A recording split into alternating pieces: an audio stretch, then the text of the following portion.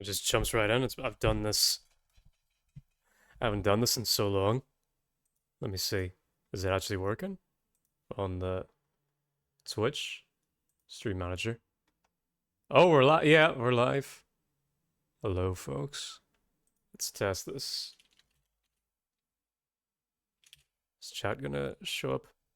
No, on this one.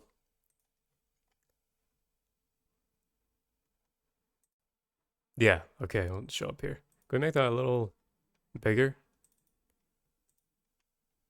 In any way. Move it here-ish.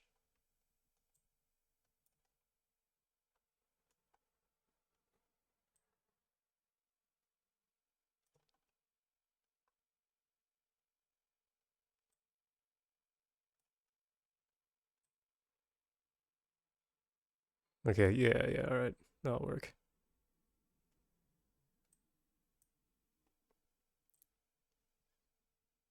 Or maybe this. See how that goes. For a bit. We'll adjust it there as we go. Back to this.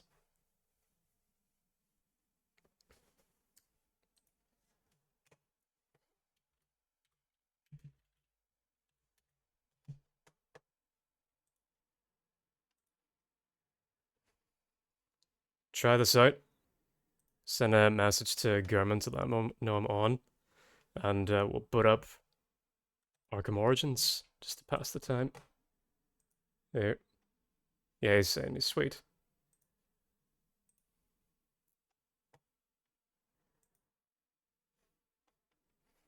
Oh, this is just very quiet. Hello? Right to you. Hey! Check. All good on my end. Let me see if I can't get you up and get the game up and have it all be heard. I need to check. Here, it's live. I need to check. Start talking real quick. Oh, check. This video is brought to you by Raid Shadow Legends. Start talking real quick. Oh, check. Oh, this video is brought to you by Yep, yeah, we can hear you. Alright. Very good. Mute my phone. And switch over to the game. Oh, sure. Hope this didn't crash it. Oh, no. Oh, come on, Arkham Origins. Don't do this to me.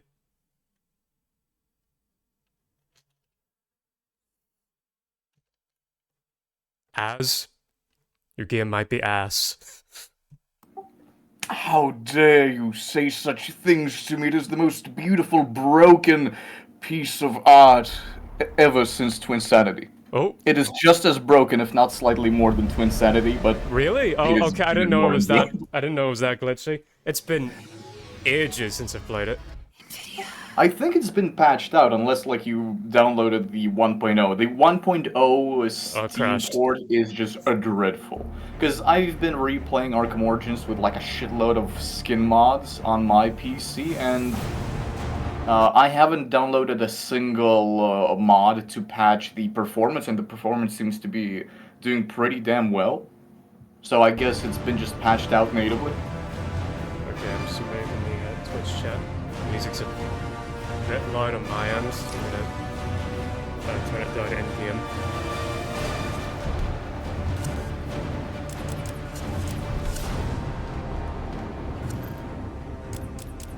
Oh, I've actually got the DLC. I've never played the DLC actually.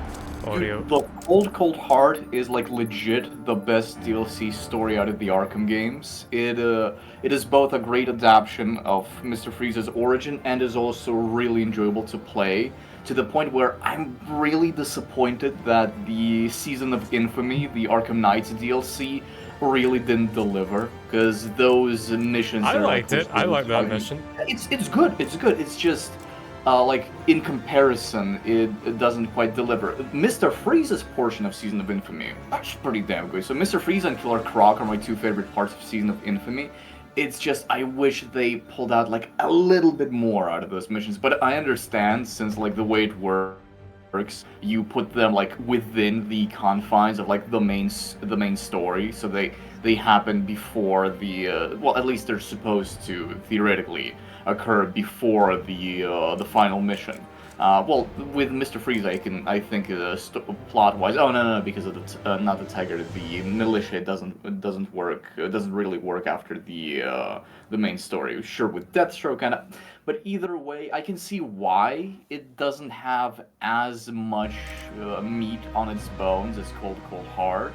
But given the fact that it's like several missions all in one bundled, like Croc, Rachel, Ghoul, and Freeze, yeah, it kind of works. I enjoy it. I just wish there was like a little bit more story meat on its bones.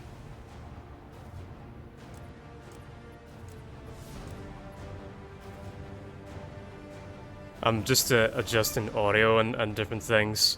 Game's kind of loud, you were kind of loud, and now... Oh wait, no, I am super loud.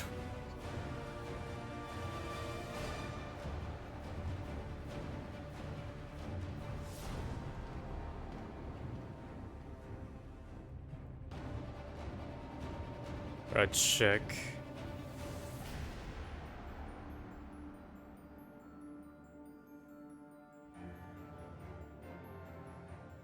Try talking now. I want to hear all three now. If I've got it all balanced out. Right, have you ever heard of today's sponsor, Surf Dolphin VPN? Got it. Yep, okay. I think we're good.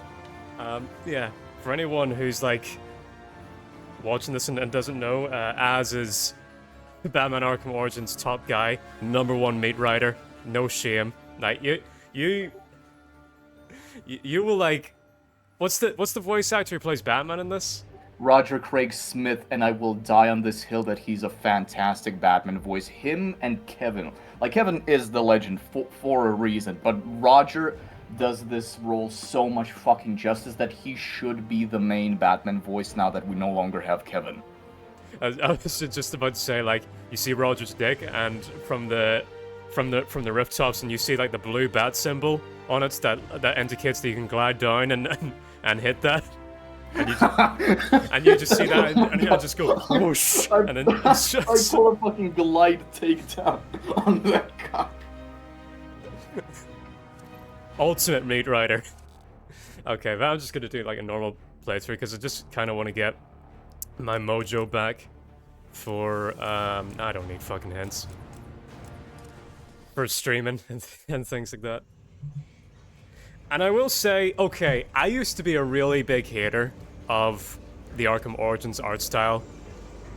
Now it's really grown on me to the point where I now put it on par with Arkham Knight's art style. It is better than Arkham Asylum and City, definitely now. I'm saying it. So there you go, there's your praise.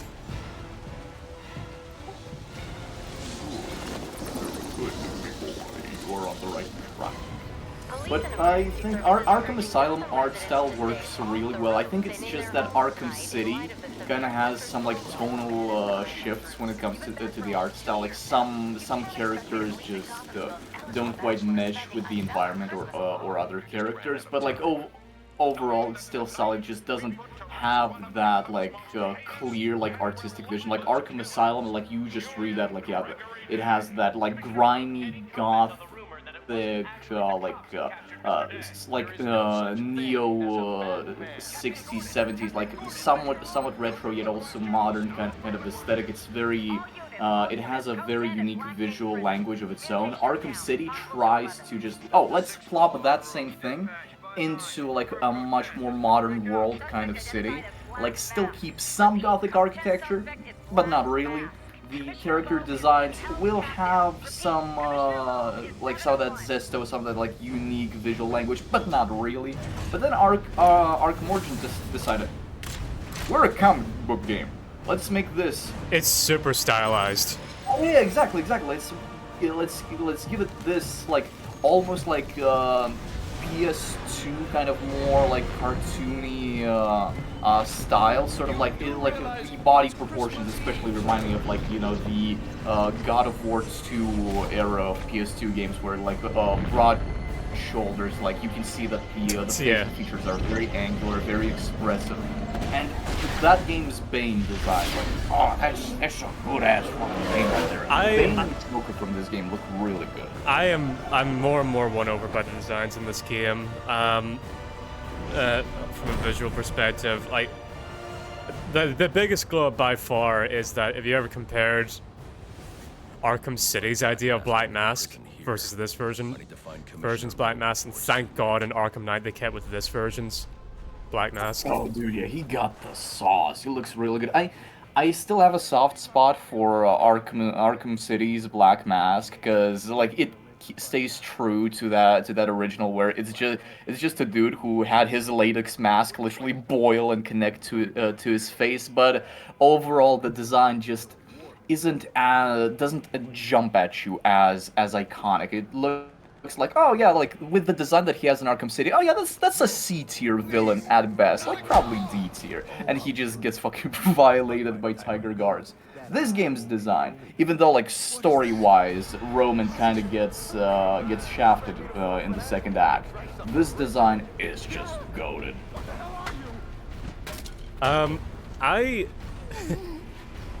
So I'm just watching the cutscene here. I forgot my point there. Watching this. Ooh, like everyone is so yoked in this game. Even just this random police. Oh no, this is Cash, isn't it? Oh no! If you're talking about the first guy you meet, that's Warden Joseph. Oh, all right, the warden of the prison. It's Joseph. Okay, yeah, I remember why I wasn't full on with this look before. I don't really like Croc's design, and this batsuit, I don't know, it's a little too grey. You know what I mean? And like, especially in the middle. True, it does feel like very monochrome. I personally find that really charming. I like the overall shaping of the of this batsuit. It literally looks like, even on top of the fact that everyone's yoked like a He-Man character in this game, like a Masters of the Universe character in this game. His batsuit is even more bulky on top of that. Like literally, I think that's like a good visual storytelling of Bruce, especially like overcompensating for just how much he wants to look like a rage machine at the start of his journey. And speaking of Croc's design, I personally really like Arkham Origins Croc. Arkham Asylum and City Croc, beautiful. Arkham Origins Croc, I love like the way it's just, it's like more like juvenile version of his mutation. And then Arkham Knight's Croc, I don't know why a lot of people hate on Arkham Knight's Croc. I think that's like a really good way to take him, like literally play on the fact that his mutation went out of control. It's actually, I'm of the opposite. I didn't really vibe with any of Croc's designs until Arkham Knight. Arkham Knight's easily my favorite. It looks really good. It looks really good. I honestly kind of hate the one in Asylum and City. This one, I'm just kind of meh. I think he looks a bit too cartoony in this, but I think it is better than the City and Asylum one. The City and Asylum one, it just looks like Green Barack from. You ever played Mortal Kombat? Oh yeah, his face does look very Baraka-like. I think the way he's framed in Arkham Asylum does that model a lot more justice, because he is more hunched. He moves more like like an animal. I really don't like the way they used him in Arkham City, because that just one cameo, yeah, where he pops out, and the way they just have him standing straight up, he looks like, yeah, he looks too much like a dude, too much like an oversized dude. He got a monster face, he's an oversized dude. With Arkham Asylum, the way he's animated, it really adds to that design. So, like, yeah, I can see why you wouldn't like the Asylum and City Croc design. I prefer Origins above, like, all the Arkham Croc designs, and Knight is, like, very strong second contender, just because of how feral he looks. So for me, Knight really fixes like the issue that Croc had in City, where it's just a tall dude. He got like human proportions and a monster face, and just put a scaly texture on top of that sucker. But then they make him like a straight up like Croc monster. He moves like a goddamn alligator. Yeah. Which do you prefer, Croc as like a monster, or Croc as just a dude with a skin condition? I prefer him visually as a monster. When it comes to the storytelling, I really like the fact that this still the comics primarily focus on that. I'm very glad he wasn't like flanderized like Bane. That he is just straight up an absolute fucking tragic character to the point where he tries to do some good, like in the 90s post Nightfall. He developed like a whole ass community in the sewers, literally building his own community and protecting it. And then like later in the mid 2000s, when he gets mutated, when they like justify the fact why they redesigned him for Hush to make him more crocodile-like. Oh, he's been like abused and mutated by other villains and shit like that. And how he slowly starts to lose that hope in the fact that, oh, I can try to be a decent human being, and he literally devolves into thinking of himself as a monster, and this turns into this like endless cycle of both self-loathing, but at the same time trying to be better. But when it comes to visual design, yeah, I want him to be a big ass monster. I don't like what they did in Suicide Squad. No, make him a big ass monster. That's cool. Or what about the animated series? The animated series, it's all right. It's all right. It's all I right. throw a rock at him. I really like the way he's drawn, like in the first few seasons of the animated series. I don't like that he's for some reason gray. If they painted him green or olive, that would be really good. But the later seasons of the animated series, the color is right, but the way he's drawn, that's just a dude. That's just a dude with sharp teeth. No, that's ugly. No, bring it back. His face looked kind of cool in the original few seasons. What about his team up with who's the villain who's like an adult woman who looks like a little girl? Baby doll. Baby doll, yeah. Oh man, dude, them making Croc like an actual deadbeat scumbag is both really funny, but that's also a disservice to Croc. Nah, Wayland would never be that. He'd be a good hubby. Like in every comic continuity where he becomes a hubby, he's a damn good one. Oh, it's so nice. That's one of my favorite quality of life improvements from Asylum to City, just being able to kick open those grates or slide through them. Oh, dude, yeah, that is just wonderful. I was so afraid that they, I still can't quite recall because I replay Arkham Knight the least. I constantly, like, forget, did they remove or did they not remove that in Arkham Knight? It's still in Arkham Knight. Oh, thank goodness, thank goodness. By the way, am I playing on hard? Because I'm not getting any bouncer notifications. Oh yeah, that only happens on hard difficulty or New Game Plus. Okay, I didn't mean to do that, but anyway, we're on hard now. Meant to play on normal, but here. What's the term? Something favors the bold. Fortune favors the bold. Fortune favors the bold? Yeah. What's my detective mode button? Okay. Because this looks like a Riddler thing. Can't scan. Alright.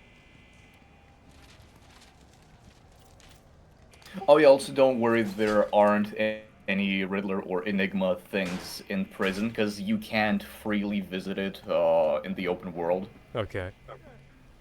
I'm really glad the devs did that, because that would have been such a scumbag move, because you can only go there at the start and the end of the game.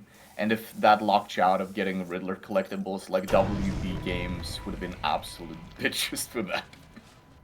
Mm-hmm.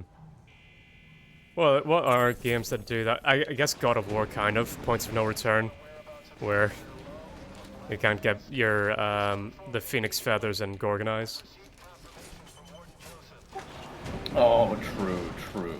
That's annoying. Granted, like, luckily with, like, the classic God of War games, like Phoenix Feathers and Gorgon Eyes, at least, like, even if you somehow, like, miss every single one of those crates, with a lot of struggle, but, like, you can still manage it, you can still manage the game, like, but it's not like it's pivotal for completion. It fucks with my OCD, that, like, I have one short, and it's like, the bar's not all the way!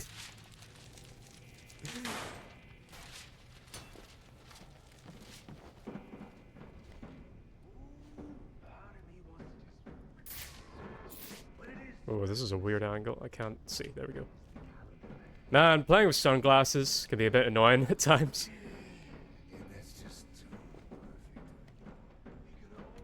But you gotta stay on brand. By the way, my VTuber model's getting rigged. What's all this about, Sionis? Haven't I always Oh, that's sweet. I just need to get an email back from my rigger. Changed. Sorry, that's their word. Rigger. And you're not on it. What are you talking about? Dang. Man, straight up digging a bigger hole for himself. Oh, who's this guy? Commissioner Loeb. Does he die right here? Oh yeah, that sucker's just dead. That's a great design, just to like waste it on a character. Exactly. You see, that's how goated Arkham Origins is. Okay, Evil okay. destroy characters are goated. Okay, that wasn't like permission to meet, right? Calm down there. I don't need no permission. That meat is mine. Pause. Oh, this room's so dark I can't see. Where am I going? Oh, right. Okay. I'm too late. Commissioner Loeb is dead. Black Mask has a lot to answer for. It's the back. Alright, here we go.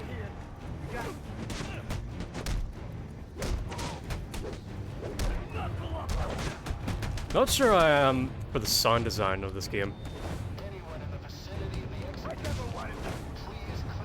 Like the sound effects for the OST, you mean?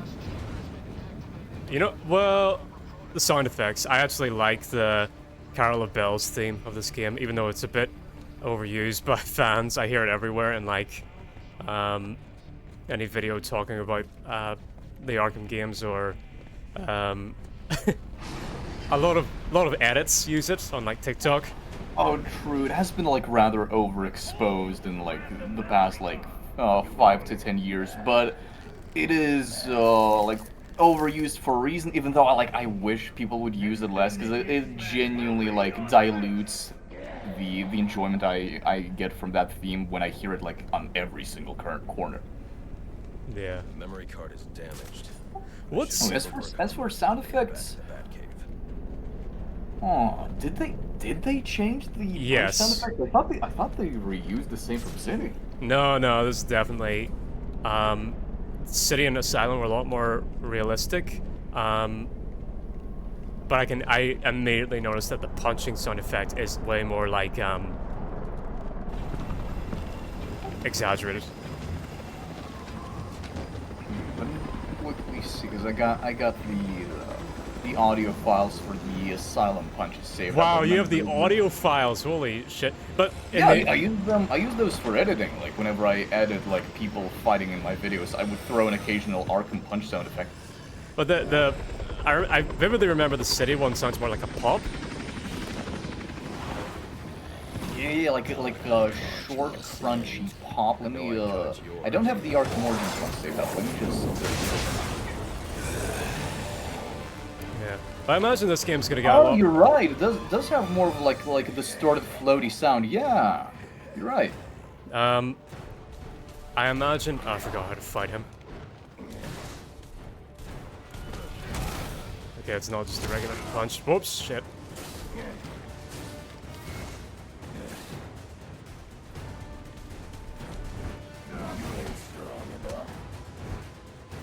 Am I supposed to get him to hit these pipes?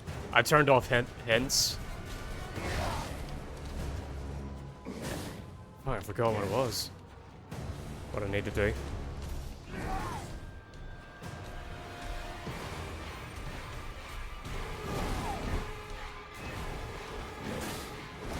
Oh no, yeah, alright, it's one of these. Okay, there we go.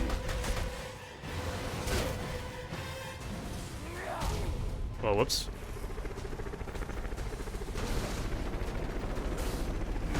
Alright then. No, I think I got it.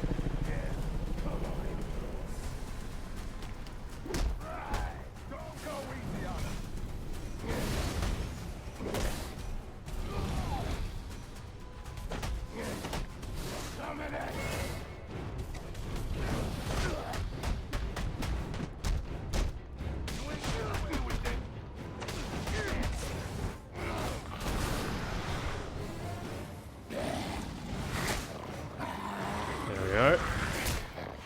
I remember this quick time event is actually pretty kind of tough. You do need to mash quite a bit. Oh, which one? Fighting Croc already? Yeah, the biting one. No, I got it there. Maybe it wasn't as bad.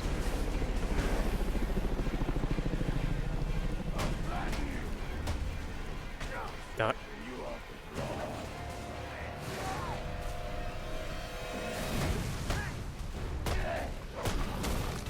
Back.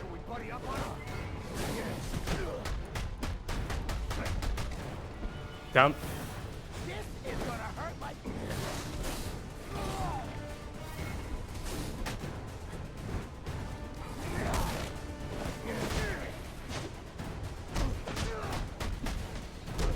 In.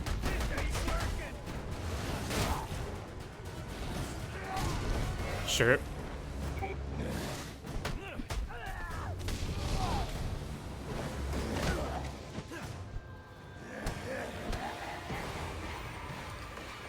Get away from that wall.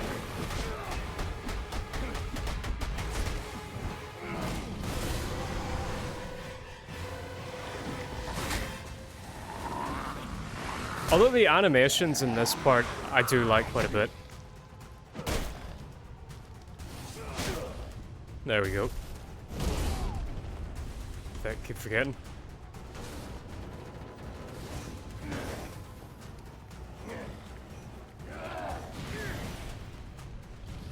Oh, I didn't even do... Did he just blow himself up there? I didn't even do anything or throw a batarang or nothing. Oh yeah, the last one does, like, I feel like occasionally, like, explode on its own, because I've had that shit happen to me. Yeah. Answers.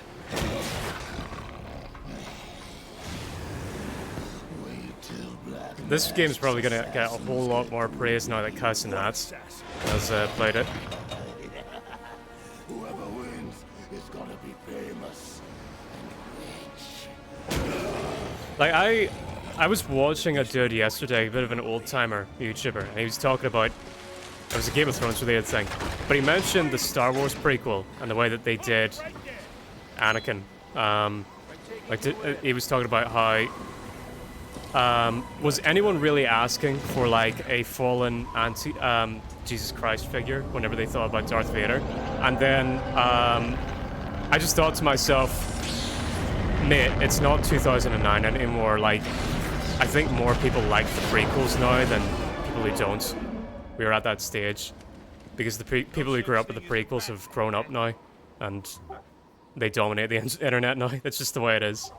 Yeah, and not only that, also, like, the internet has become, like, far more prevalent thing, and, like, regions where prequels were always liked, like, for the most part, like, for example, like, the Baltic countries, like, Slavic countries, like Ukraine, Belarus, Russia, etc., where people have fucking enjoyed the prequels, like, both people who grew up with them and people who, like, were introduced to them in their more adult years, finally, like, had, like, access to, like, spread that information globally.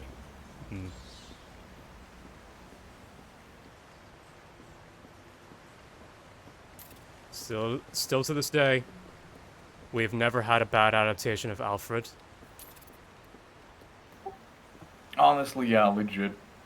Both Wait. from the movies to games to any other adaptation. Hold on, maybe I Man, can think of good. one. You have to tell me, how is Alfred in the Harley Quinn cartoon?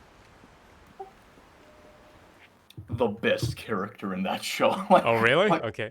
dude, like, yeah, he is, like, unapologetically, like, he is both, like, like, your stereotypical, like, kind of gay butler, but at the same time, he owns that, and he's literally the one character who doesn't take shit from anyone in that show.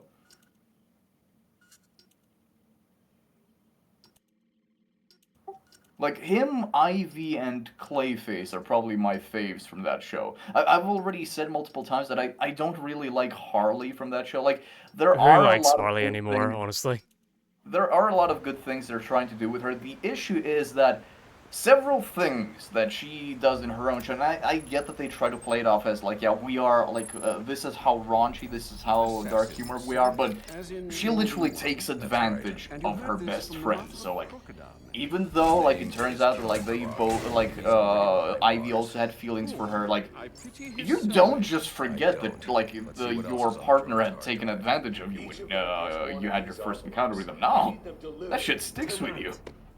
They're all hired killers, the best in the I- business.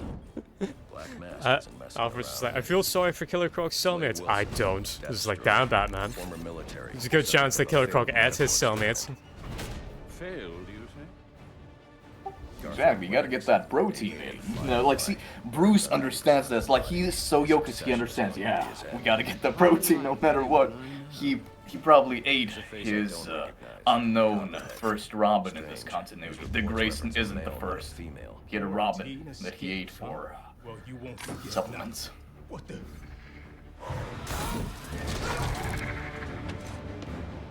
I do kind of, okay, this is gonna make me sound a bit simp, but honestly, like, playing this is kind of refreshing, where, like, you just have unapologetically sexy women characters again. I kind of miss that, honestly. I kind of feel bad for a lot of women gamers and comic book fans nowadays, because they just don't make the characters hot anymore. And women like that. In the same way that men like big buff dudes. Well, yeah, they do. It's just you don't have as many like blatantly raunchy, senseless designs as much these days. But those raunchy designs, just because like, okay, yes, the person who You see, there's a big difference. There's like a hot design, like, you know, like your Catwoman jumpsuit that is hot and like still makes sense. And then there's like Melina from Mortal Kombat 9 that just makes no sense and is raunchy for the sake of No, pure that's raunchy. kind of what I'm talking about. Where like Mortal Kombat's a good example. It's just sort of like, yeah, okay, the new designs are more practical, but they're just boring. I'm sorry. He uses torture for intimidation. Dude, the original suits from like the original trilogy, MK1 through 3, like the lady suits, they were already already hot enough and also like made a modicum of sense. MK9 suits are just literally like the bare minimum to like cover up the nips and the genitals just for the sake of, yeah, let's give our players some boners. You do realize that since you and I are the only people I who know guess, Batman's true but I identity, kind of prefer them those than assassins will all like fail them, I'm trying to actually imagine the new designs from MK1 and MK11, and like it's just kind of blank. It's just like And you think it's a they all good just kind of idea homogenize to and put like yourself in their The crosshairs? issue with MK11 and MK1 is like the overall costume design language that they literally go for that very generic like Hollywood style of designing costumes. Like the very similar issue with Injustice 2 where it's like, every superhero armor. MK11 and MK1. As many layers of clothing and little to no silhouette to the outfit as possible. This will make it more realisticer. yeah. Thing is prepped and MK10 designs were pretty goated though. Not all of them. Some of them like also like I have like kind of an issue with like the overall visual aesthetic, like the way the models are done and like textured. Everything feels like overly like washed out and grimy, but the suits themselves look good. Like a lot of them I think have the right to be iconic. Like MK10 Scorpion suit is iconic for a reason. It looks damn good. And the MK10 version of like human Katana and the rest, they are sensible and they are hot. MK9 just went overboard, dude. I credit Scorpion's very iconic design from MK10 a lot to the admittingly very good pre-rendered trailer for that game. It might be one of the Definitely. It might be one of the best pre-rendered trailers out there. It's up there with like Assassin's Creed. Man, holy shit. Okay, remind me, what's this voice actor called again? Playing Batman. Roger Craig Smith. Roger Craig Smith. Have you ever played Assassin's Creed 2? Oh yeah, he's the voice of Ezio. Yeah, but have you played it? I've played 2. I haven't played the entirety Okay. of Ezio trilogy. I thought you didn't play 2, and I thought that's crazy that you're like a big glazer of this guy and you haven't played probably his most iconic role ever. Or the role he's most famous for. That and Oh, Sonic. you mean Sonic the Yeah, Hedgehog? Yeah. But like, okay, you know Ubisoft is officially done because have you seen the advertisements for Assassin's Creed Shadows lately? Yeah, I've seen them pop up occasionally, and like, man, such lazy marketing. Like AC Shadows, like literally, because like when I heard it being announced with Yasuke, I was like, oh, cool! Like we get to play as a historical character. Are we going back to those roots? Are we going back to like the fantasized like history without like going into like ancient Greece for whatever fucking reason, Viking times for whatever fucking reason? Are we going back to like what made the first few ACs like really exciting, and then like the whole we have like a bunch of different versions to buy the game. If you pay $60, you're a loser. If you pay $100, you're a little less than a loser. If you pay like $120, you get everything, and maybe you're not a loser. And I'm like, I really don't like this. And then I think to myself again, well, it'll just be another Ubisoft game, so yeah, I shouldn't get my hopes up. No, don't get your hopes up. And like, but that's not what I was talking about. What I was more referring to is, man, I've been seeing the trailers are whack, where like, they'll have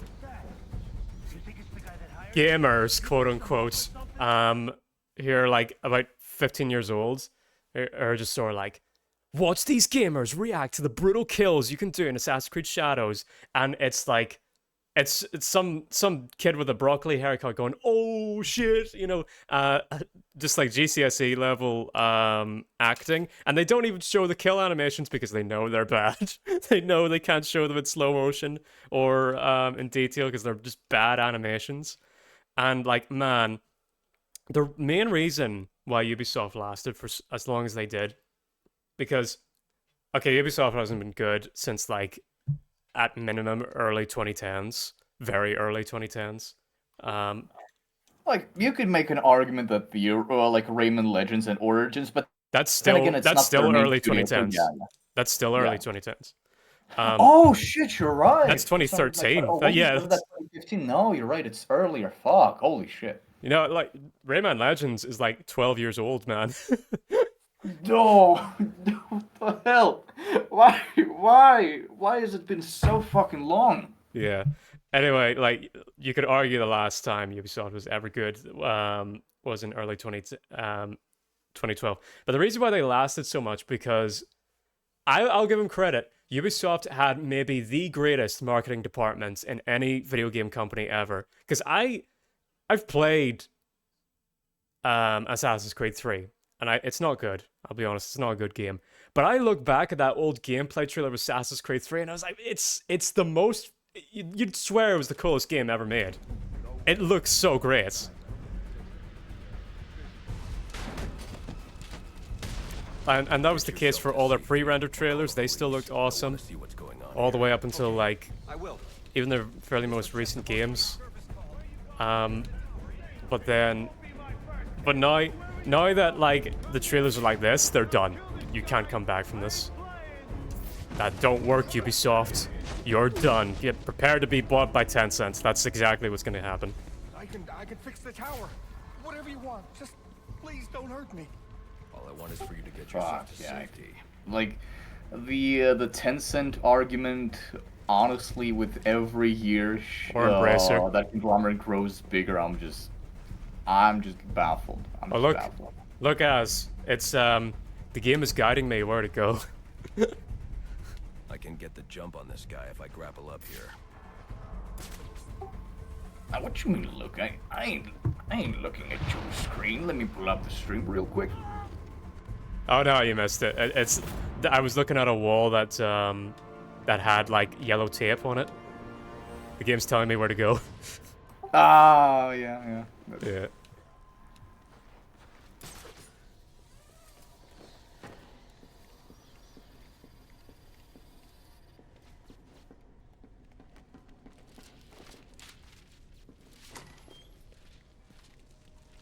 Let's see. Are we actually gonna do a bit of detecting? No, not yet.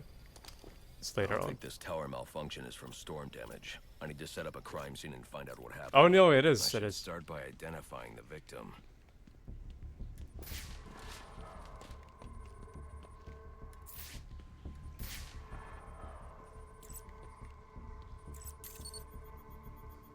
I did like this part of the game. His name is David Shannon, a Gotham Optics employee sent here to repair a faulty network tower. But what killed him? Scanning the DNA impact on the wall should provide an answer. Impact on the wall. All right.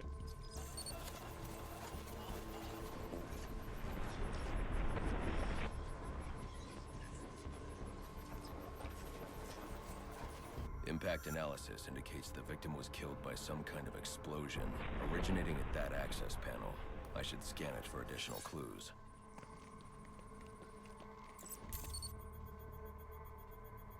It looks like the panel was rigged to detonate when swiped with a key card. Someone really didn't want this tower repaired, and it looks like that same someone left a set of fingerprints behind. Alfred, I'm uploading some prints for analysis. Let me know what comes back. Certainly, sir. Searching now. And here we are. They belong to one John F. Baker. He's a rather unremarkable criminal. Small jobs, mostly. And, that's curious. What's curious? Mr. Baker's dead, sir. His body was recovered from the Diamond District just under an hour ago. Looks like someone's tying up loose ends. I can bypass the booby-trapped access panel with my cryptographic sequencer, but I'll need the encryption codes from the victim's access card. Reviewing the crime scene will show me where it is.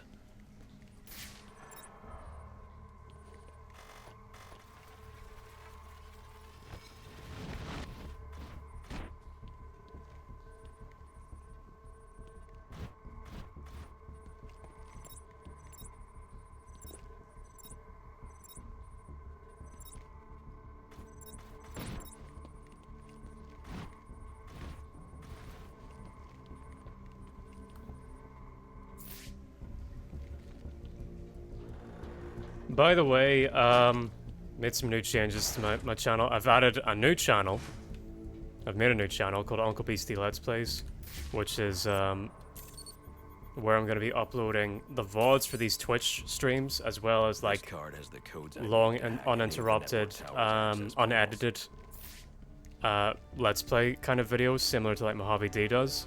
And then the official Uncle Beastie channels, that's just going to be highlights, shorts, and more authored content.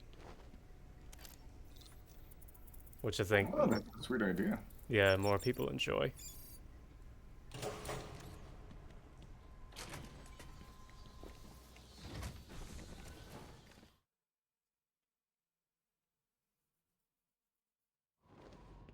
Alfred, contact the GCPD. Let them know about the body. Send the data from my analysis, too. Certainly, sir. Does this mean you found the source of the disturbance? I think so. I think we're gonna brew some tea real quick. But, oh, do I need to blow up my way through?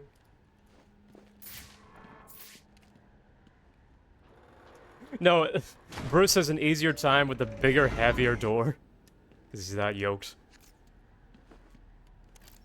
Exactly. He can't get a proper grip on the small one.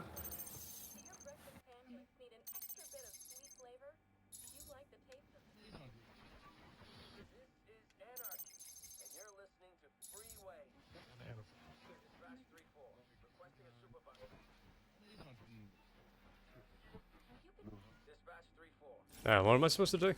This. I wasn't paying attention. Well, Oh, there we go. The king thug himself. Figured it was only a matter of time before you showed up. Sorry about the mess downstairs. Who is this? Think of me as a great big mystery, one you're never going to solve. Enigma, then. Oh, you must think you're so clever. Well, how's this for clever? I've taken control of towers all over the city. As long as they're active, your Batwing's useless. And it looks like it's gonna stay that way. I mean, this one's practically begging to be taken offline, and you still can't hack it. Pun intended, of course. By the way, one of my favorite like design progressions throughout this series Black Mask is not going like this. Riddler becoming more and more disheveled with every failure. With the jammer offline, I can travel here. Honestly, yeah, really satisfying to watch him completely Those crash units are part out. of a distributed security system. I wonder what they're protecting. That must be where Enigma set up shop. I need to pay him a visit. I see you've regained control of the Batwing, sir. I suppose it's off to Jezebel Plaza, then. That's the plan. Then I've also got a lead on Enigma. Well, don't overthink it too much, sir. We both know you'll eventually wind up doing both. I just cut the audio for like the objective complete thing.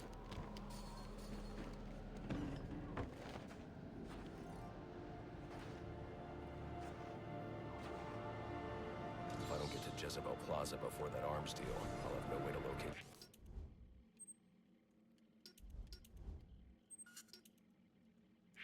Can I not, like, yeah, zoom out? I saw something. Yeah, I noticed this in, like, in a previous thing. There's a place in Gotham City called Sheldon Park. The Penguin. R.I.P. to any dude out there named Sheldon. Like, your mum really, like, screwed you over. I'm sorry, my guy.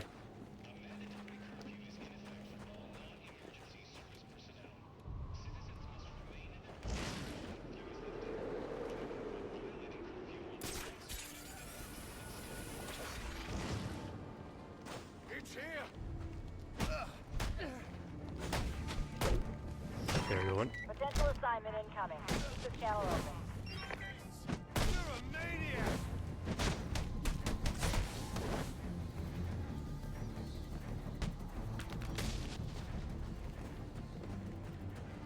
Crime in progress, gotta stop it. Did they give any justification as to why there are no civilians in this Oh yeah, game? there's like a radio broadcast that the blizzard and the snowstorm is too severe and it's advised for people to stay at home. Okay. It's a bit But weak, also but technically, some of the thugs and the goons that walk the streets, so like some of the people that will attack you and you can beat up. Technically, a lot of them are just homeless people, and some of them are also just like regular civilians. So not all of them are just someone's henchmen. kind of So fucked up, technically, you are Batman. just walking around beating the shit out of people. But that's kind of what I wanted from Moon Knight. Do you remember my old pitch for Moon Knight? Did I ever tell you about that? No, I don't think you ever did. So while Moon Knight was being broadcast, or like as the episodes were coming out, have you watched Moon Knight? Should ask that first. No, I've been meaning to. I've read a couple of his like ongoings back in the day, but I haven't watched the show yet.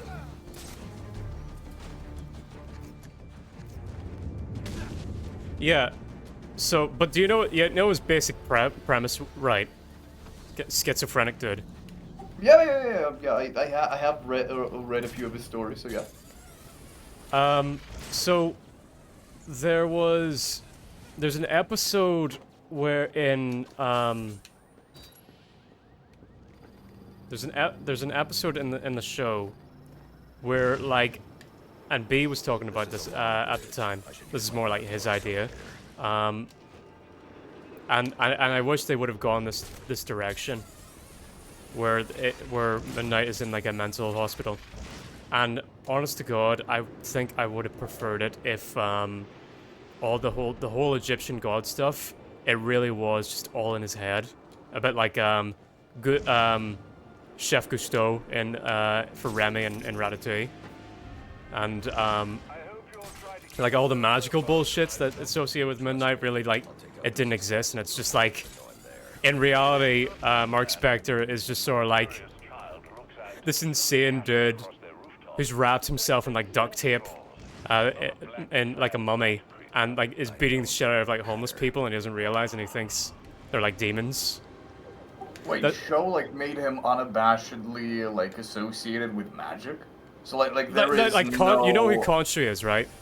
Yeah, I do. It's, Yeah, like so the stories I read always like frame it in a way where like you don't know, is he really off his rocker or is there like an actual deity speaking to him? Because there's always there like is contradictory clues to that. like unequivocally, it is a deity. It is a real Egyptian god talking to him.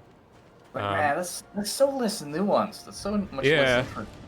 Yeah, I wish, and also that's like a great way for like, the way that the MCU does a lot of streamlining. That would have been a really great way to do that. In the way that they typically do. Looks like I'm the first one here. I need to find a spot where I can stake this place out unnoticed.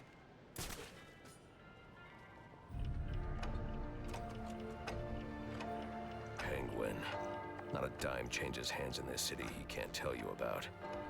If anyone Do we ever knows get where to see the Black Mask and Coke his bottle assassins like are, it's rammed him. into his eye at a certain point? Penguin's Penguin. hard to find.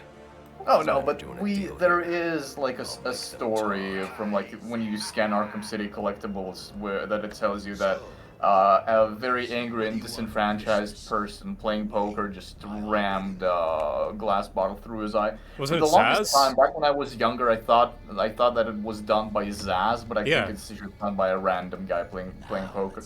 Oh right, okay. Nice. This is very like French. This whole situation that criminals would gather together and there's like a throne, Santa hat must be in charge. and he's wearing a Santa hat. Like it's all so orchestrated. This is very like French stylized max to the max. Dude, I love it. It's comic booky to the max and unabashedly so. By night operation.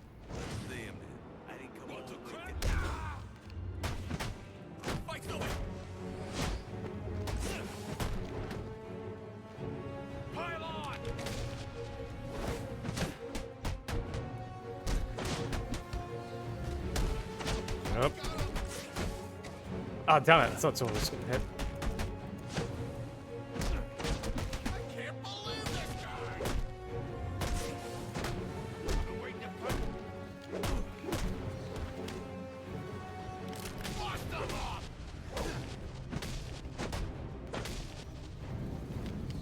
There we go. Loose lips. Yeah, Loose Lips LeBlanc, the absolute legend of this game. Poor guy, really. Where's the penguin? Oh yeah, I remember this is the part of the game that won Kai over. No. Where is he? I swear. Damn. Wake up. I'm very some tea real quick.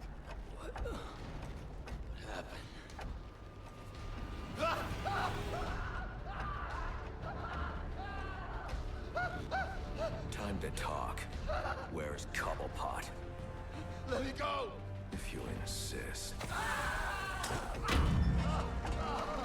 Check that we're still good on audio. Can you talk real quick?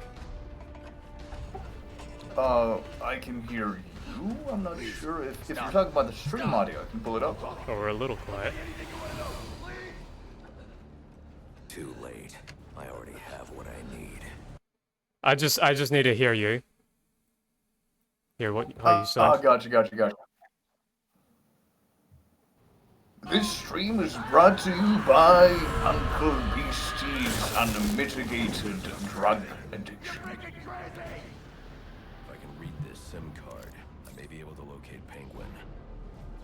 Alfred, I'm getting... There is no second host. He's talking to himself. No, sir, I'm seeing it as well. Alright, I'll turn the game up a little, and then I think we'll be good. It's the same signal jamming the Batwing's auto-nav systems. Yeah. I've highlighted the tower... I'm actual Knights. Before I can Like, track down the Penguin. you're Khonshu in my head. Yeah, exactly. And people are confused why there are like long pauses of you not talking. Who's this ass person, and why does he keep on going on about dick riding Robert something or whatever his name is?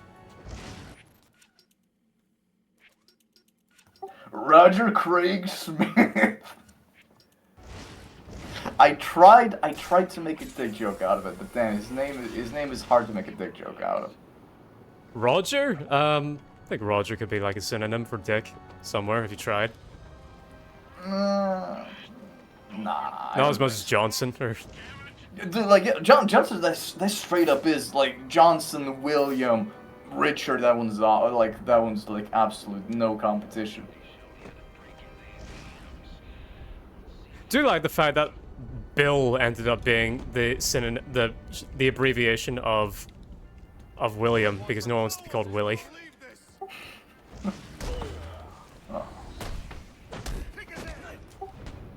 And then whenever like you talk to someone named Bill, like the best way to like get a rise out of them is to call them Billiam.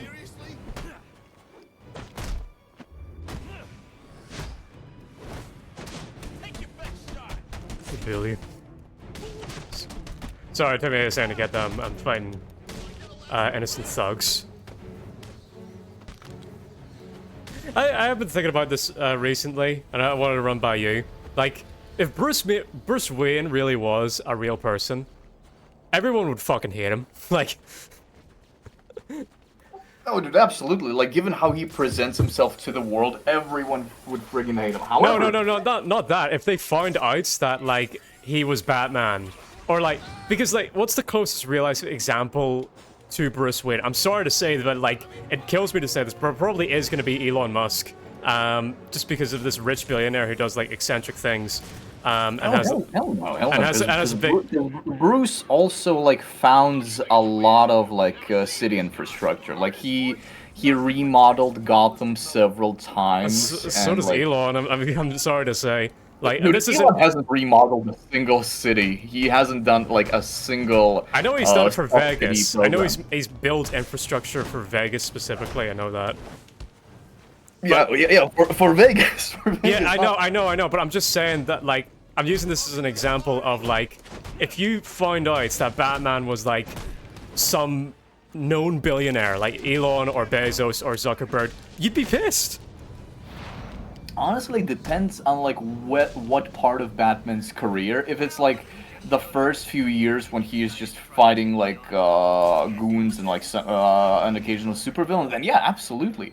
But if it gets to the point where like the point in time where Batman starts like straight up thwarting like world level conspiracies, like your leagues of assassins, courts of owls, and like if that is like somewhat of a public knowledge, like Batman actually brings it up. So right, there's like this is basically like cabal of a secret society.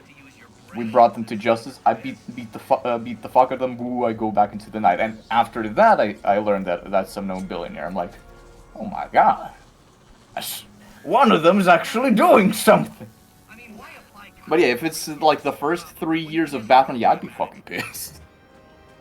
I think if Batman was around for or any of these superheroes was around for a huge amount of time and they defeated what would be the equivalent of Thanos, I think I'd still fucking hate him if I found out if it was Elon Musk or Bezos or Zuckerberg. Well, if Bruce Wayne had the same reputation as them, then yeah, absolutely, unequivocally.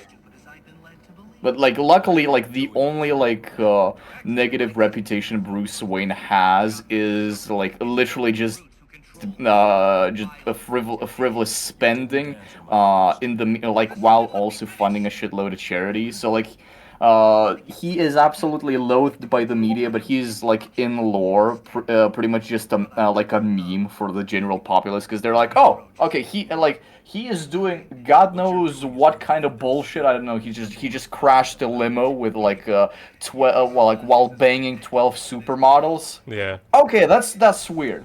But it's funny, because I ain't gonna hate him, because he remodeled an entire, like, ghetto part of Gotham. Thank you. I'm finally happy to live in East End. Thank you so much, my dude.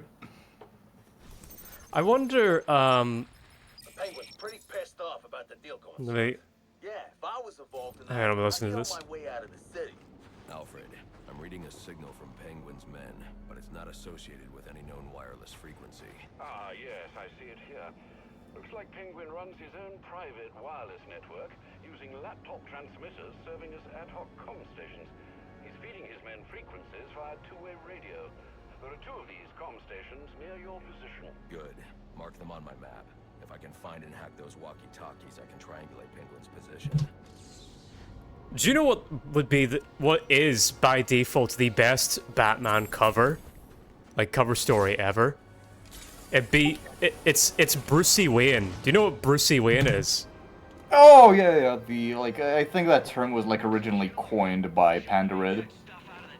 Yeah, but like if that was real, that is straight up like the best Batman cover because no one would believe that Brucey Wayne was Batman. Just this really gay, eccentric, like, hey, like guy. No way that guy's like kicking ass. And Yeah, absolutely. Like literally, the like people would like the only secret identity people would think of is like no, that man is not straight. He's bi and no, he's either gay as hell or he's like mostly bi, but there's no way he's a straight man. And no one would even start to think about like comparing him to Batman because they'd just be down and dirty discussing his personal life. yeah. But like, I mean, like, he'd be too gay for anyone to think that he's Batman. Exactly. Was this a new thug? I forget. Did they have like big bruisers in this game?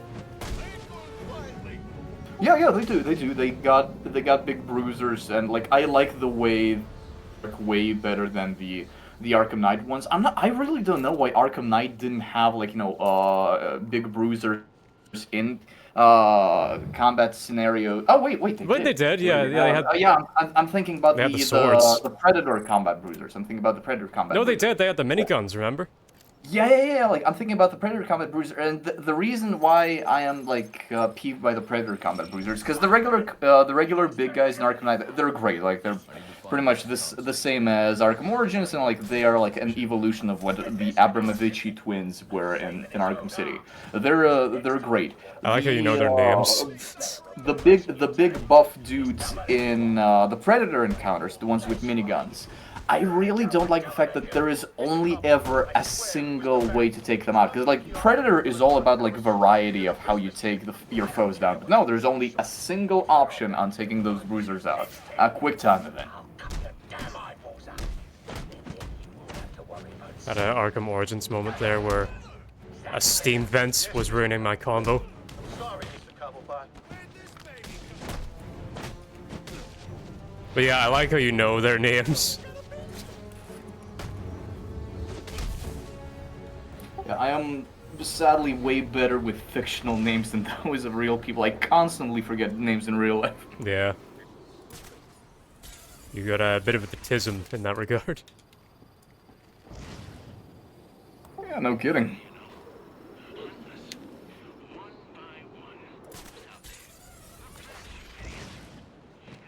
So wait, remind me, is the Arkham City portion of this game... This is Arkham City, where I'm at right now, isn't it? Yeah, there's like the Arkham City map has been like retooled for half of Gotham City. It's like it's old Gotham, and then there's the new Gotham that's the other half. But you gotta say, the new Gotham half isn't all that interesting. Yeah, it's quite haphazardly thrown together. The main locations, like the ones you can visit, are all right, but those big-ass factory buildings really ruin the flow of traversal, because you can only go around the sides of them, you can't fly above them, which always pissed me off.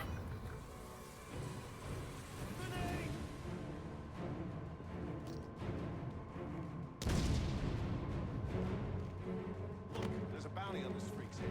If we get him before he gets us, we'll split it. Now move out.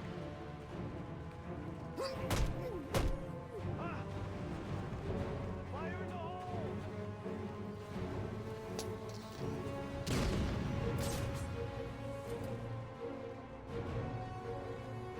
Do they see me? No. Can I get a unique takedown here somehow?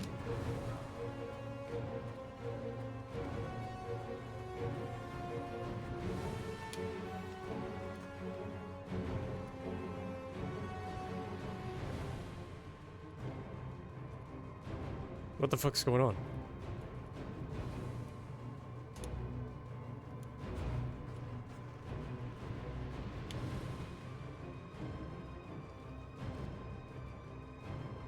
Why does it keep doing that? Putting me in and out of cover here.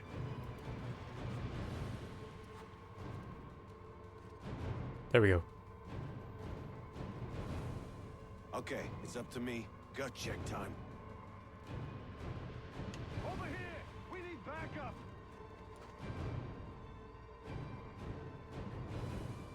Come on, go to him. Take the bait. No, he's not close enough.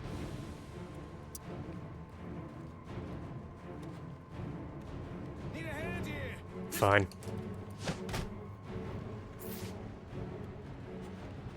I want to see if there's a unique way I could do that, but no.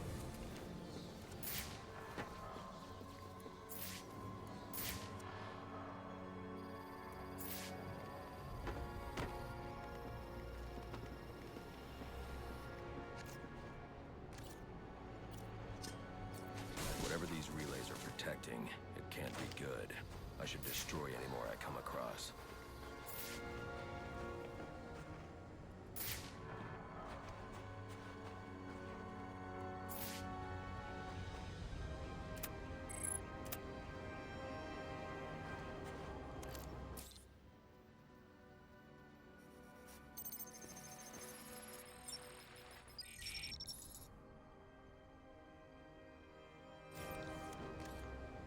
All right, everyone, listen up. I know I ought to cancel our annual boiler deck fights after what happened tonight at Jezebel Plaza. But just There to you show you are. what a nice On guy board I the am, final offer. the fights are still on. There we So go. get yourself down to the I do love right these now like and dungeon report sections that on were in Penguin's been hiding out City, on the this ship. game, and No Nights. wonder Although I think they it's were the weakest in fine. Nights. Wait for laggers.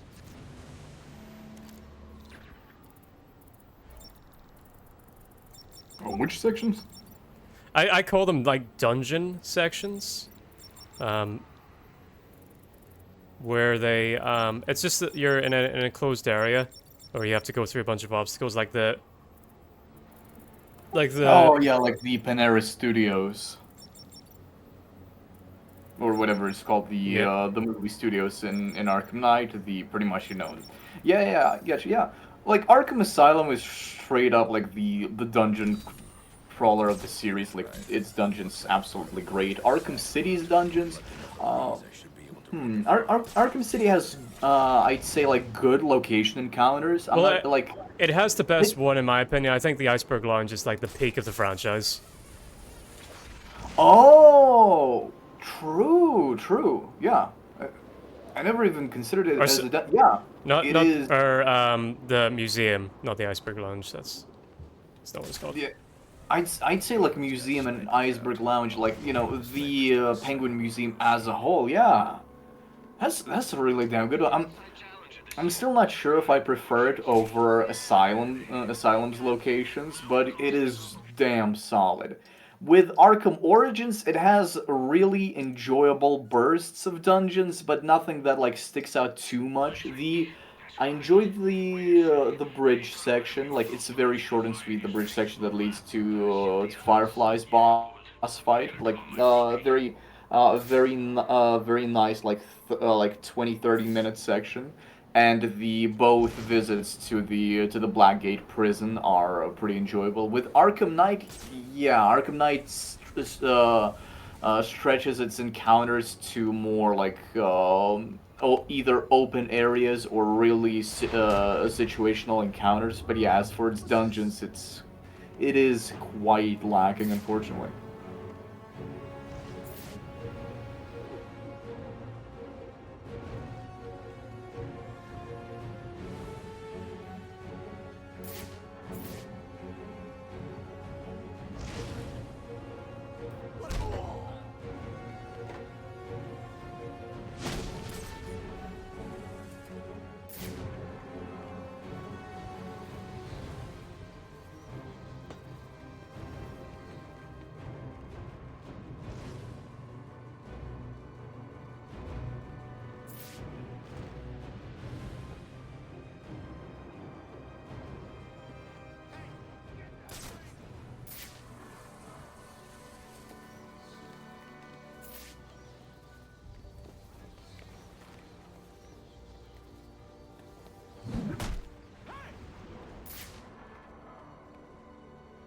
Why did they not hear that?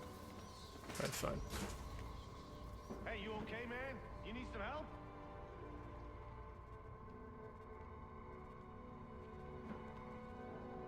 Ah, man. You okay? Damn it.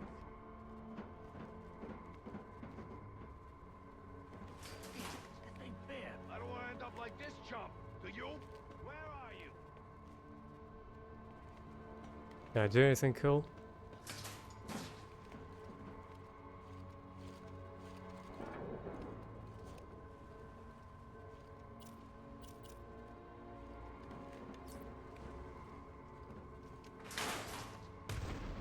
What the? Where are you?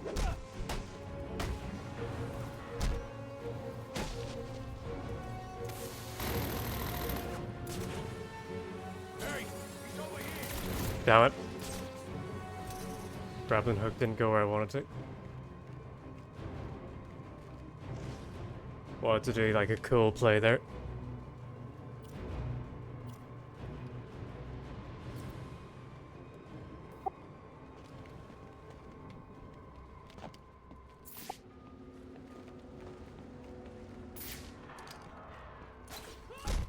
There we go. Nice. Someone help him! I got the son of a bitch. Help me kill him. Hey! That's 2 grenades, freak!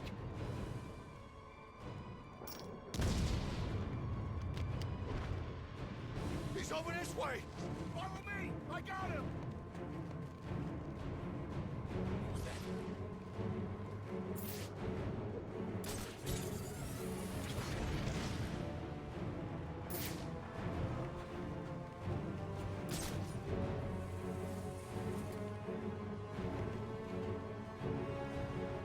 Oh, this is very clumsily done.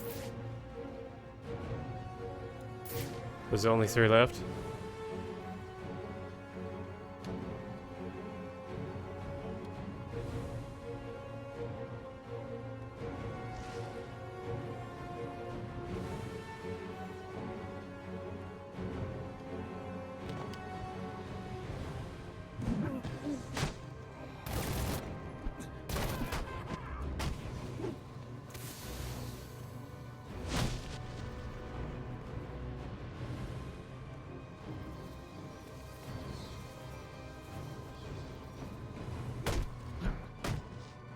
Damn it. Alright, that could be way more well done.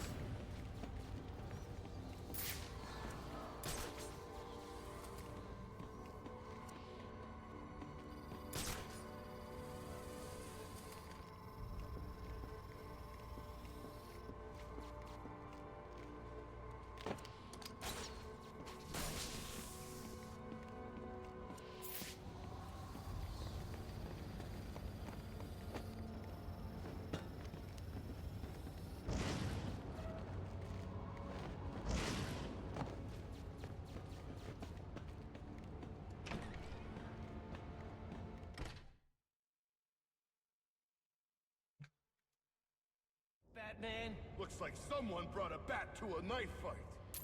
Oh, do I have the knife combo Time to put a stop to ya. already in this game? No. You picked the wrong fight. I don't know why you don't start off with that. Why I need to buy that upgrade.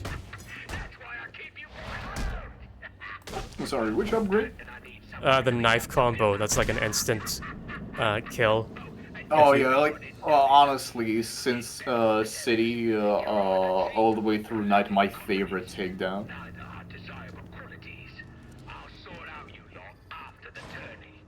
You lot, I'm sorry, I hate Nolan North's voice of the Penguin. Dude, honestly, like the more that I played, and recently after like, you know, a few months ago after I replayed Arkham Knight on PC, I think it's absolutely intentional, because you hear a few thugs on the street like discussing Penguin and like they're talking to each other. Like, dude, have you heard the way the boss speaks? No, why? There is no way in hell he's from Britain, right? They just roast the shit out of his like fake Cockney voice, and I love it. Yeah, but why does okay, the game's I have always had this opinion of media. If a piece of media is self-aware that something is bad, that doesn't make it any less bad, you know? No, but it that's not even what I'm talking about. I think it fits for Oswald's characterization in this series, because he tries to be something that he is not. He tries to be this like big bad a godfather of all crime. He has like such a high and mighty opinion of himself. He is like very much like the Arkham version's character that has like not Tony the Soprano? Arkham versus character with the Napoleon complex. He always tries to be larger than life, and so like an obviously like bad Cockney accent, in my opinion, really fucking fits. Like, if he had, like, an actual, proper, sounding, British accent, it just wouldn't work as well, in my opinion. Like, the fact that his voice makes you want to, like, beat the shit out of him, I think only further adds to that. No, not in a good way. Like, it's not annoying to the point of, like, oh yeah, it's gonna be really satisfying to take this guy down. It's more just sort of like, ugh, Nolan North not doing a good performance. Like, it takes me out of it. Like, you're saying that it's the immersion. No, it's the opposite for me. Because all I can hear is just Nolan, like fucking Nathan Drake, going, chim chimmery, chim chimmery, chim chim chiru. Like, you know. Honestly, I don't know. I guess different strokes for different folks. Tara Strong's Harley Quinn, though, Okay, does well, throw me off. Like, that one is absolutely inexcusable. The worst voice for Harley ever. Like, goddamn. And it's the standard. Can I not? Yeah, it just pisses me off. Like, dude, the last that did Harley's voice for the 2004 cartoon, great job. Arlene Sorkin, you know, I don't even need to say anything. That's the classic. The last that does Harley's voice for like the Harley Quinn solo show, also like, even though like she's going for a different voice, but like she starts off being like Joker's henchman Bimbo. Like she can do the voice that the Arkham series needs. There are a lot of good voice actresses that can do Harley, but Tara Strong, I have no fucking idea what was she or the voiceover directors thinking when telling her, yeah, let's let's make it like Timmy Turner with the worst accent in the universe, but somehow even more annoying and ear grating. And what do you think about the absolute goat Harley Quinn to ever do the performance, Margot Robbie? Oh, she's fine. Okay, alright.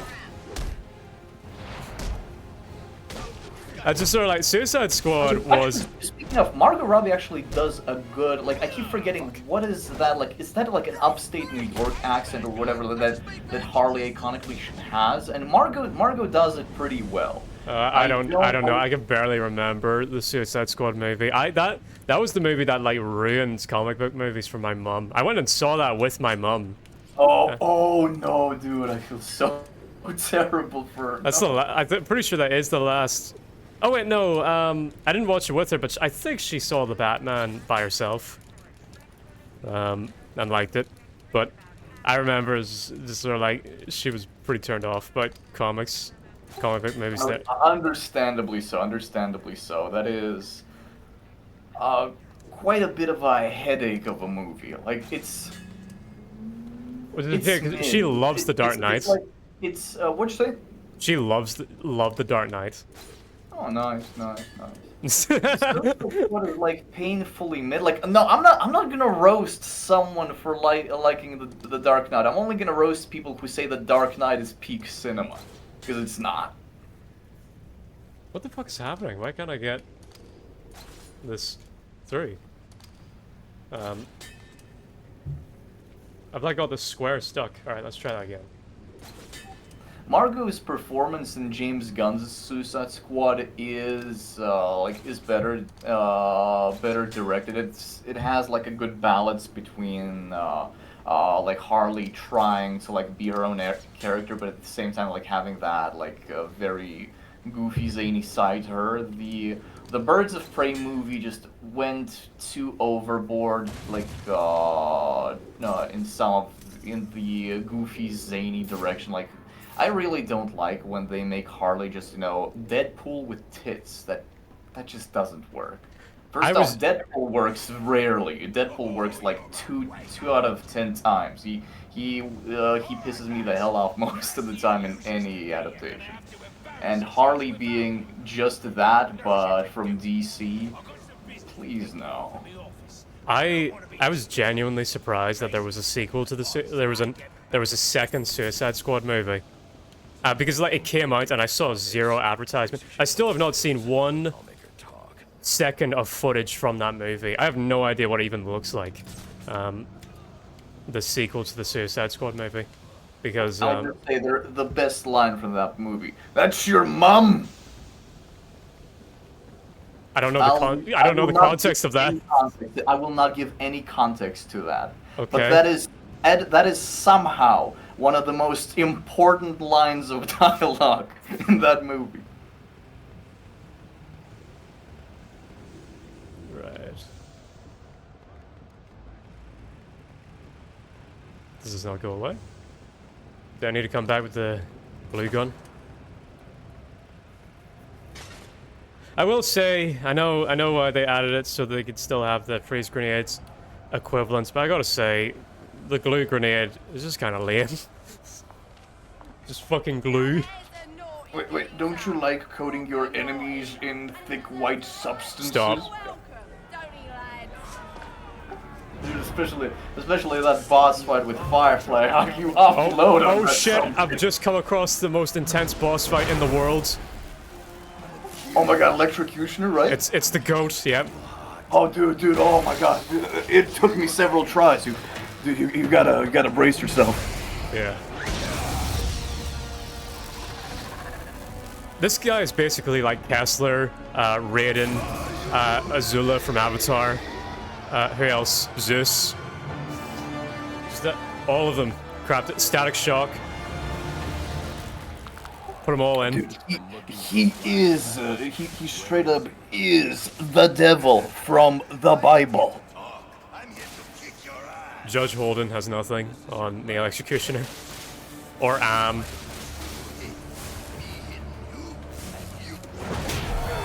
Holy shit, I did it. Thank God. You have taken all of his sin points. You can now rule hell. Alright, you lousy mugs. Time to earn your supper. Supper. Okay, this woman's accent might be even worse. Oh, the blonde penguin chick, right? It looks like, Mirage from The Incredibles. Oi, lads! Earn your fucking supper! Like, yeah, that one pisses me off. Like, Nolan North's penguin, I can buy into that, but that chick, I keep forgetting her name, she just pisses me the hell off. Like, the other chick's name I remember, Candy. But this blonde lass, I will deliberately never remember her name. She just... No, you're grating.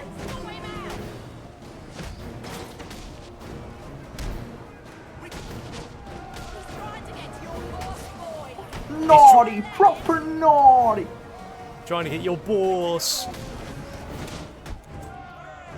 much that hurts, you'll learn more if he gets to Mr. Cobblepot. Cobblepot. Damn it.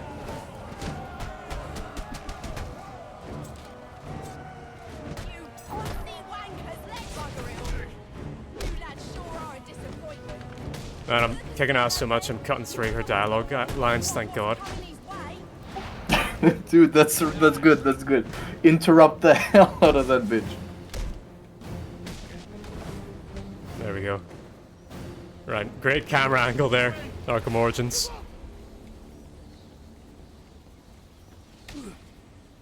Where's Cobblepot? I ain't telling you, Jack. A little more pressure and I'll crush your larynx. What's it going to be? All right. He's in his office. Only way in is through the theater, on the other side of the casino. But you'll never get past Tracy. Tracy, that's her name. Is not a problem. That worked better than the last interrogation.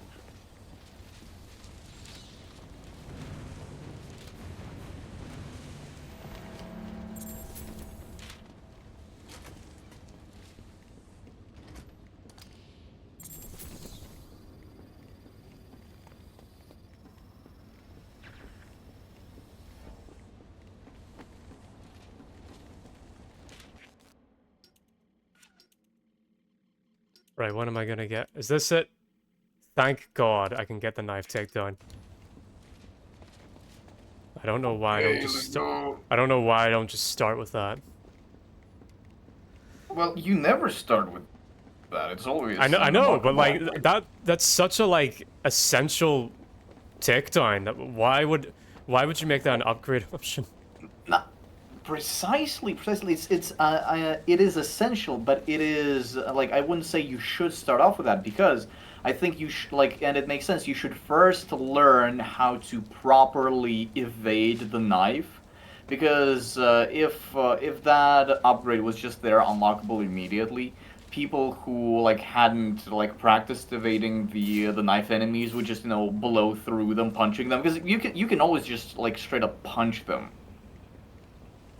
So you first gotta get more acquainted with the timing of the dodging, and then, alright, yeah, I am capable of dodging them, fuck yeah, I'm gonna buy the upgrade. That makes sense. No, well, I think it's the opposite, because, like, you'd be more incentivized. If you don't have the takedown, you're more incentivized to just punch them and never practice dodging them. Whereas, like, I'm even just trying, I was doing it in that last fight. I was doing the dodge, and then it just left me wide open because I didn't know whenever the animation was done or not. Because it's like, it's expecting you to do the takedown, but I don't have it. So Batman's just standing there and I've lost my combo.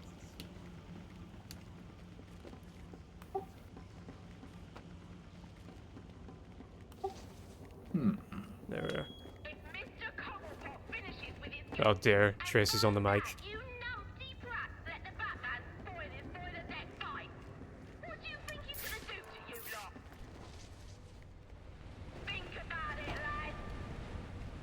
Is this or Ashley Birch, whatever her name is? The YouTuber voice actress? I honestly have no idea. Do you know who that is? What would you know her from?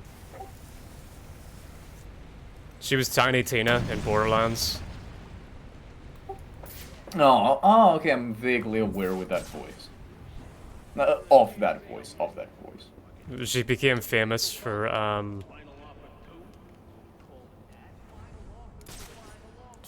YouTube videos that she did with her brother called Hey Ash, What You Doing? That's pretty cool that she managed to get into voiceover that way. That's awesome. She's not that good. I'm sorry.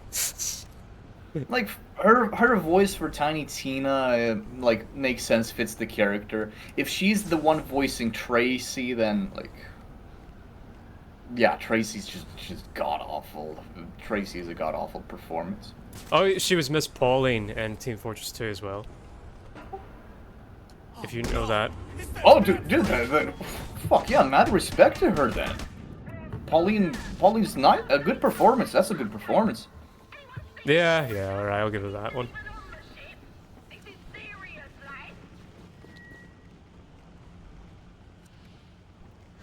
Did you read the final TF2 comic, by the way?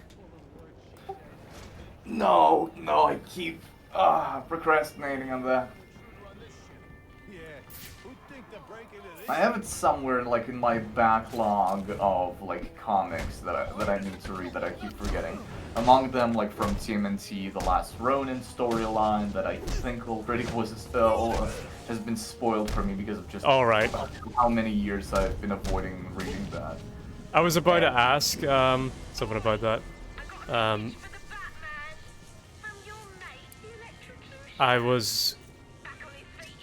Well, if it's spoiled to you already, I was going to ask who do you think the last Roman is? If it's spoiled, then I believe it. Like from what I've. I know who it is, but I'm curious who you think it is. Yeah. It's Mikey, right? Yeah. I was just about to tell you. Like, it's kind of obvious, honestly.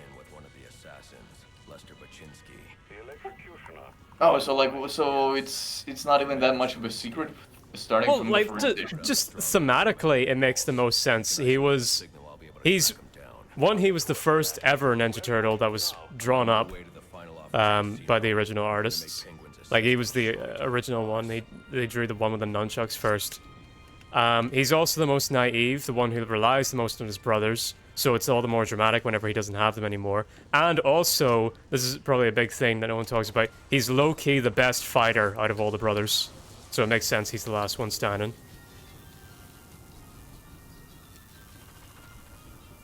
Because that was like Mikey's quirk, where like, he's True, he's the big goofball, but he's secretly the best one. The most potential, but Yeah. the one who was not concentrated or like disciplined enough to use it. Yeah, even though he's beaten Wrath and Leo multiple times. Where's this supposed to go?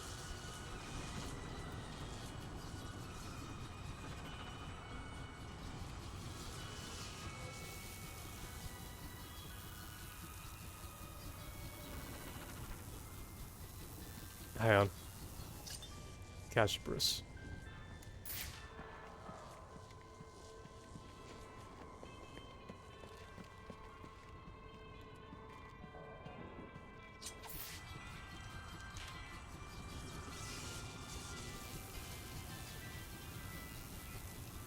I wasn't paying attention to where is this supposed to go.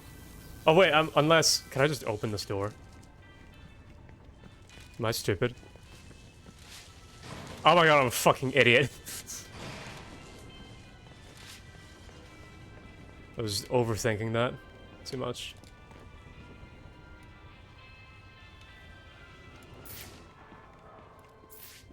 Wait, where did I go?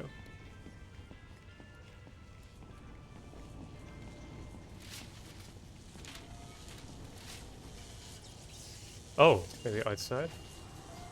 No.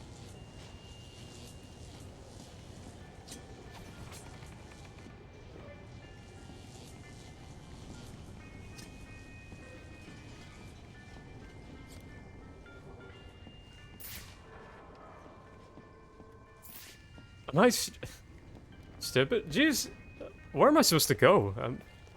I've come to a dead end here. Can you see?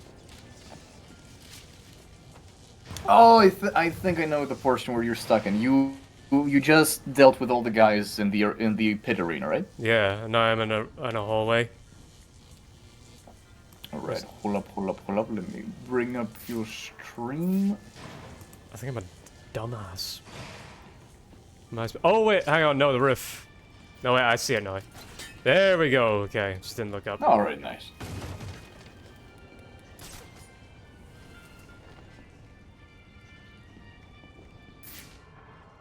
Okay, yeah, now I see where I'm supposed to go.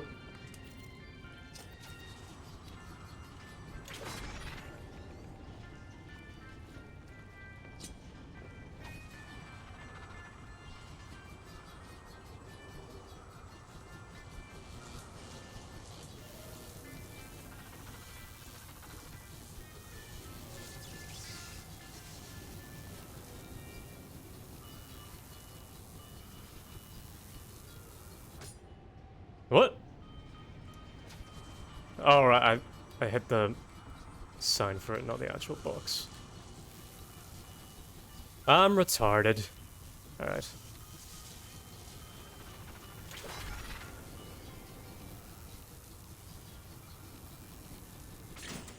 There we go.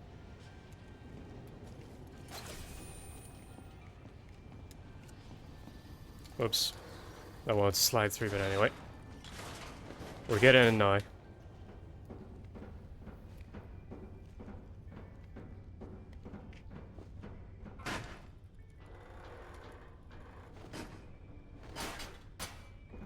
I do wish there was like a faster way to get out of these crates in the way that there is to get in. I guess that wouldn't be too realistic. The casino. Penguin's assistant must be nearby. I'll make her tell me where I can find Cobblepot's office. This guy's drunk. Fine. You win this time, criminal. Funny enough, you can place a bit of explosive gel right next to him. Alright, okay, I'll do that. I don't think it'll do anything, but it is Oh. still funny to do.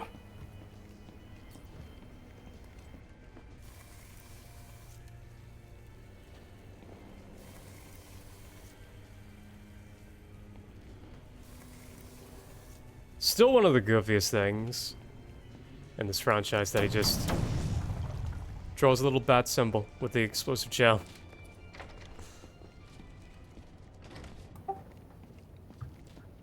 You see, branding is everything when you're a superhero. Oh yeah, why do you think I'm wearing these glasses? Alright, Mr. Modesty. No, that these are like what I'm going for to be my brand, these glasses. It's nice. What the fuck? What was that camera angle? Did you see that? Clip that. It just, for no reason, I beat the shit out of a couple guards, and it just zoomed right into Batman's cock. Did Joel Schumacher take over direction for a bit? No, I didn't want to take him down.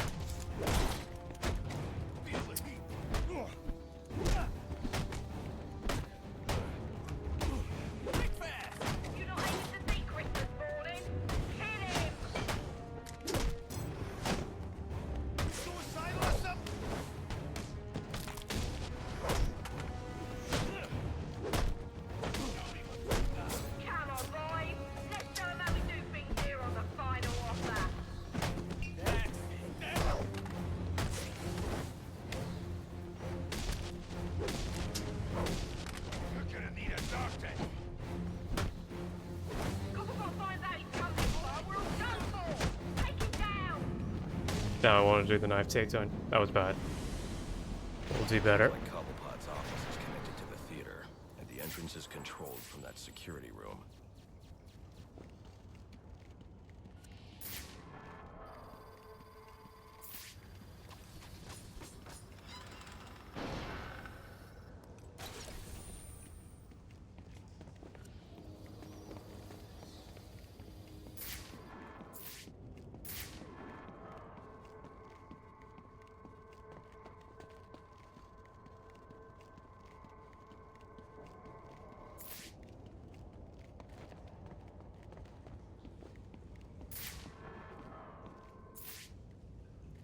Did I really just waltz? No. Waltz in here? No, here we go.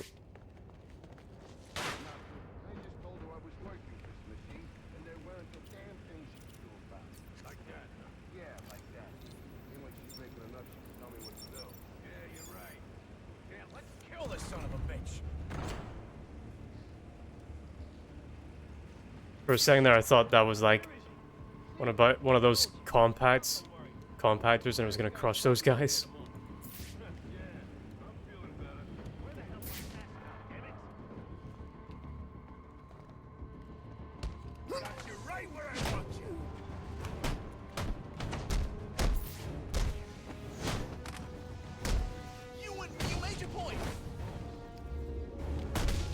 Nice.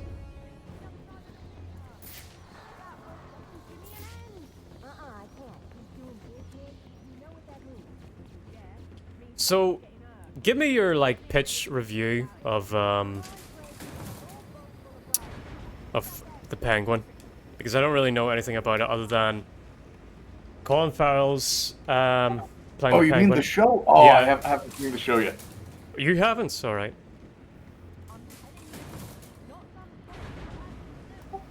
Luckily, I've managed to avoid the spoilers for it like a plague. I just know that there's a woman in it who she won an award for her performance in it. Oh, now I'm really deep in it. Candy! She's earned herself a dry slap, she has. That better be lip gloss you're reaching for. Come on, let me out! This ain't funny! There we go, I locked her up, Tracy, thank God. Oh, good. I knew you didn't have what it takes to fight me fair. Now, if only there was a blue grenade to shut her up. Cobblepot ain't gonna be happy when he hears about this. Make a deal is the password. Mega deal, you say? Oh, that's not bad. Like make M-A-K-A. I know, D I know, yeah. I know. Let me out. You can be right bothered.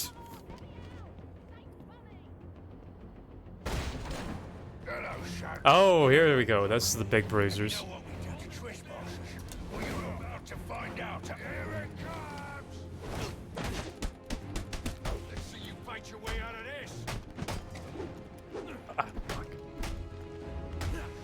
Oh, the big bruiser's stuck.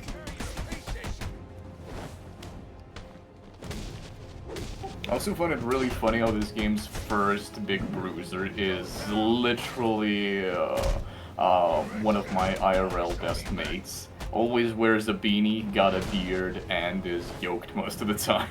Oh, I thought you knew the voice actor or something like that. Oh, no, no, no. I mean, he's like your best mate, yeah. He's the one who plays the award-winning role of Professor Nicola Context in my reviews. Very good. And you think I bought her for a song about surviving violence? They were gonna sell her for scrap if you can believe it. Now she weren't on the court, Now in a previous life, she was the 100 Olivia being them. I'm proud of you, Dave. They don't build like this anymore. Top of the day. And with 40 of them. You gotta know, Mr. Falcone's not gonna stand for this. You wanna end up on ice like your friends. Yes, Scum, all of you. You got no idea what you're starting. You don't get it. The Falcones are done. Finished. A dying empire. It's our turn now. Blessed are the meek, for they shall inherit the earth. You calling me weak? Meek. It's from the Bible. Oh, I ain't never read that book. But if you're the praying type, maybe you should shut your mouth and pray your boss tells my boss. Screw that. Crap! Down here!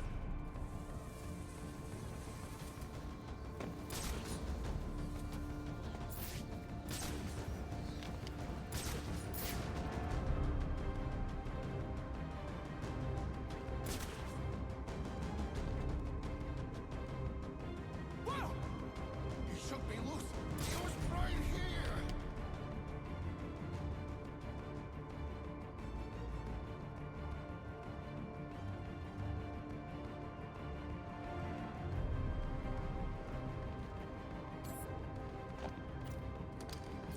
What the?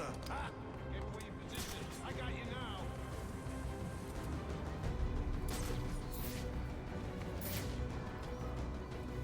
Damn it, where the hell is he? Damn. Over here. Ah! He's gonna. Ah! You can't just walk in here and do this to us. You can't. We ain't gonna outnumber him for long.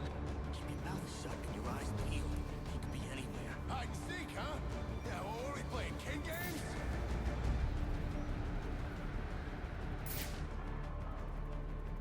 Anyway, I can get a cool takedown. Whoa! It's you. Let's just pretend that didn't happen. We're tripping over ourselves. Oh dear.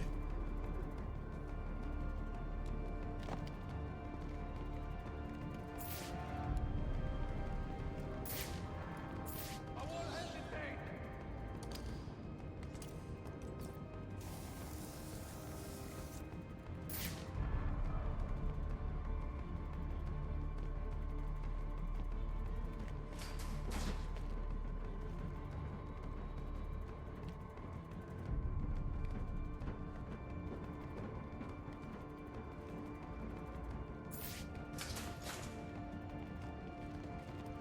Can I use this for anything?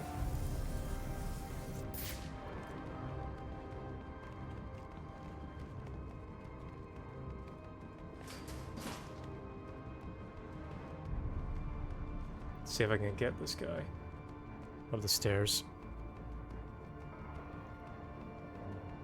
Yeah, come this way. No, damn it. Alright.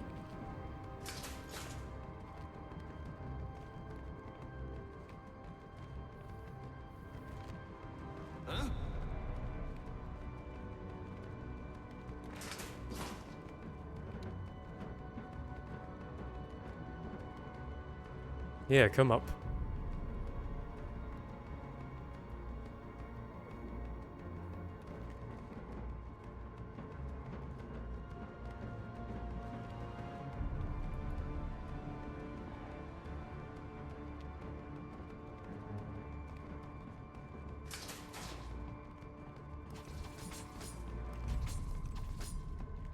There does need to be, this is an improvement from the Arkham games, a way to, like, lure enemies somehow.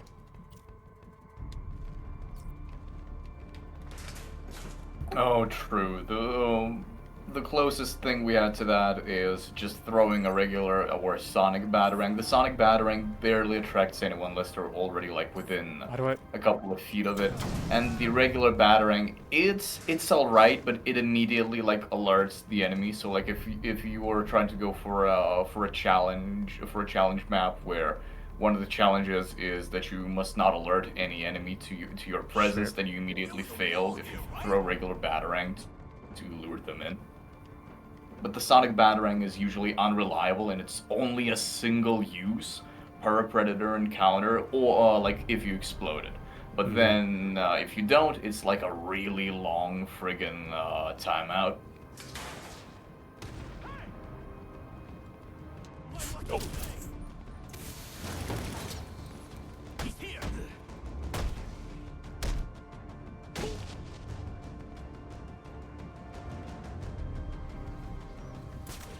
Damn it all. Got screwed over by context sensitivity. Matthew Matosis would be furious. Ah, inverted takedown, my beloved.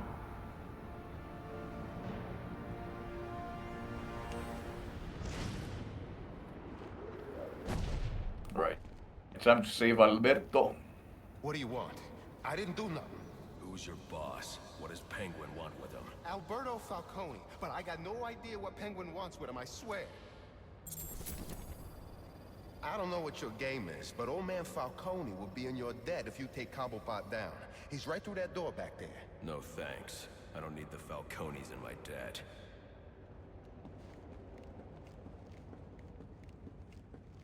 Now where? Alright, here we go. Candy. You suggested little Alberto over here. Hey, baby.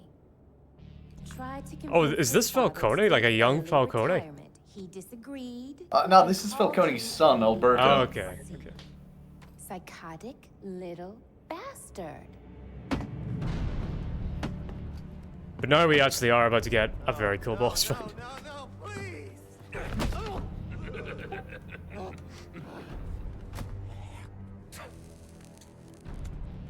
Penguin Hawk 2 on that thing. Now you best listen, Falcone. Ugh, no, the North. This is the last time I'll ask. Although this is a pretty good design. What are you gonna tell your Yeah, it's a rather dapper suit. That we're getting out of the weapons business. I still kind of... Make him do it. I prefer either go one or the other direction with Penguin, where either it's like English Gentleman, or Tony, or like what Colin Farrell did, where he basically was doing Tony Soprano from The Sopranos. Please, don't hurt me. Although I still don't.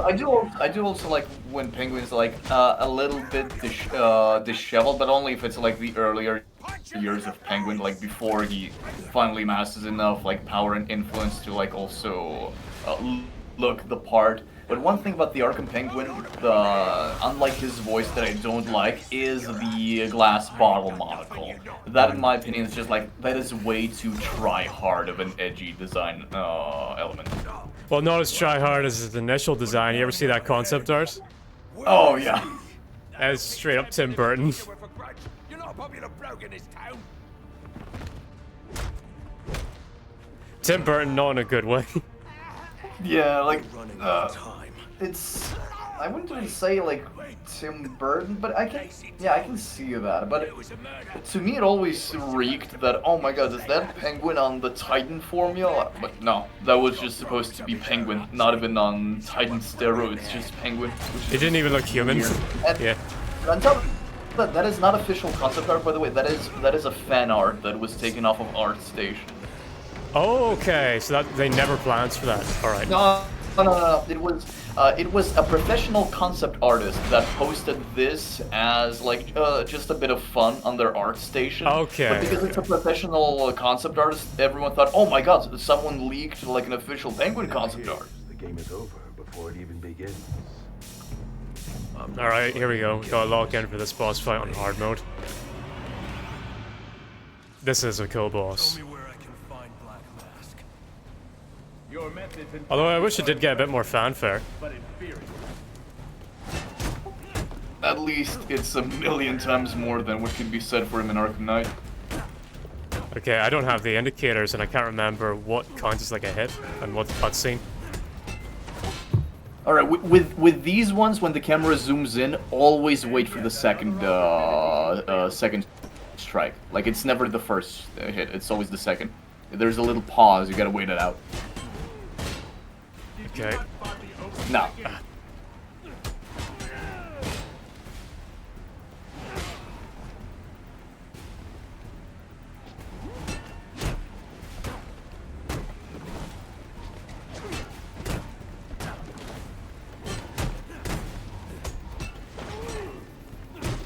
There we go. Yeah, nice. I understand it now. Also, one really good strat of dealing with him, quick fire bat claw. Quick fire bat claw.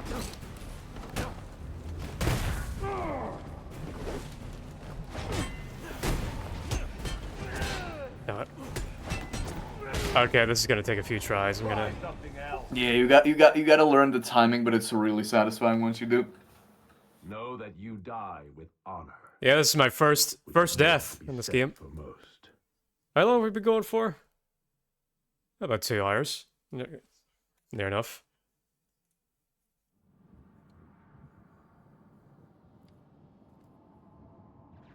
Tell me where I can find Black Mask. Tracking you down was much easier than I thought. Perhaps you won't be much of a challenge after all. Damn it. You can't.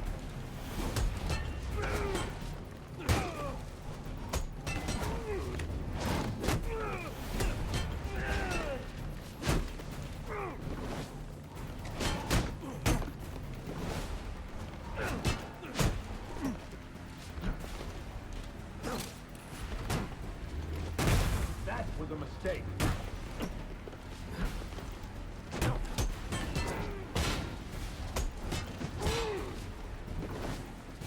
Weak. I am stronger. Surprising.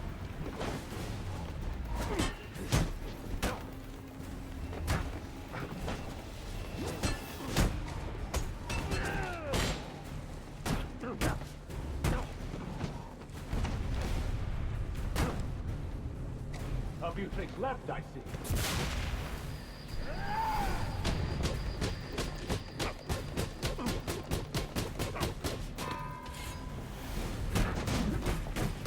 Nice.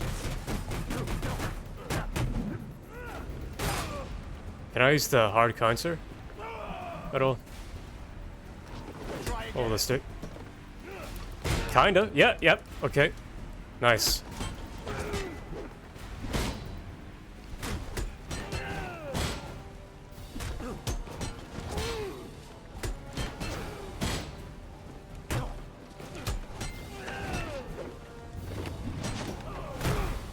Nice. Oh, good shit, good shit.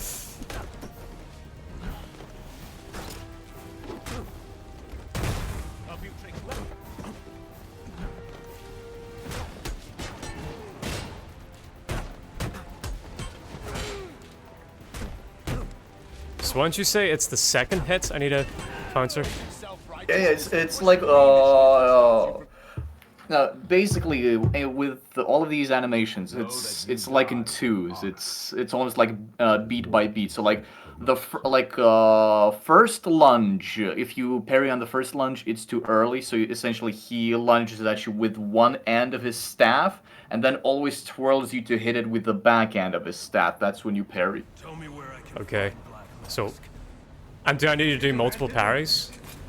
On one attack, yes. Like this attack in his second phase, he did like 2 times at the start when he attempts to hit you in the in the side of your abdomen and then follow it up with an overhead strike. That is the one you do twice.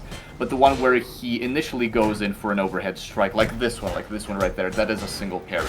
The one where he strikes you like sideways, like horizontally, that is a double parry, and the one where he strikes you from the top is a single parry.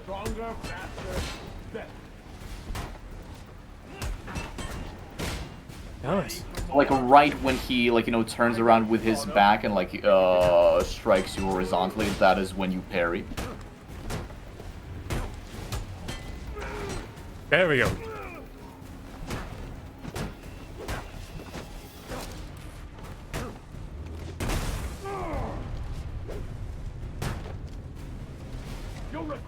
Damn it, I can use my...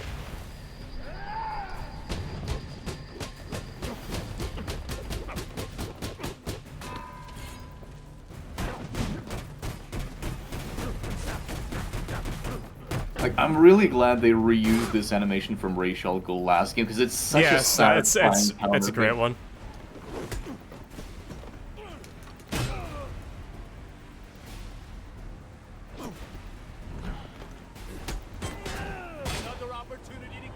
So, for the overhead one, when do you parry? Yeah, for the overhead one, like right as he lunges down, it is a single parry because after that, like you just parry and he doesn't follow it up. With the one where he like strikes you with his staff like sideways, like horizontally, aiming It's when for his your back abdomen. is exposed. Yeah. You deflect it right as he's about to land it on your abdomen when he turns around with his back. But after that, he will attempt to follow it up like. In his second phase, at least, he will attempt to follow it up by continuing this attack. So this one's a bit tricky.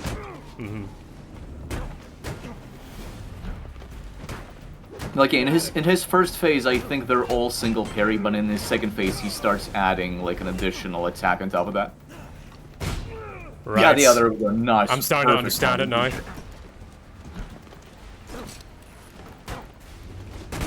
Surprising. You'll regret that. Damn it. Starting to understand it now. Yeah, that was clean. Good job.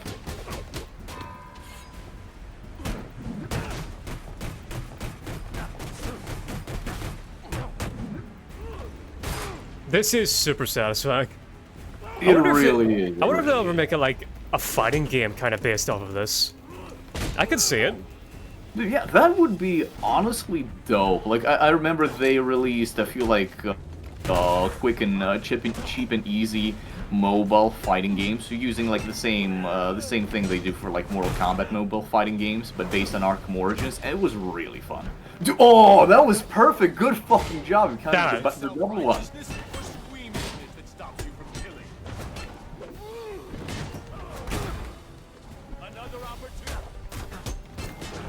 Nice, nice.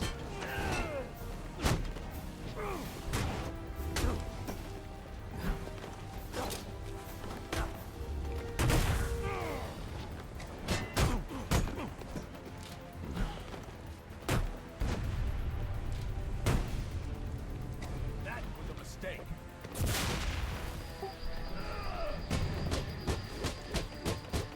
Oh, hell yeah. About to break the dude's stick.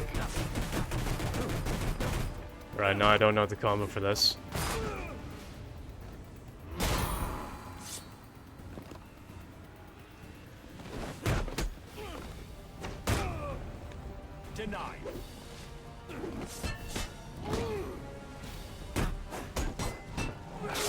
Damn it.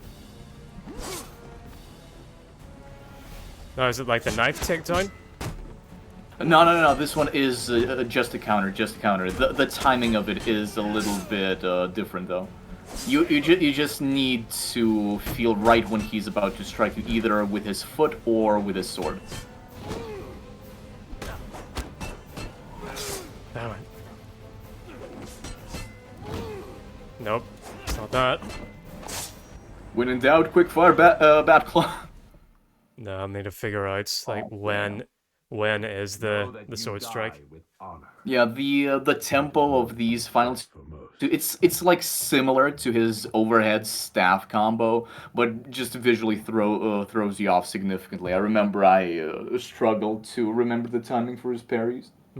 It's just a struggle because it's been so long since I played this game that I can't remember when the reticle would come up. But this kind of adds to it. It does feel like I'm studying his moveset.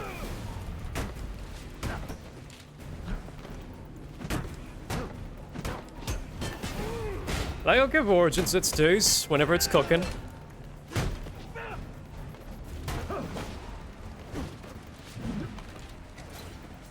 Ah, what? How did that not connect?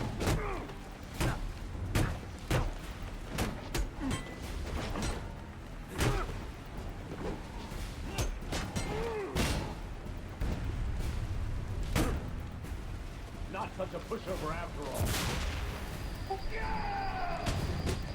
With the way that camera was angled for a second, I thought you were about to punch him in the dick. Yeah, there's been a lot of dick shots. Yeah, stream. It's all dick-related content. Is there anything you want to tell us about, Beastie? Hey, me tell about? What does this game want to tell about? You're the one playing it. I don't know. I've never seen the game pull so many cock shots. Okay, what was that camera angle? Just didn't show me him for a bit. What now? Well, now is that I keep hitting you, buddy.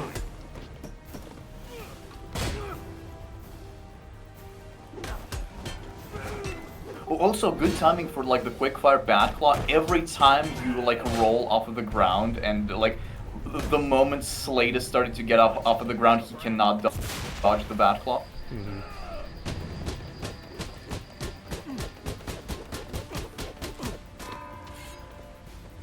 The animations in this are really satisfying. They absolutely fucking are. Such a good fight.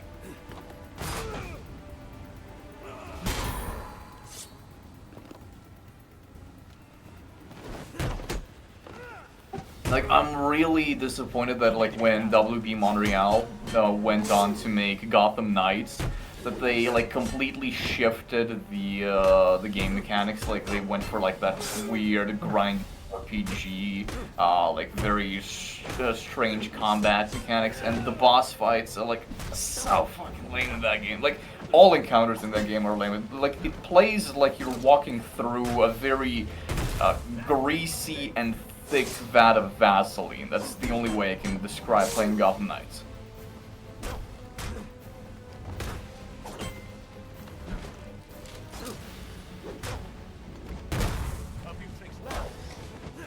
Yeah, there you go. Nice. No, I still haven't gotten the dodge yet. Just quick fire bat flow as much as you can and kick his ass.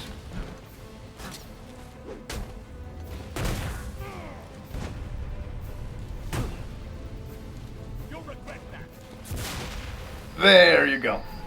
No, I still got one more phase to go.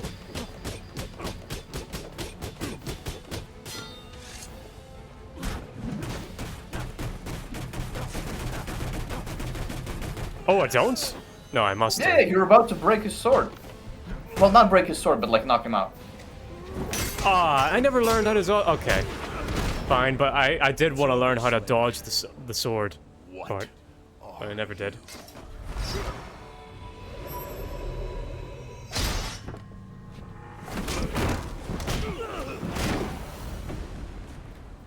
Also, I'm really glad that Like this Deathstroke design, like it first only appeared in this game, and it became his mainstream design, like to the point where they for Justice League his cameo in Justice League, they straight up just used this outfit from Arkham Origins for him.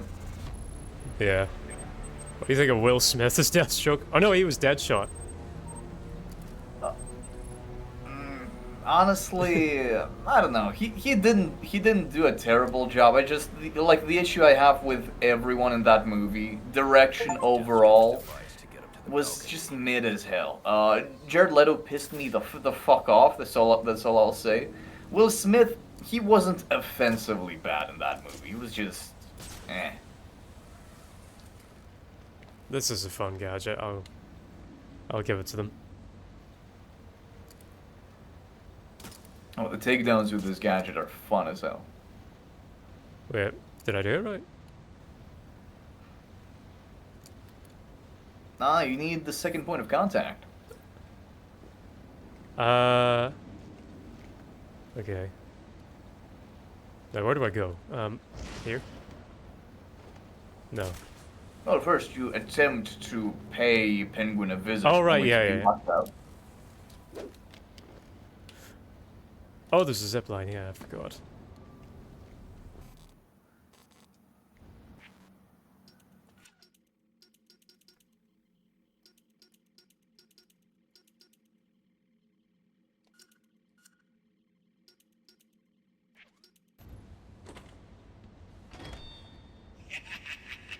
You'll have more luck getting into a nun's skivvies than getting into this room. Go on then, beat it a bit harder. Really make me feel it. Well, as you can see, I got me hands full. Have a Merry Christmas and piss off.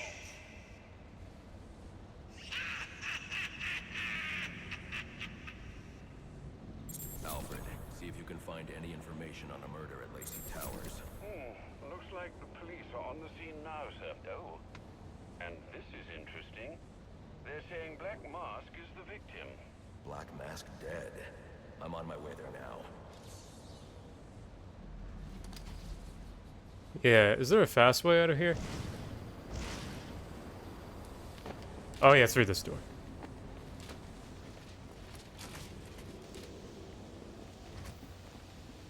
By the way, did you watch any of the Kai Cenat streams of this game?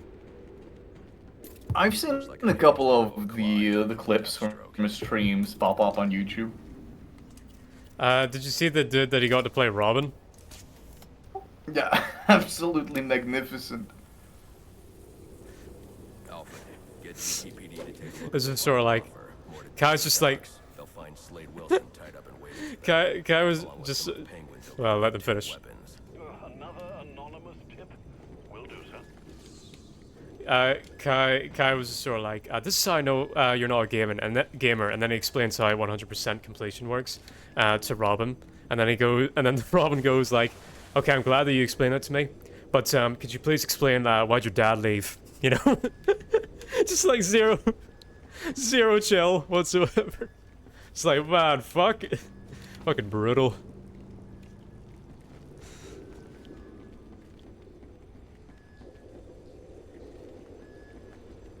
Yeah, I'd be robbing these hood, but I'd be robbing, but I also be robbing, you know what I'm saying? Okay, come on, Bruce, open the door. I don't know why this game just has some situations where, like, these, like, gaslight moments. Your cries for help have been heard. Oh, this guy. I am Anarchy, voice of the people, here to save you from the plague of corruption. And Anarchy deserves a lot more rep, given the fact that Riddler and Nolan's Joker just stole his gimmick outright.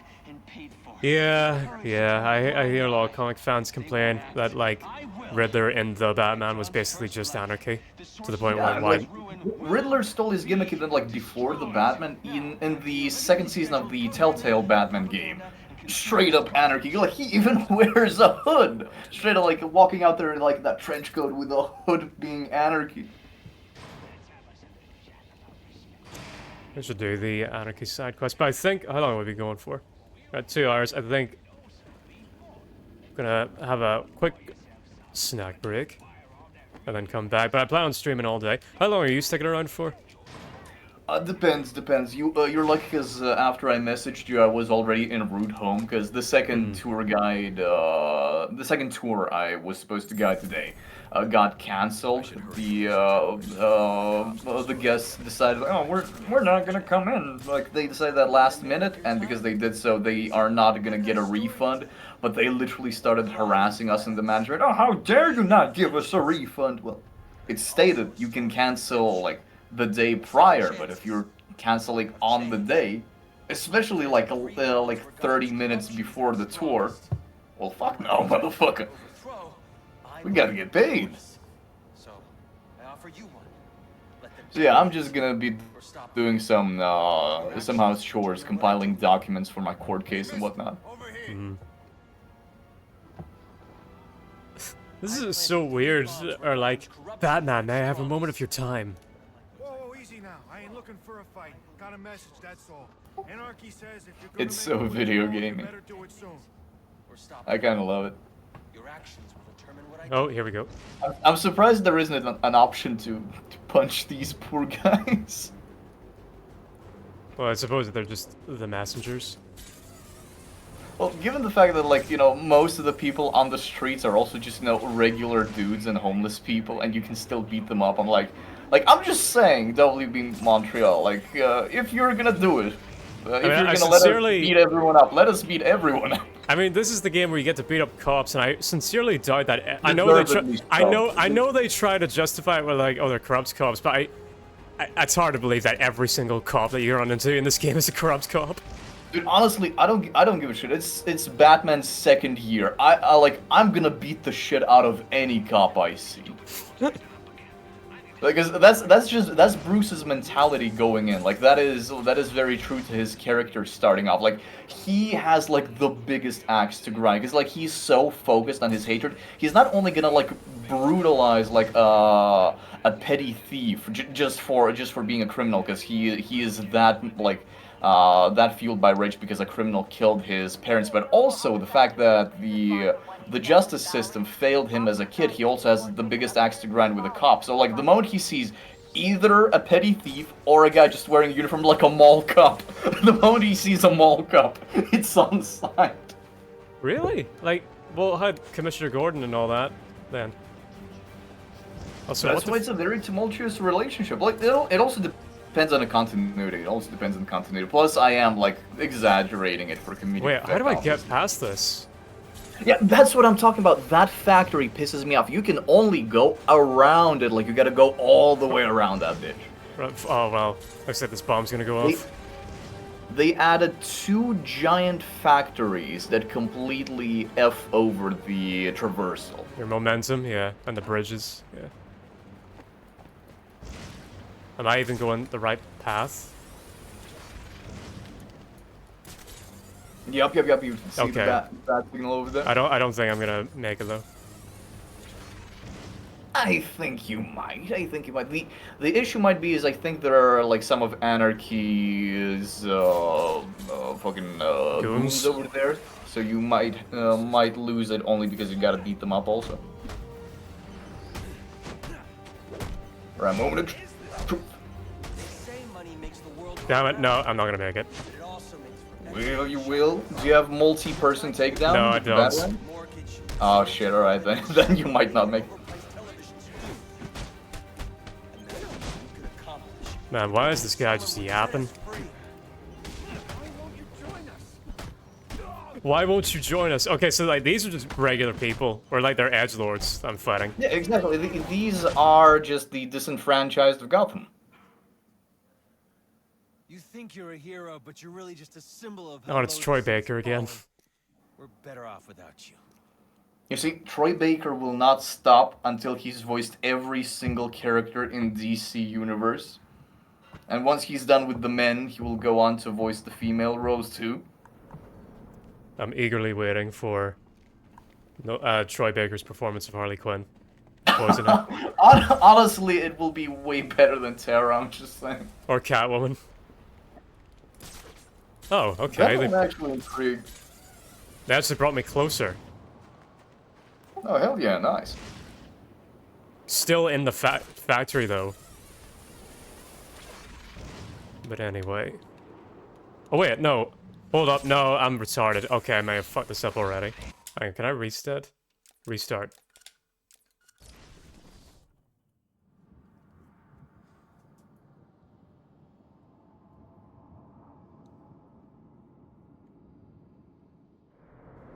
Why'd they start me so low on the grind?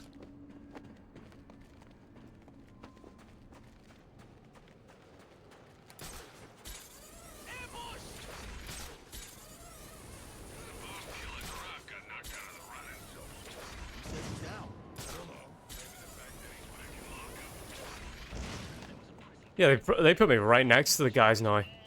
Well, now it feels cheap. Like I didn't earn this victory. They say money makes the world go round, but it also... See, it's the game's provocative social commentary of how the rich and Batman specifically didn't earn their wealth. That's definitely 100% an intentional part of the game. Oh, flip me, Bruce. That was brutal.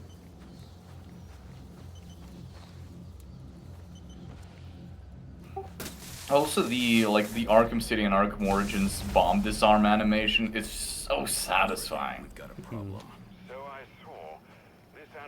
Like, it makes zero fucking sense, but it just like fuels that like monkey brain portion so well. Yes, I'ma just rip the innards of that bomb. 3 bombs where Gotham's corruption is at its strongest. But unlike those I fight to overthrow, I believe in choice. Should I just do the anarchy side quest now? Let them detonate or stop them. Yeah, I think there are only like 3 or 4 of them, so yeah. Yeah, okay. Yeah. We'll do... Can I mark this? Set as objective marker, yeah. Okay. Gotta say, I do prefer Zaz. This is basically the Zaz side quest again, and I do prefer Zaz.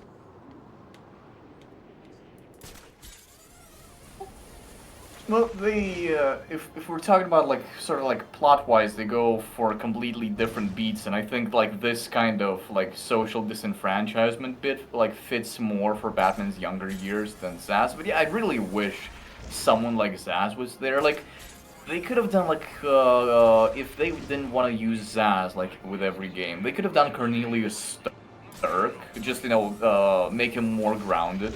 Cornelius Stirk is essentially, he's a cannibal who eats people's hearts. Just the thing that's very fantastical about him in the comics is that he is able to just mentally induce hallucinations in people's minds. So you can just omit that and just make him like a goofy, crazy cannibal that you gotta. Then it would make him a bit too. That guy would be a bit too similar to Pig, Mad Hatter, and Zaz.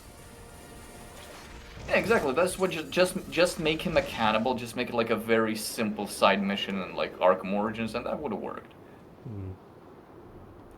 Because I think that would have tied in really well. Because I like the side quests of like investigating crime scenes in Arkham Origins, like several different homicides. Yeah.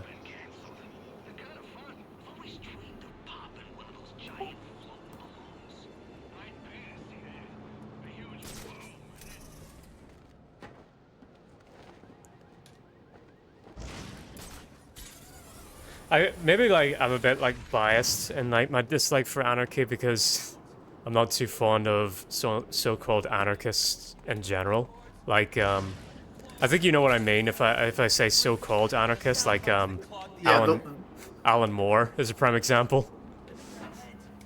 Oh, I thought you were talking about like the modern generation of anarchists, the ones that you like Alan Moore? Sorry, my age, the ones that are just edgelords and like not actual anarchists, because like there are absolutely several different castes, well not castes but like movements within the overall ideology of anarchism, and I subscribed to one of them, but it's not always we just edgelord gooners who gotta destroy everything. Nah, you gotta dismantle the system, but there are reasons for for that that are completely dissociated from like those wannabe profound edgelord kids. Well, sorry if I burst your bubble there, in that I'm not a big Alan Moore fan. I'm assuming you are. No. I enjoy some of Moore's works, but admittedly I don't know enough about him or most of his works to make a judgment on that. I know your stance on him. I haven't All right, come yeah, to yeah. mine yet, because I've not even like fully read Watchmen. I've only partially read that like the original graphic novel, and even then never fully. I've read a couple of his other stories, but like nothing major. So I have way more experience with like guys like Neil Gaiman and Grant Morrison than Alan Moore. Like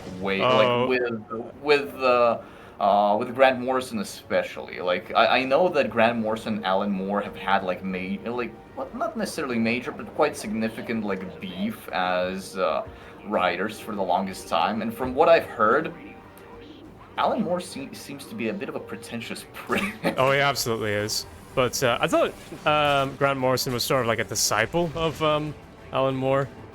But you said Neil Gaiman there, and well, I'm sorry, because it seems that Neil Gaiman might have been a bit cancelled lately. I don't know if you saw that. Yeah, I've heard that. I am rather disappointed because a lot of his esoteric stories are I find really enjoyable and really intriguing.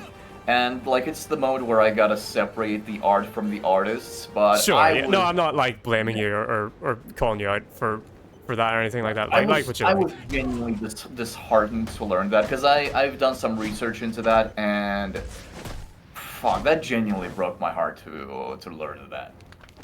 I'm very much like I don't judge people for like liking a piece of art, and the author might have done something bad. Like I think there's nothing in the world more cringe than people who like, oh, you know, H.P. Lovecraft was a racist. Yes, we know, everyone fucking knows. You know, and so like, you know, I'm not gonna hold it against anyone to like, you know, any kind of artist like J.K. Rowling or Neil Gaiman or whoever, even if like the person is like a terrible person, because like you can.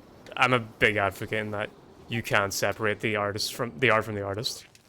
Oh, definitely. But like also sometimes, like depending on the artist, sometimes the work, like not always, but there are a lot of noticeable examples where the artist's work is fueled by their ideology. A lot of the times, I'm glad from what I've read of Gaiman to see that that is not the case. I'm glad that there is a separation of that. But sometimes, like especially with some more modern, like local writers, because I decided just for shits and giggles, I went to a local bookshop and read like a few excerpts from a couple more modern, both fictional and like fictional philosophical books from our modern writers, and I am fucking disappointed. Like the days of guys like Akunin, who has been like a big writer in like the mid 2000s and 2010s, who wrote some really good like fictional stories. Sometimes like a little fanficky. He has like a very fanficky style of writing, but like when he does good shit, when his writing is good, it is good.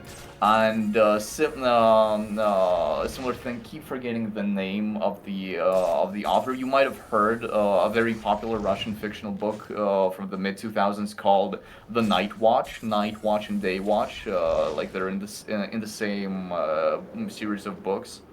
I'm afraid I haven't, but go on.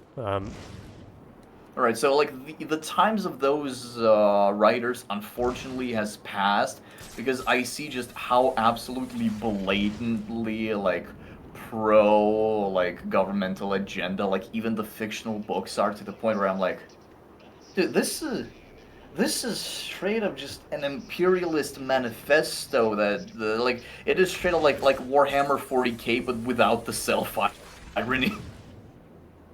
All right. Yeah, with I don't really have much to add onto what you said, but to bring it back to even though I do think it's interesting, but to bring it back to gaming, I only read one of his works. So in the same way you're a mate writer for this game, I am a mate writer through and through for this franchise called Elric of Melniboné. I guarantee I've probably talked to you about this before. The Elric saga fantasy books. Oh yeah, I remember. Like we've had a couple of discussions on that. It's in my backlog of things to read. So the best way to read them right now is the Elric Saga collection. It's all the books gathered together in a nice, great collection. And, there's an audiobook version of it on Audible if you want. But unfortunately, the prefix of that collection has an excerpt done by Neil Gaiman. And it's the only bit of work by Neil Gaiman I've ever read. And it's... It's just Neil Gaiman describing what his teenage childhood was like, being an Elric fan whenever he was a teenager, and it's really weird. And he decides like in his PE class, he thought it necessary to mention the fact that one of his teachers asked him if he was masturbating regularly, and it's just like, thanks, Neil. Thanks for letting us know that you're right there. Yeah, thanks for letting us know that your teenage life was very cringe. I don't know what this adds to my fantasy novel, but cheers. So, if you ever read... It's a great collection. Just skip that bit, done by Neil Gaiman. Or read it if you want to enjoy some cringe.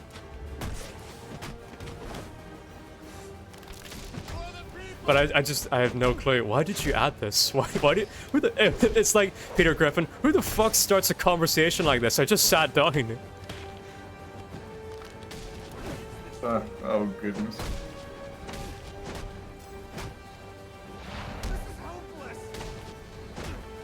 Also,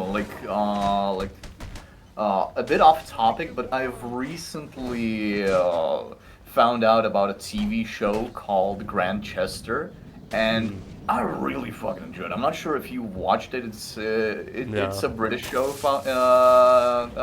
that came out, I think, in maybe mid-2000s. I'm not sure when exactly it came out. I found it on a DVD in at a local market, and I've been watching it for the past couple of weeks. I've really not been keeping up with any TV at all, or movies. Just like, they've lost my luster quite a bit. I need to get back into it.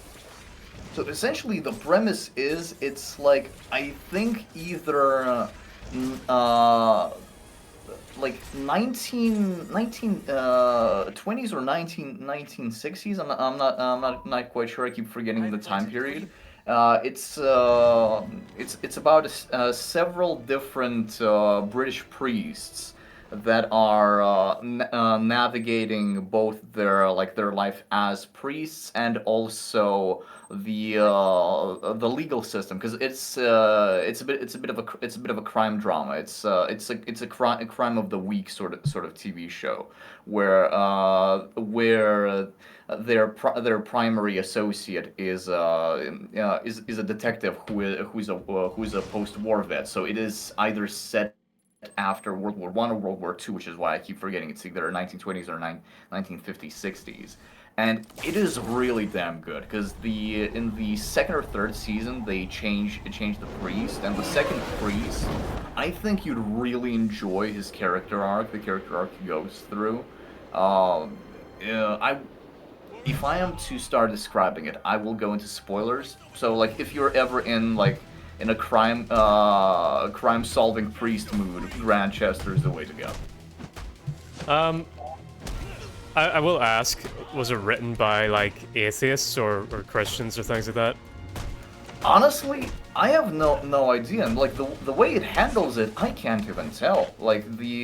It is neither neither pro nor anti. In fact, I'd say it's more pro church, but in a way for what a church is meant to stand for. It is pro people, pro like people's faith in something better, in themselves and in God as their salvation. But also at the same time, it addresses the institutional realities of the church. But like the main priests are genuinely like the best characters there are, and like they are the type of Christian I wish I saw more in real life. If So, like, if it sounded prejudiced to me for me to ask that question, the only reason why I do ask is just like, and maybe this is prejudice of me, but whenever I can immediately tell whenever a Christian is writing about Christians and whenever an atheist is writing about Christians,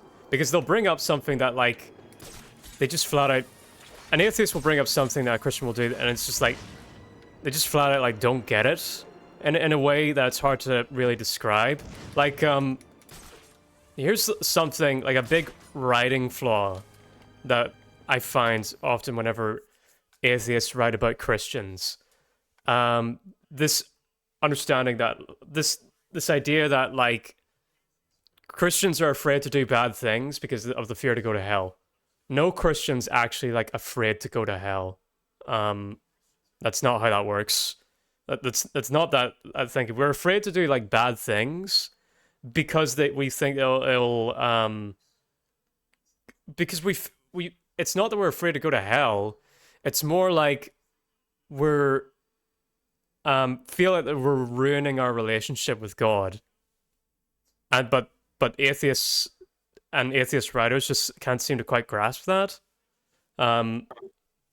Like it's not whenever they talk about fear of God, it's not a fear in the sense that like, oh, if I do this bad thing, like a fear, the fear that you would have with the law, for example, where if like I do this bad thing, I go to jail, kind of thing. That's not how it works or how Christians see it. It's more like the fear you would have if you like cheated on your spouse. It's just like, fuck, I've ruined this relationship that I had with this this person that I love, or like you stole money from your friend, or like you kicked your dog or something like that. You know, you just really like you've disappointed and you've let down someone dear and close to you, and that's yeah. the way it's supposed to be. But like at least the way I see it, like in the majority, in like the sort of like in the people who are Christians without like like either practicing or like researching what they preach, sort of like, you know, a lot of people I see here like here in Russia, it's like it's an Orthodox Christian majority country. In here, I see the complete opposite. I see that people treat us sort of like in like the God-fearing Christian is the same as like a law-fearing citizen here, and that genuinely disheartens me because I see people like you. I see people like other people, be that Christian, Jew, or Muslim that I know that have like a healthy and a proper relationship with their sacred teachings, with their belief. Like the way you said that, it shouldn't be it shouldn't be human fearing to go to hell, because like at that point that is just cheap fear-mongering tactic. It should be a profoundly philosophical belief that yeah, I should do a moral thing, because like there is this this entity, this deity that is profoundly connected to me, and I am connected to it.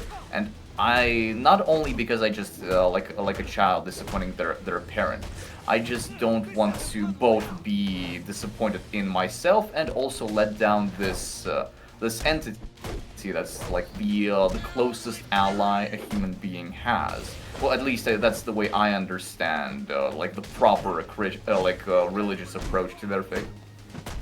Yeah, so that's the reason why I ask, is just sort of like those types of little, they're not even criticisms, they're just sort of like misunderstandings of what's happening and what Christians actually think, that like whenever I see atheists write about it, like that was even kind of a problem with Daredevil, where like there were several situations in that show, even though I appreciate they tried to like show Christianity in a fairly good light in that show, it's very clear that like it was written by atheists, and like there were just certain instances where like, no man, you don't get it, that's not how like a Christian thinks, type of thing.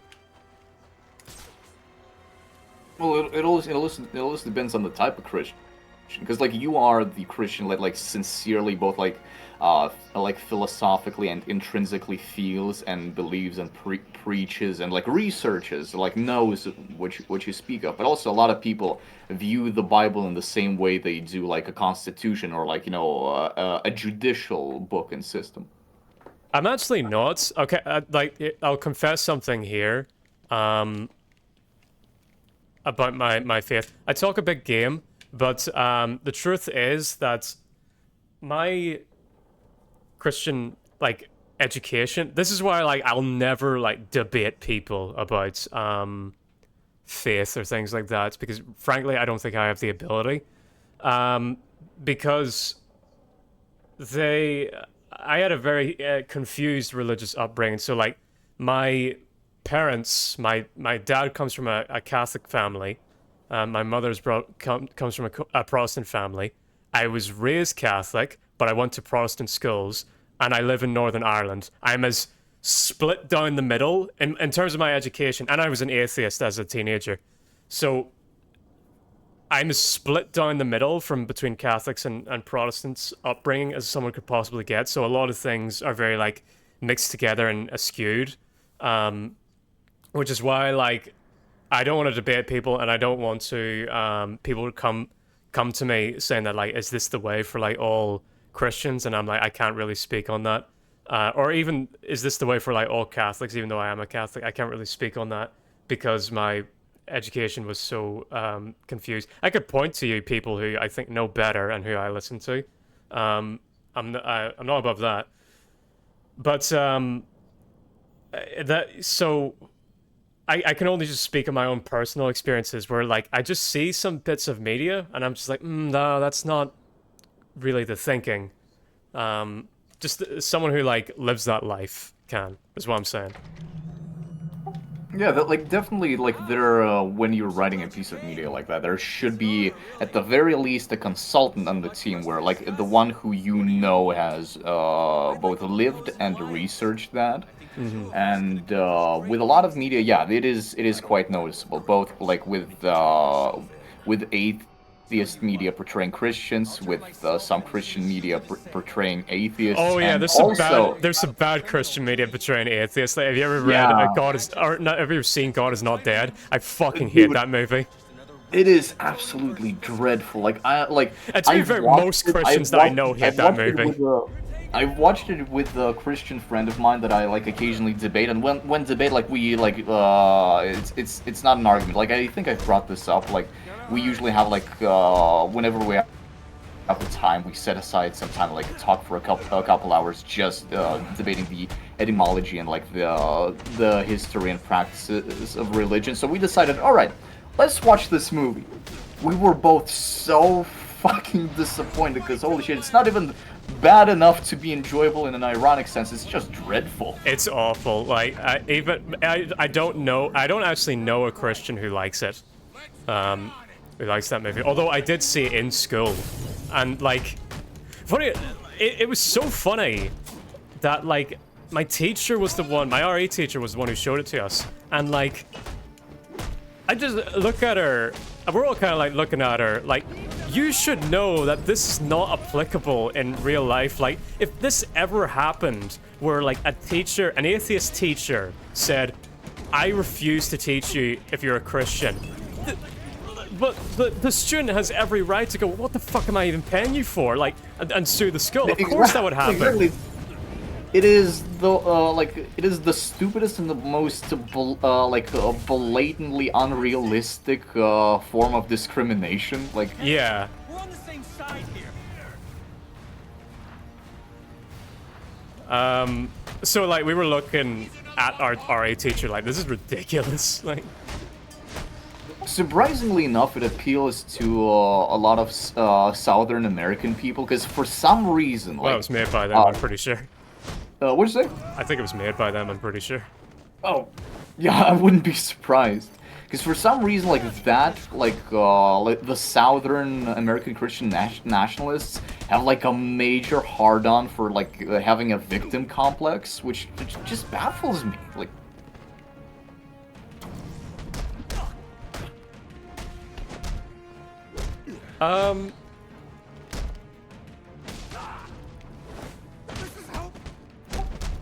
Sorry, I'm just focusing on this fight. Yeah, yeah.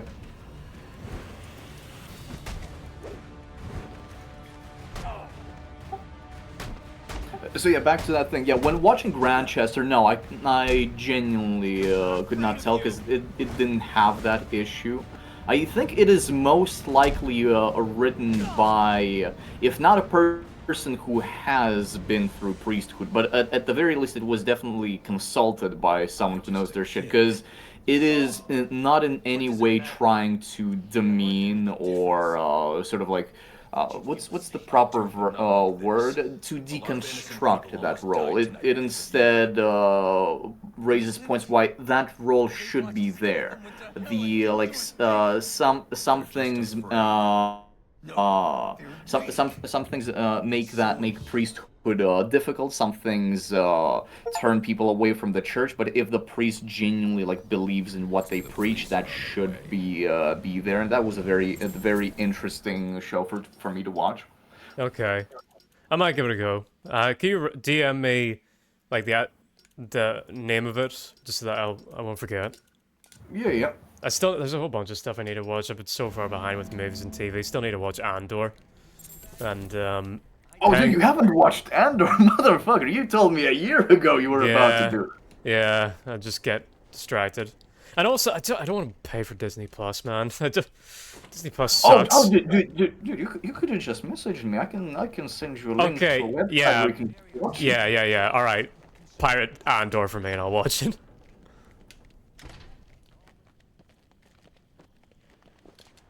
Wait, am I allowed to say that on Twitch? Oops. We are talking about a completely separate Andor. In Minecraft. With Minecraft. Yeah, exactly. With 2 A's and an apostrophe before OR. And we didn't mean Disney, we meant Disney with 3 S's, completely separate legal entity. I'm asking him to pirate me an and door, as in like a door to install my flat. Oh yeah, definitely. Like physically pirated. It's gonna be a physical piracy of actual goods. I'm gonna go out into the sea With an eye patch and a parrot on your shoulder. Yeah, exactly. I'm gonna go out into the sea, intercept a cargo shipment of doors from Italy, of wooden doors from Italy. Yeah.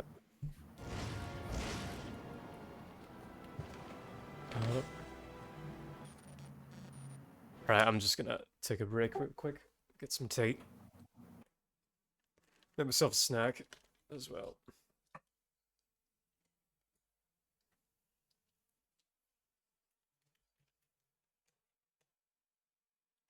Do I need to save Arkham Origins? Manual save?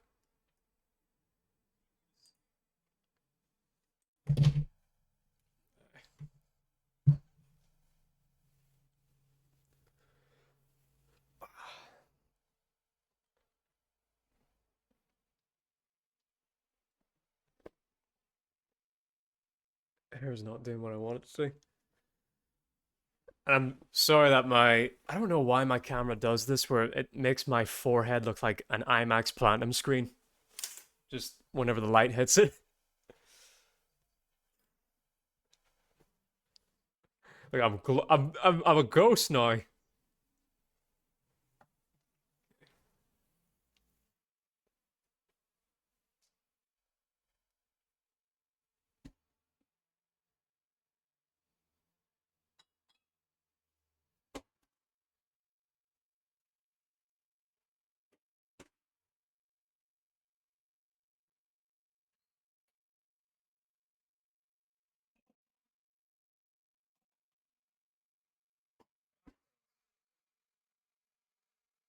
Let me see.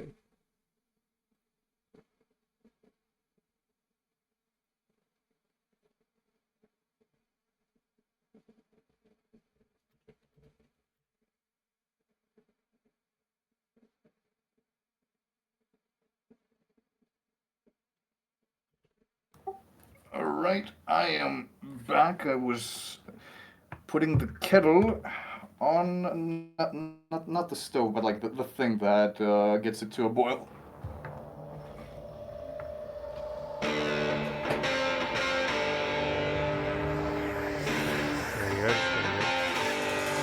I've just got you on my Bluetooth headphones, which is a bit behind, so any response is going to be a bit delayed. Gotcha, no worries.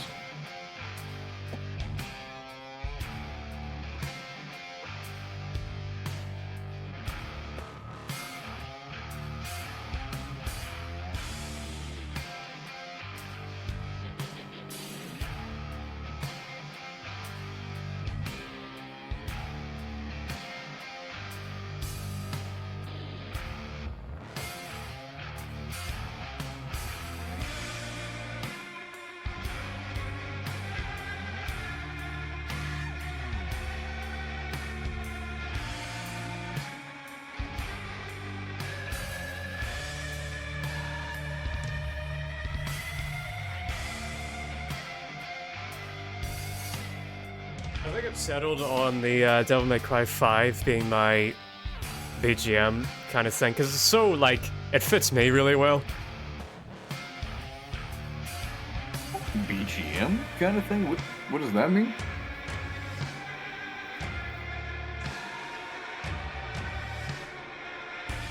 I'm using the main menu. A BGM is a music that a streamer would use underneath them, like background music. Alright, I get it. The music that they play under themselves, or how would I describe it? Or like before the stream starts, whenever they're on a break or something, or whenever they're just chatting. Gotcha. Yeah, it's probably really well. an anagram for background music, as in BGM.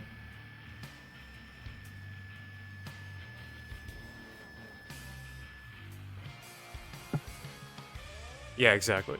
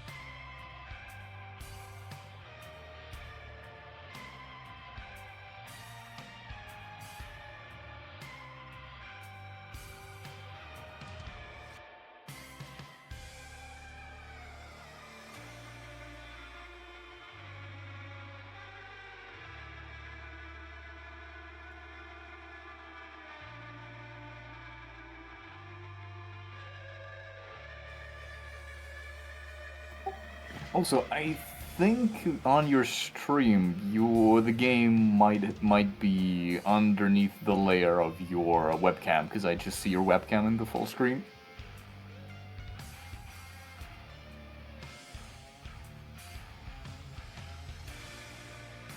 No, I wanted that because I'm taking a break and I don't want people to just look at a menu. Gotcha.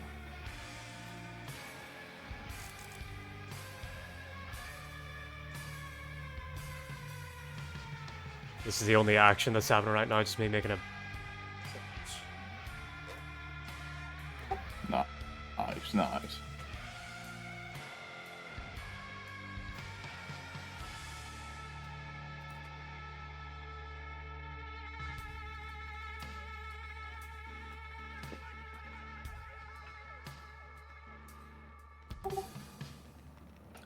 That's actually a good idea. Gonna go get myself a bit of, what you would call it?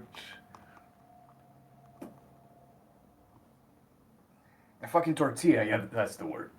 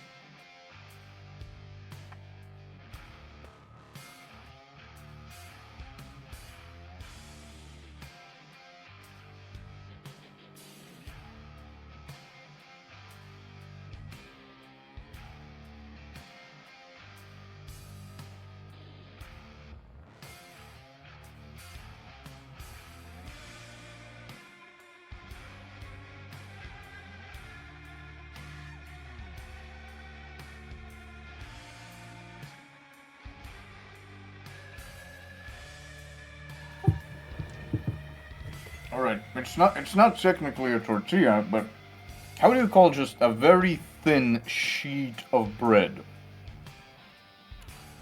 The types you like wrap shawarma into.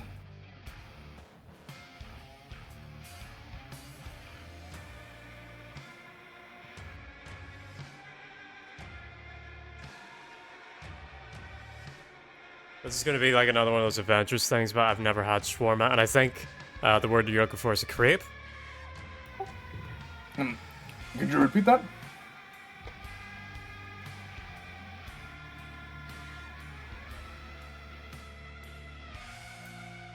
I've never had shawarma, but I think what the thing you're talking about is called a crepe.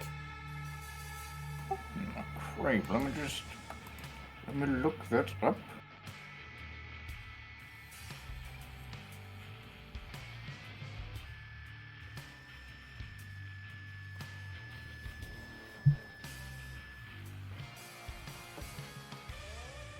Okay, I've got the other headphones on, so it should be more on time.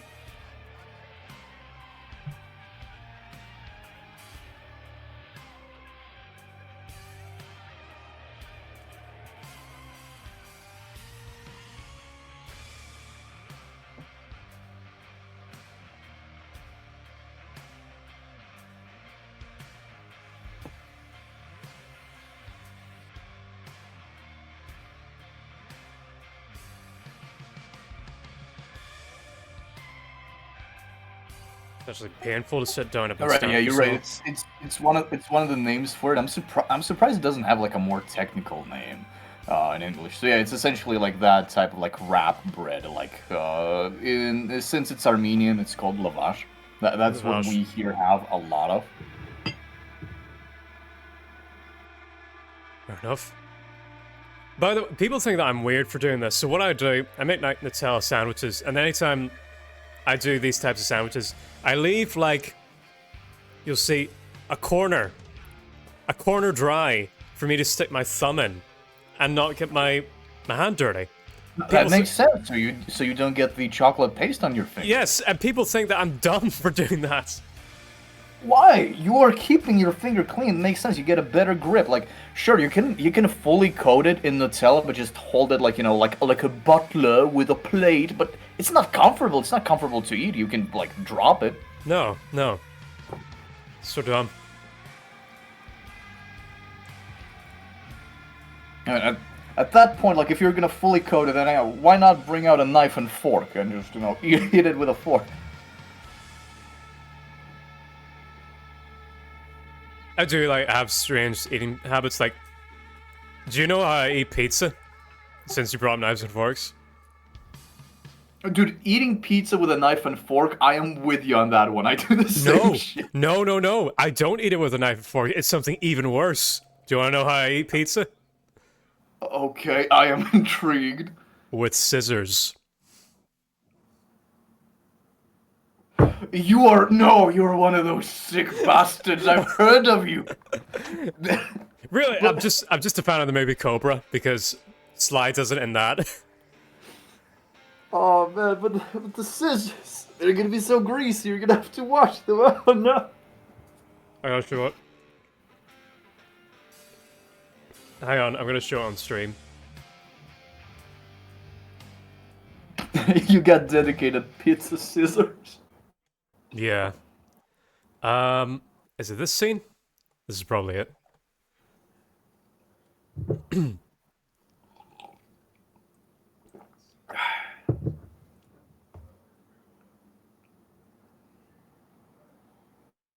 So in preparation for Born Again, and just because I love Daredevil, What the fuck? I made my way through every Daredevil. Shut up. Not you, a video played on it by accident.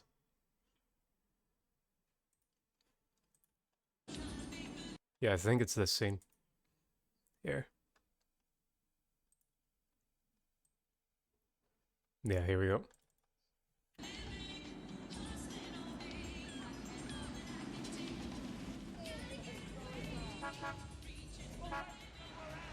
Cobra's a great movie, by the way, if you've never seen it. No. Is it? Yeah, it's whenever he goes to his house. Alright. Sly, Cobra, entering into his house, right?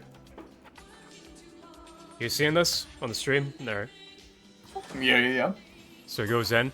That's not a cigarette. That is an unlit match in his mouth, by the way. Oh, I've seen that a few times. What is this what popularized the matchstick in your lips? It might be, but here, he pulls out a pizza. Watch this. Puts the gun down. This is me anytime I go home. Sunglasses and all. One slice of pizza. Scissors. Watch him. And just like that. That's how I eat pizza. That is a thick dough right there, man. That looks delicious, actually. Okay, I like thick crusts, but thin middle. I can go either way, but I do prefer when crust is thick. I also like when the actual the dough the pie is thick, but the thin one depends on what the topping is. The thing is really fucking good. Mm. Yeah, there you go. That's how I eat pizza.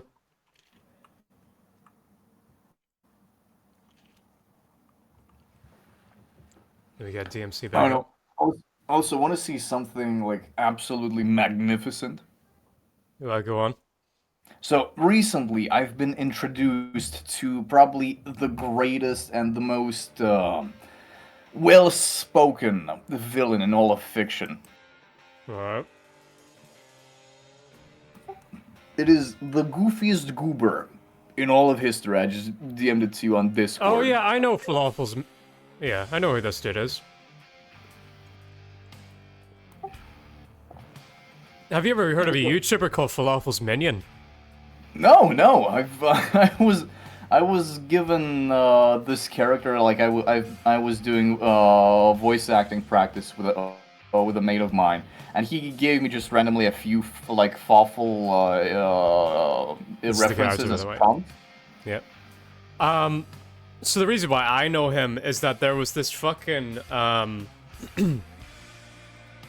was this YouTuber who made JonTron-esque top 10 videos, old JonTron. And he was obsessed with this character for whatever reason. Wonder what he's doing now.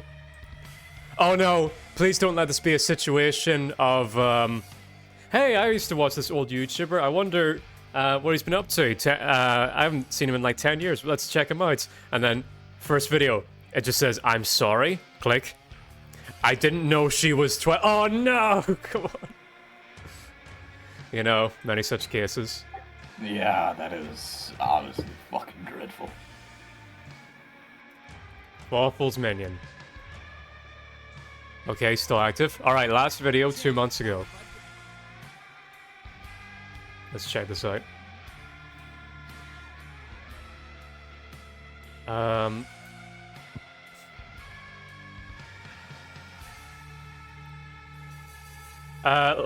Top 10 masked video game villains. Top 10 cringiest video games. Top 9 worst Team Fortress 2 weapons. Any of these strike your fancy? Top 10 mutants in video games. Oh man, this really brings me back to the 2010s video game YouTube scene with a bunch of top 10s and top 5s. Yeah, he's kind of charming. He's still doing pretty well. He's getting about 50k or average 50k views on every video. That's nice. That's good. That's nice to see.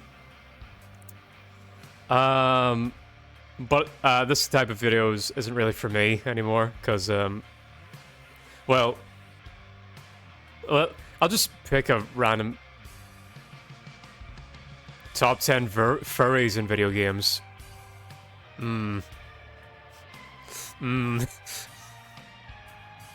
Should we? Click. If number 1 isn't Crash Bandicoot, that motherfucker's going straight to hell. Alright, let's see. Let's check it out.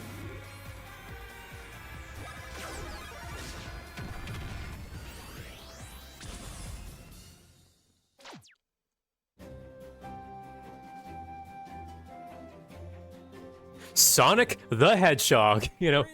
never stops evolving. Oh my god, I remember when I was first introduced to that apparently infamous video of Sonic, the Sonic franchise is a hot chick heaven by you.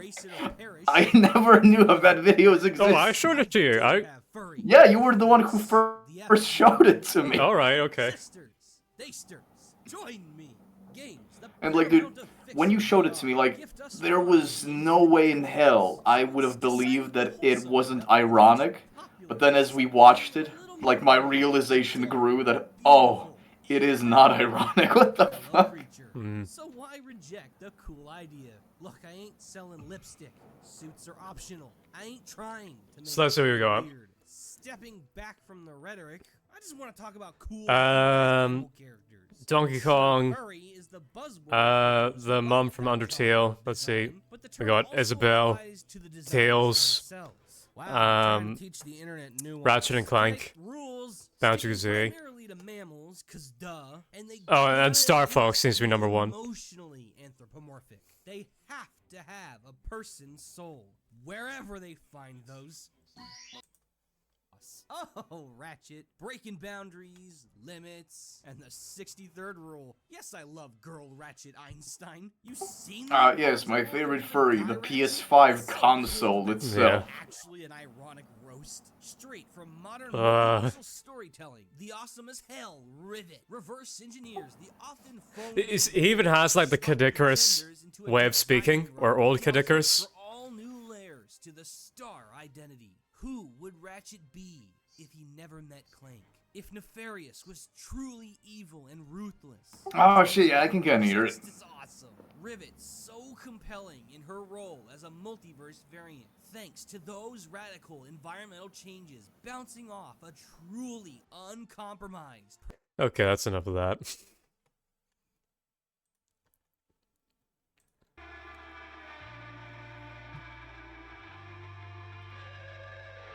Right, so yeah, I was given a few lines to like blindly voice a Fawful, and I just immediatly fell in love with that character. Aye. I think you'd like the... Do you play that many RPGs?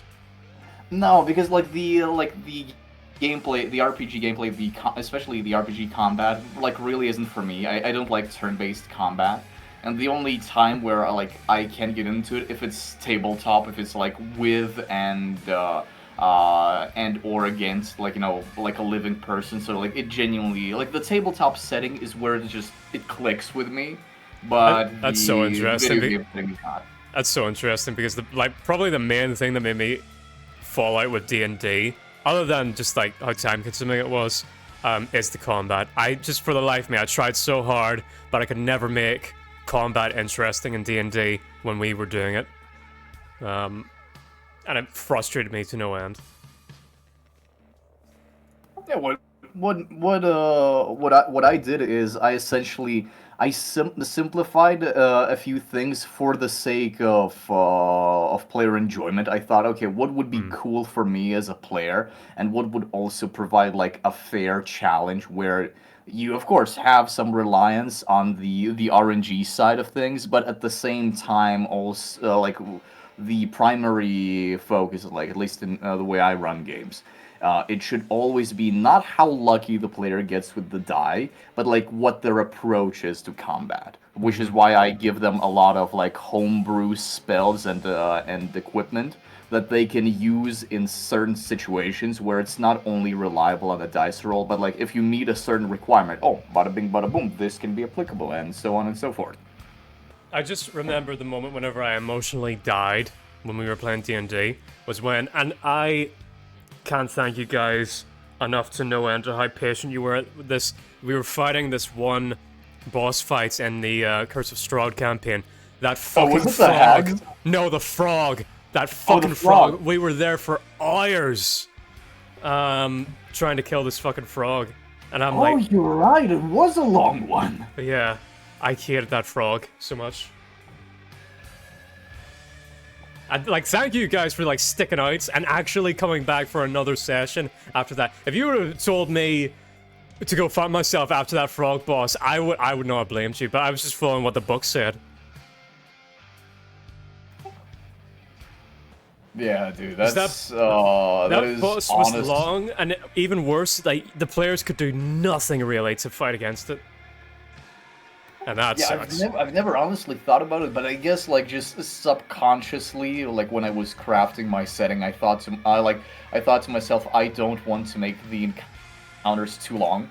There are like sometimes it did bite me in the ass because like Ohm and Pog killed a couple gods literally within 3 turns on two separate occasions, but we've had like a really successful like 1 or 2 hour long like a 3-way boss fight, like well not 3-way but boss fight against three deities with with several phases that kept them really engaged because I was switching up the tactical approach, and in that moment I realized, holy shit, like finally my like more rule of cool approach is working, because I tried to bring a few like official like D&D character character sheet monsters and encounters, and just switch them up, like just use the stats, the official stats, but just for custom creatures, and it didn't work. It did not work.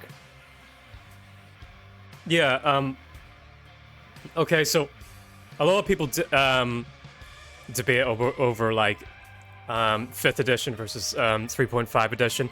Like, if you actually do want to play D&D properly and be like a real autist about the rules, then yes, 3rd edition is better. But for like purely for just like rule of cool and just introducing new people, 5th edition is fine. I don't get all the hate for 5th edition. And like, so many people will like stick your nose up if you play 5th edition. It's just like, really? Like, how fun are you to play with? Maybe the reason why people aren't playing 3rd edition, 3.5 edition with you is because you're just not fun to play with. To those people. Yeah, I've seen a lot of people spurg about, oh, 3.5 is the only way to go, yada yada yada.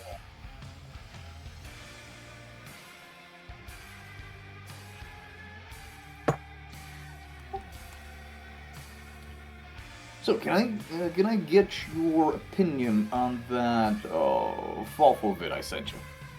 Oh, it's an hour long, and wait, it's a minute long. Wait, what? No, hang on. It's 1 minute 17 seconds. Oh shit! All right, sorry, I misread it. All right, no, I'll watch it on stream right now. Then, you can watch me watch it. Hang on, turn off Devil May Cry. This is some of Az's voice acting. That I spit on are now but a caricature of a cartoon drawn by a kid who's all so stupid. Princess Peach's sweet voice will soon be the bread that makes the sandwich of Cacletta's desires.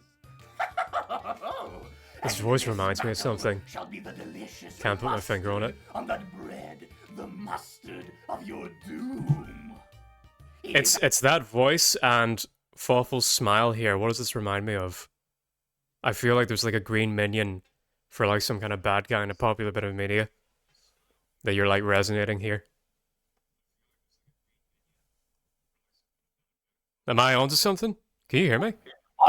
Honestly, I have no idea. I have no idea. This is just the voice that popped into my head, but it definitely might come from me also just, subconsciously remembering something, because like, now that you point that out, this smile also like majorly reminds me of something. My brain is telling me Bentley from Sly Cooper, but I'm like, no, that's not it. No, that's like completely different voice. Yeah. It's like it's more like from the like fully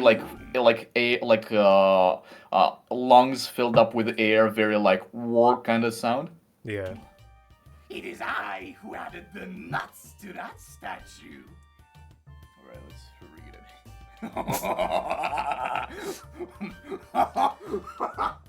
I thought that was you and VC for a second. Alright. It is I who nuts to that.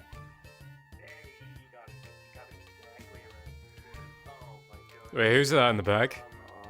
That's Ohm. Oh, right.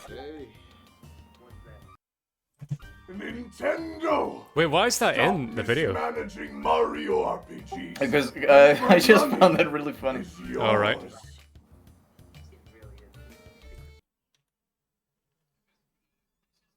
So Ohm asked you to do this, or?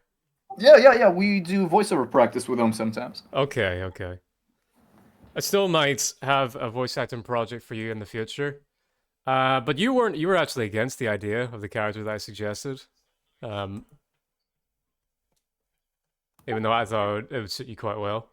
No, I remember that I wasn't against the idea. It was just something I don't usually do. That's the thing. Yeah. But I'm only what's the word? I would only be humble to do it. So yeah, I'm not against it. It's just, it was such a specific character of like, um,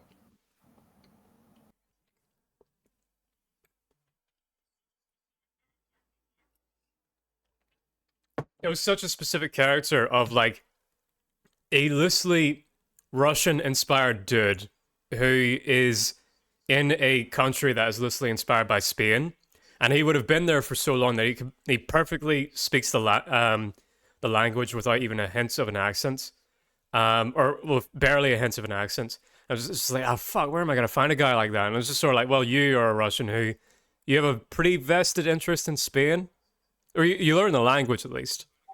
Yeah. I've learned Spanish. I haven't had that much interest in Spain, unfortunately. Yeah, yeah. Well, you haven't. You had enough interest to play the characters. Just like where else was I gonna find someone like that?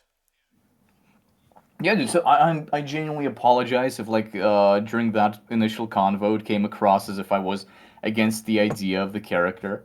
I think I just might have like been in a completely separate headspace and might have come off a bit more abrasive than I wish I would have. Yeah, yeah. To catch folks up on what I was talking about. So I never read fan fiction, but I am a very big fan of this of the Song of Ice and Fire Game of Thrones franchise, and it's very evident that the last book of the franchise or the next book of the franchise will never be made, which is unfortunate. But there is this really great fan fiction project going on right now of someone making called Preston Jacobs. He's making a his own version of how he would do a sequel to a Game of Thrones and a Song of Ice and Fire in this fan fiction. And it's very good, and I wanted to do a audio drama version of his book of his fan fiction. And in A Song of Ice and Fire, there's this character called Ario Hota, who is Norvoshi. And he's very interesting. I think he's a very underrated character. He's from Norvos, which is loosely inspired by Russia, not completely. It's like fantasy Russia, where it's a northern country in the Essos map. And it's a big religious society, and there's a lot of association with bears and bearded priests and things like that. It's Russia. It's fantasy Russia. And it was just and then he's a bodyguard, and he goes down to Dorne, which is basically Game of Thrones equivalent to Spain. And he has to MacGyver through all the political machinations there. And I thought it was a very interesting character, and I thought you'd like it would suit Az very well.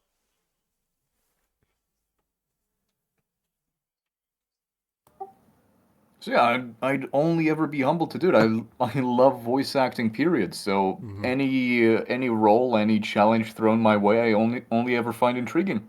Yeah, I do think it would be quite a challenge for you because it would need to be quite subtle acting where you like your big characters, you like your big larger than life voices, but obviously this is like a Game of Thrones like mature fantasy drama kind of thing. And that's also what makes it interesting because it is like yeah, that's exactly what makes it something that I wouldn't have otherwise expected or done because yeah, I usually go like very bombastic, dramatic because it's just something that's very satisfying to do. But yeah, very understated, nuanced performance is something I would only ever love to do as a challenge. So hell yeah, Yeah. I'd love to tackle that. And I understand the direction that I was kind of giving you is admittingly quite difficult because I was asking you to basically, I didn't want a big dramatic voice. I basically wanted your regular voice, but with a slightly more Russian accent because your English You speak English so well. There's not a hint of an accent in your English. Like when we first met, I genuinely thought, and anyone listening to this is probably going to think you're American. You sound like an American. No, I would never have guessed you were Russian. Oh, thank you so much. There is an occasional time where I pronounce a part of a word incorrectly, and like you can hear it like a tinge of an accent that sometimes pops through, especially if I'm like after my work shift as a tour guide. So like I've been speaking Russian nonstop for 3 hours. That's when it can pop up. But I'm genuinely very honored to hear that. What's an example of a word that really brings the accent out? Sometimes I will say an I sound instead of an E sound and vice versa. So I'll say these instead of this, or I'll say C instead of C. Right. That's very subtle. Like I've got some words, like I know for several Irish people, like the word Arthur really brings the accent out. And that's like the ultimate test if someone is actually Irish. Just get them to say Arthur. Because That is so funny because I've heard like one like dude who does voiceover and impressions, and when he was like learning and also making essentially making like a guide to, okay, this is how I kind of imitate Irish accent. He's like, I focus on how this certain character says the word Arthur every time. Yeah. I don't know why the word Arthur just brings it up. Just it's so. It's not just like an Irish accent. It's specifically Dublin Irish accent where it's all like fluffy and flowy. Like Arthur, me boy. But yeah, which is funny because like probably the most famous Arthur now is Arthur from Red Dead Redemption, and he's played by a dude from Dublin. Like Roger Clark, the voice actor, he's from Dublin. Oh, he's from Dublin. Yeah, he's and wow, he's I never constantly knew that. yeah, he's like him and John Romero are like the proper like Dublin celebrities because he's there every year for Dublin Comic Con. No, like if you ever want to see that voice actor, and even most of the Red Dead cast, like he's pretty much there every year for Dublin Comic Con because he fucking loves.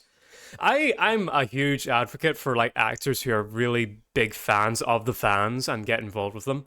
Like I love the cast of Red Dead Redemption and how much they get involved with the fans. And probably the most recent example is the actor who plays Sir Hans for Kingdom Come Deliverance is super. He's in love with the fans, man, and he's constantly interacting with them. He's doing his own streams. He just loves going to cons and meeting fans and doing all these projects with them. And I love actors like that. Oh, that's sweet. It could be another example. John Romero also lives in Dublin, and so he's like a local celebrity there. People are constantly like, and he's so chill. Where like you go up to him and it's just sort of like, I really like Doom, you know, and he's just sort of like, that's cool, man. Off the top of my head, also what is it, Donnie or Danny Trejo? Danny Trejo. Danny Trejo. He also is really loving and respectful of his audience to the point where it's become kind of a meme where he has many times said that if there's ever like a student film that needs an actor, I will be there if I can make it. And he is essentially cameoed and acted in many student films when they need an actor, including his own son. Have you ever read his book?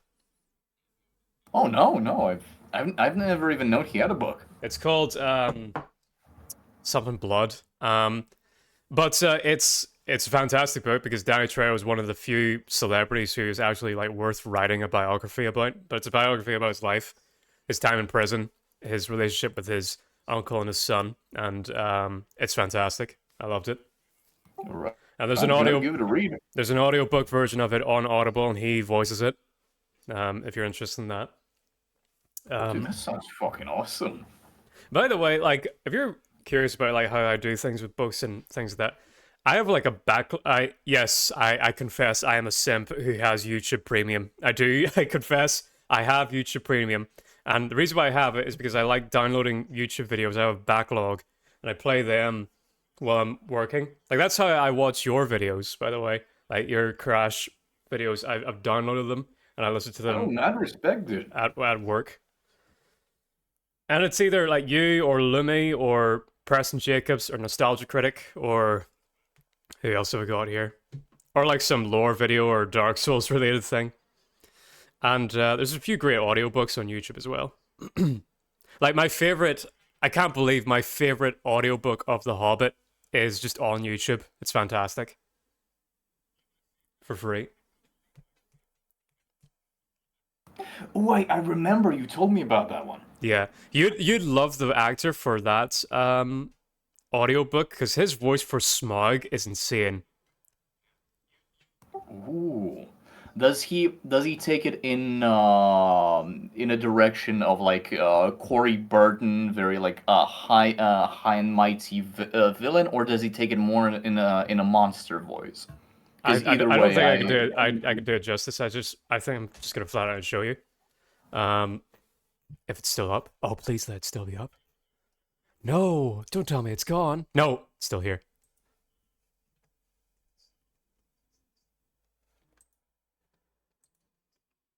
Chapter 12. Inside information. Yeah, okay. I think this is the part where he does Smaug's voice. Let me see.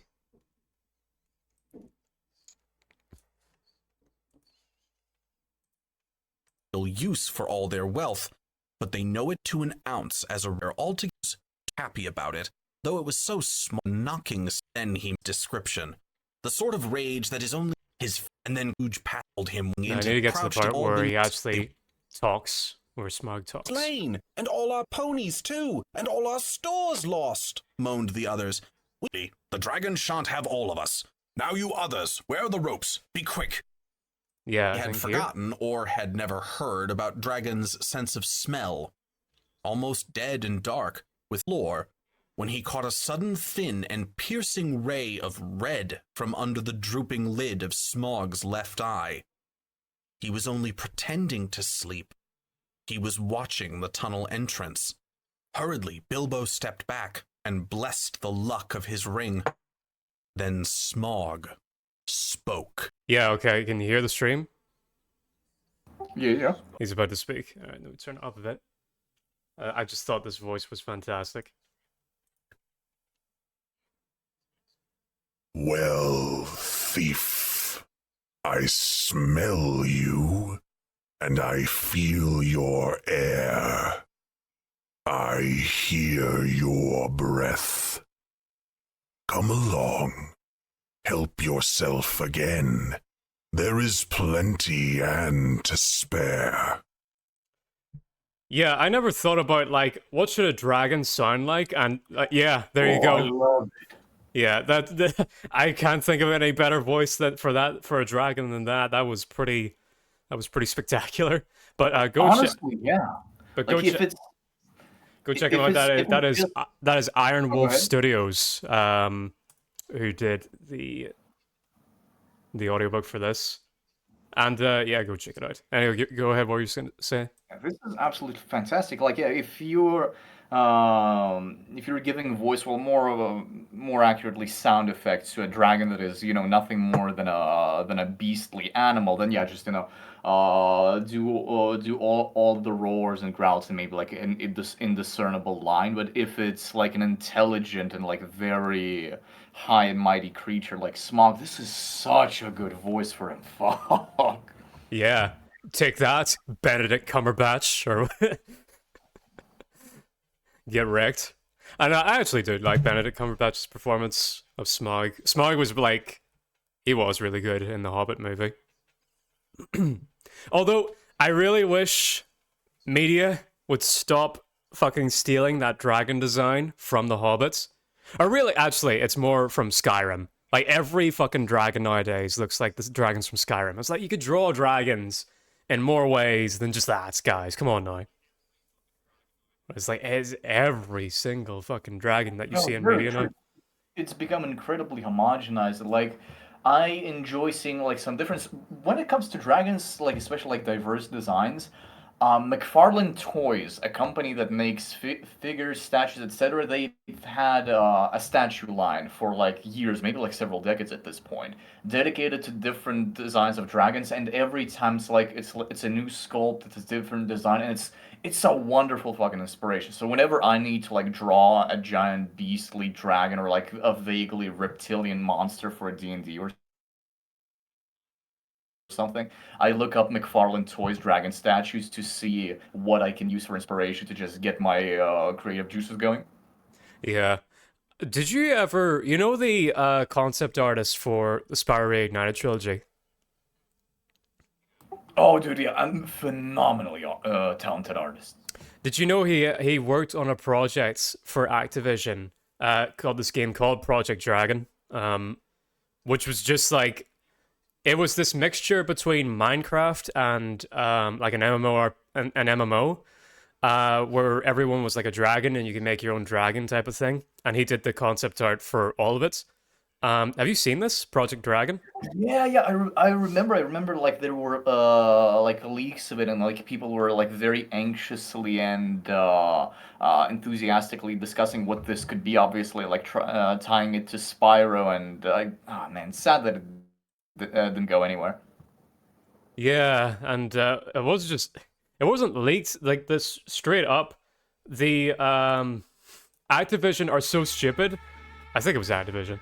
They just never got them to sign an NDA. So they were like, fuck it, we're just gonna show everyone the work that we did. That's how it happened. Yeah, no, this was from the actual people. It wasn't like leaks. This is just sort of like, well, they never made us sign an NDA, so we're going to show everyone, look at how much fucking wastage there is in the industry. Where we'll basically have the game done, and then the company will just be like, no, pull it.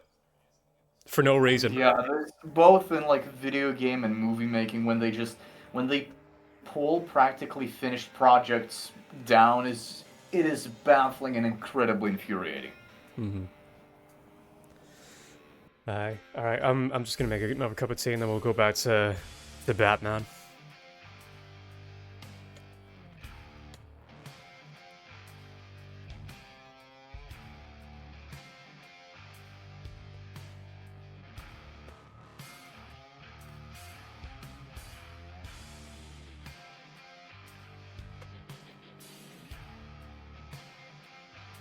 I'm really happy with the stream so far. I think there's going to be a lot of moments that we can, like, clip.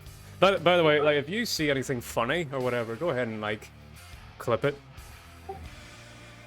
And if you include yourself, I'll, like, whenever I put them on, like, the YouTube or whatever, I'll include your channel so people know where to go to find you. Gotcha. I will try to learn how to properly clip things on Twitch. Let me see. Is it like on YouTube where you just press a button?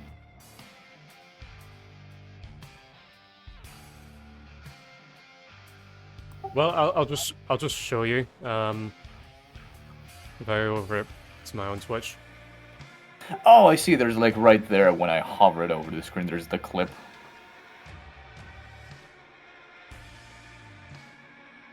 Yeah, like at the bottom of the screen. Yeah, there's a little, like, and even if you don't get like the perfect clip, I'll be able to see it, and then I'll be able to like find that moment and then clip it myself, and then like edit it in any way that it needs to be. Gotcha.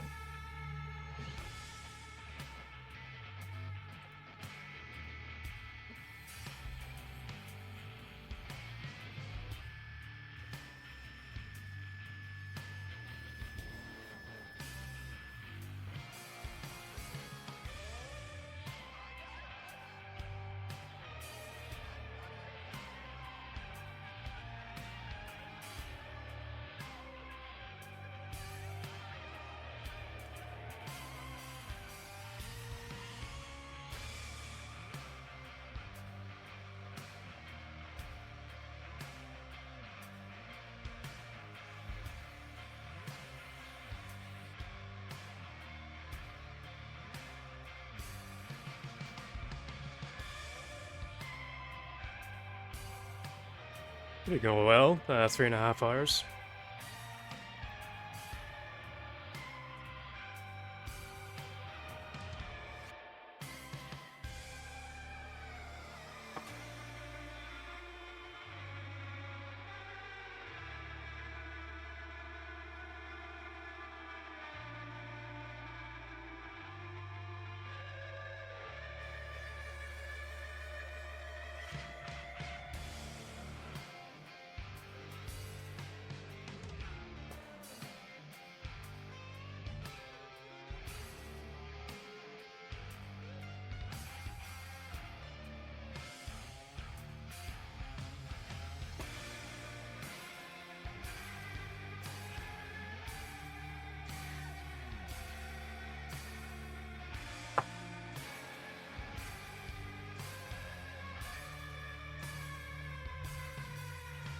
Okay.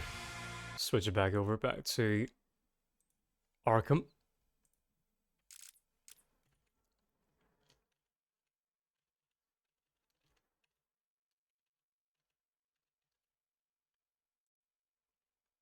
There we are.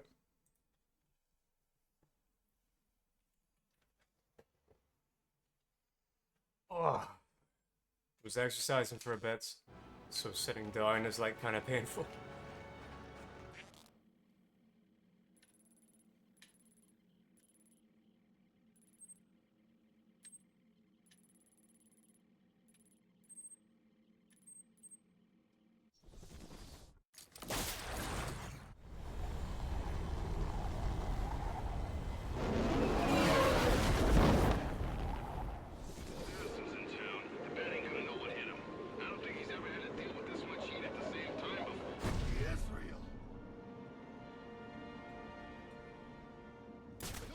The cops investigating this crime should have a relay station set up. It'll look like a mobile satellite dish, probably on a rooftop. Alright, time to meet, Commissioner.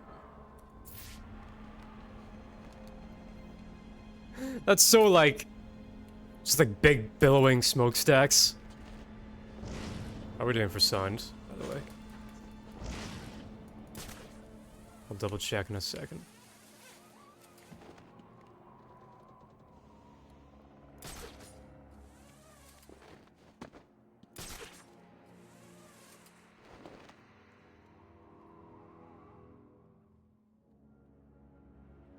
Everything be heard fine? Oh, dude, you're going Yeah, to alright. We're good. to the police precinct, right?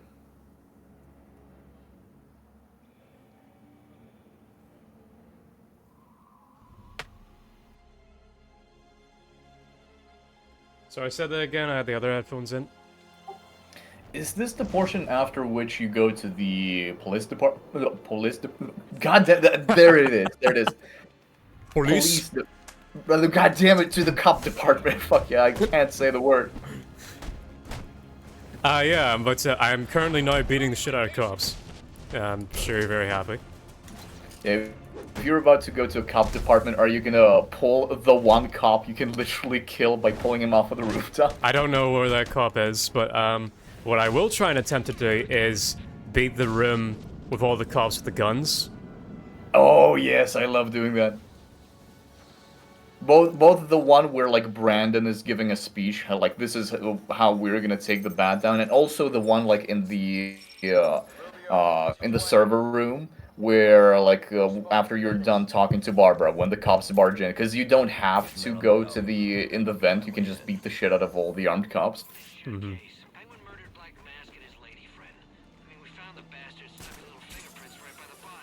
Yeah, we got Penguin now. Like to see the squirm out of this one. Who's attacking us?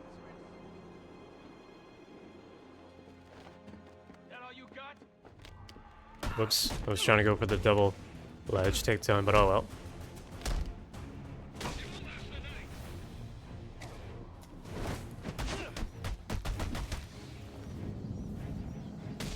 Another cock shot.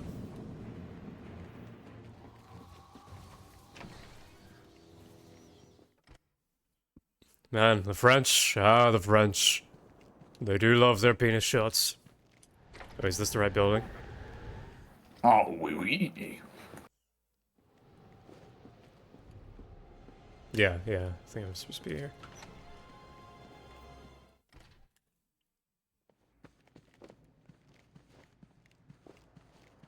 Oh! Game's telling me where to go again.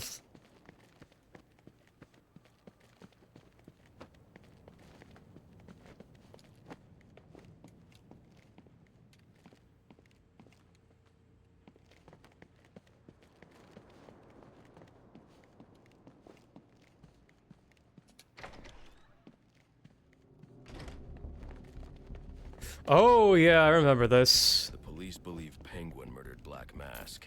But why would he send me here if he was the killer? It doesn't add up.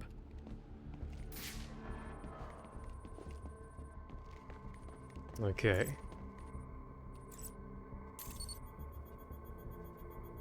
This crime took place days ago.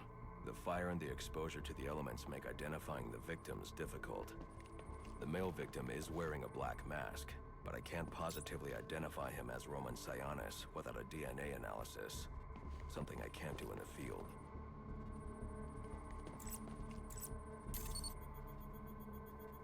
Oh wow, that's morbid. Identify the female victim based on her fingerprints. Tiffany Ambrose, Roman Sionis' girlfriend. Or one of them at least. She was no angel, long list of priors, but nothing to indicate she was the target here. Damn, Bruce. Real judgmental. Fire spread as a result of a Molotov cocktail thrown into the room. It may have been intended to destroy evidence.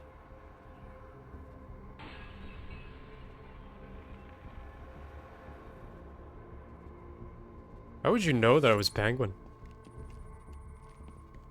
Because the cops were already discussing the fact that the Penguin's not gonna get out of this one.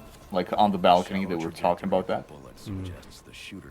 That he is the suspect. Because he even left fingerprints here. Is like, what the cops said is, like, there's no way Penguin's gonna squirm out of this one. With him leaving fingerprints and whatnot. This bullet was fired from a revolver. Ballistics analysis indicates a low angle of trajectory. The shooter could have been someone of Penguin's height. But the pattern in the gunpowder residue suggests the bullet was actually fired by someone lying on the ground. These fingerprints are a match for the Penguin, but they're on top of the soot from the fire. The cops were right. Penguin was in the room, but these prints prove he was here after the murders were committed. If he didn't kill Black Mask, who did? The only thing I know for certain is that Tiffany's shooter was lying on the floor. But why? These white streaks are shoe polish. Whoever shot Tiffany was being dragged along the floor. Besides the victims, there were two other people in the room. Tiffany's shooter, and whoever was dragging the shooter.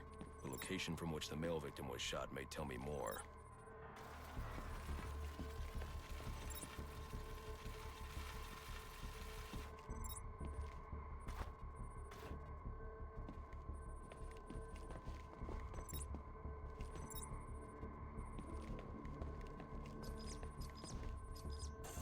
DNA here doesn't belong to either of the victims. Whose is it? The fight broke out when someone startled the shooter. It's not clear who won the fight. It could have been either one of them. I should review the evidence to see if I can learn anything more about either the intruder or the shooter.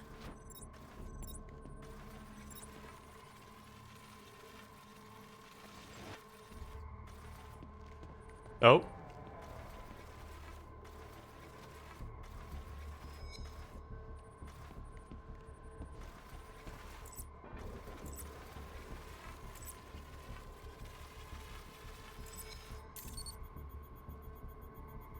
Fabric analysis indicates the intruder was wearing a white suit or sport jacket.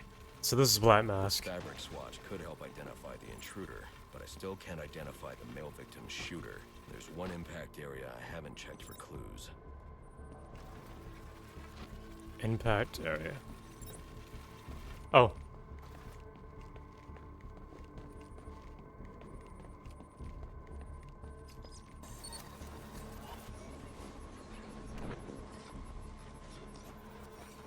This DNA is from the female victim. The level of oxidation suggests it's been here for several days. If I review the evidence, I may be able to find out what she was doing when she was attacked.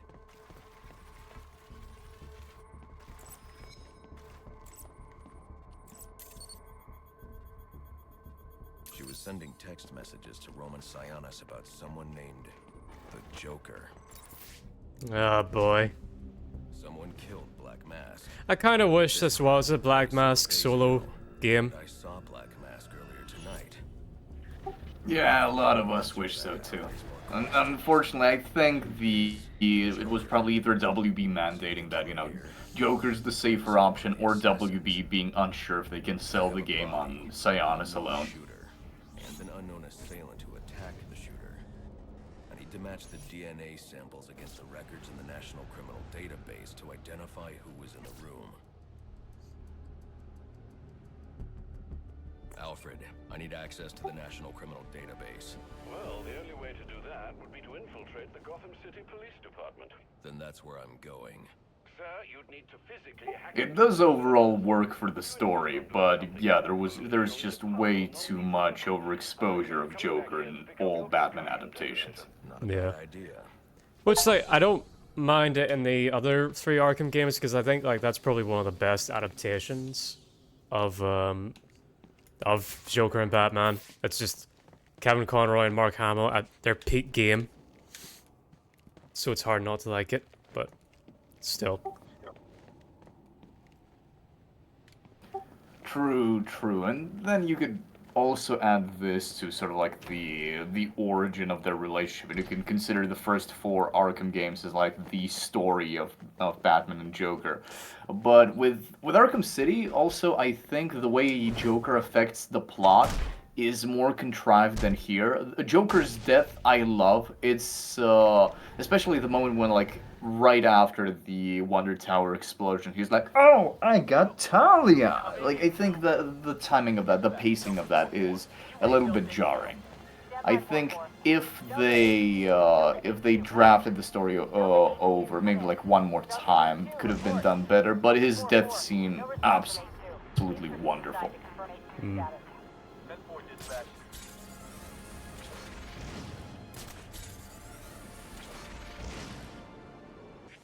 Is this another? I fucking hate going back and forth on this bridge. Oh no, wait. Oh no, I need to go to the Batcave first. Quick bist. Oh, God damn it! Like, there it is. There it is. There it is. I said bisty instead of beastie. Like, that's what I'm talking about. It's those Ruski genes. They're coming out of me.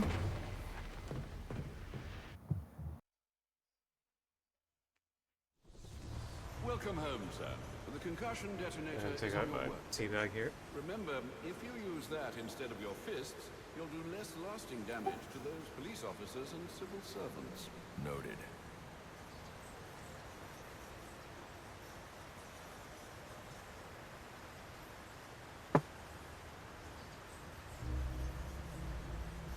Finish making my tea while Bruce aura farms. You ever heard that term now, aura farming? No. It's a new brain rot word. Oh man, that's where you get the concussion detonator. Man, the most useless gadget in all of Arkham history. A textbook move a child could I think I've forgotten what it actually does. Essentially, you throw a wee little ball that connects to a person, it explodes, and they're like stunned and like mindlessly throwing hands all around. It does nothing. It doesn't even damage people. Alright. Like, it's such a terrible replacement for the remote electric charge, because the wreck is so good.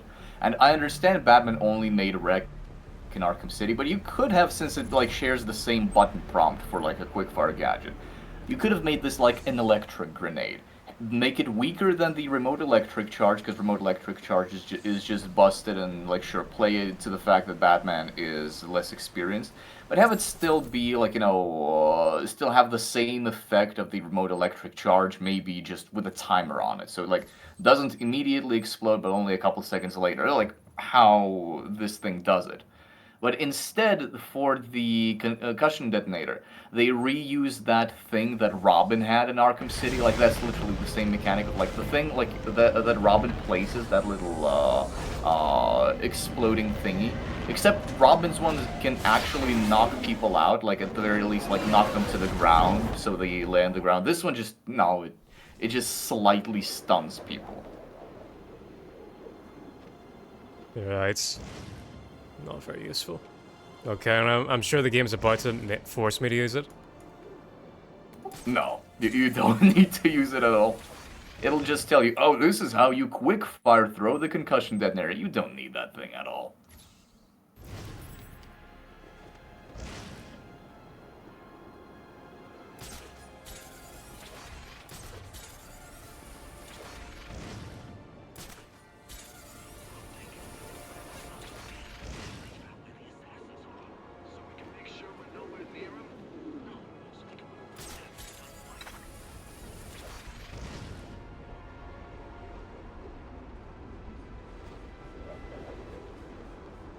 Berlin. Oh yeah, I mentioned earlier that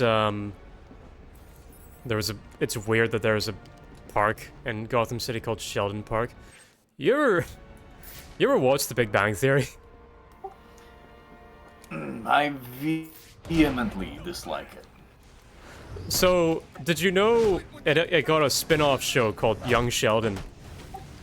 Yeah, I've seen a few clips of it, and surprisingly enough, it seems well, it's still not my type of thing. From the few clips I've seen of it, it does seem to be a far better TV show than Big Bang Theory.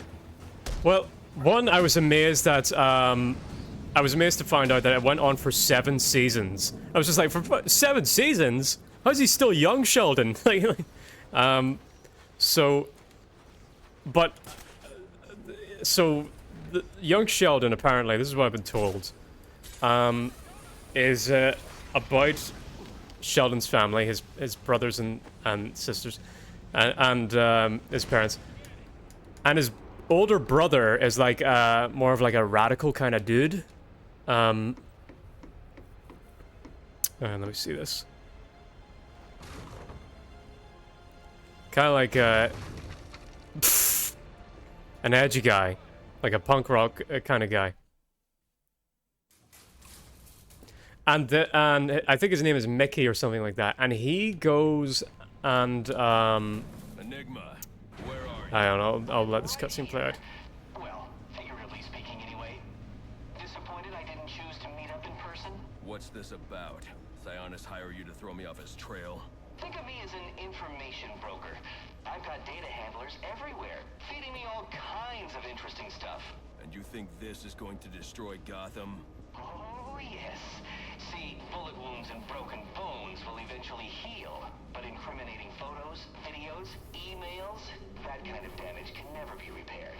Tomorrow morning, when I release everything I've got, the city's going to collapse.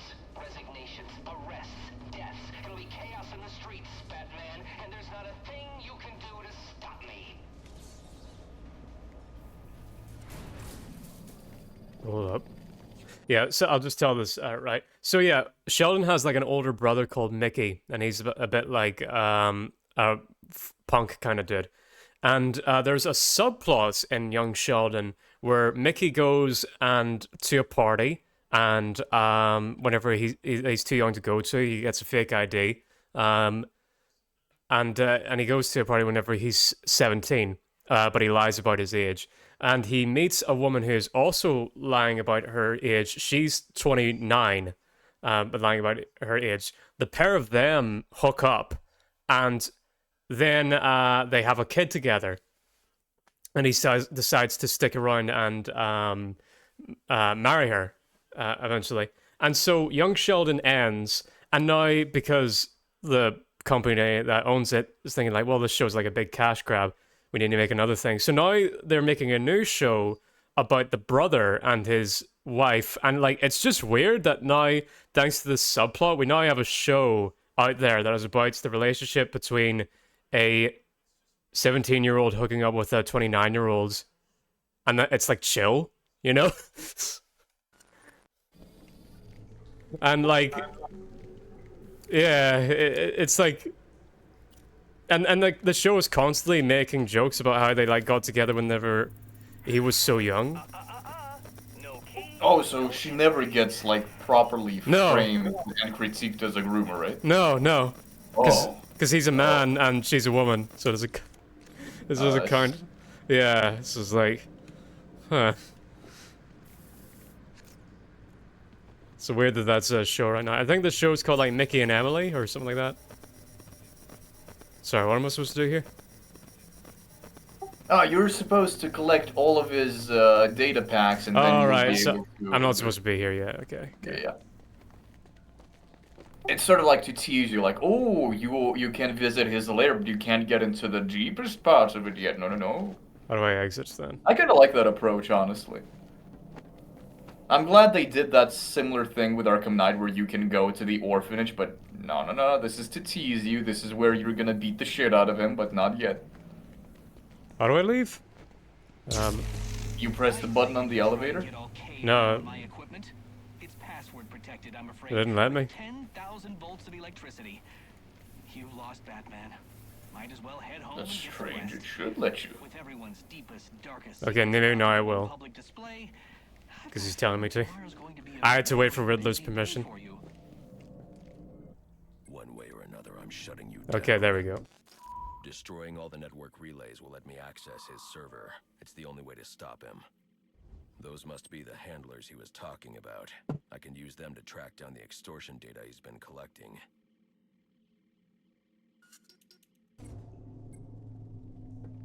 Okay, I got that now.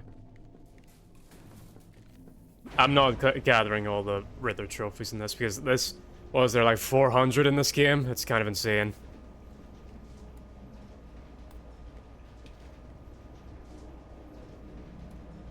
I just want to tick off the side quests as I came across them.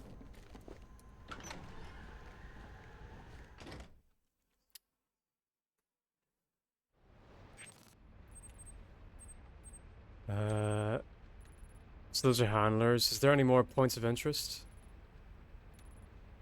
No. Oh shit, I forgot that my microphone was pushed aside. So yeah, there is 200 of the data packs, aka, you know, this game's Riddler trophies.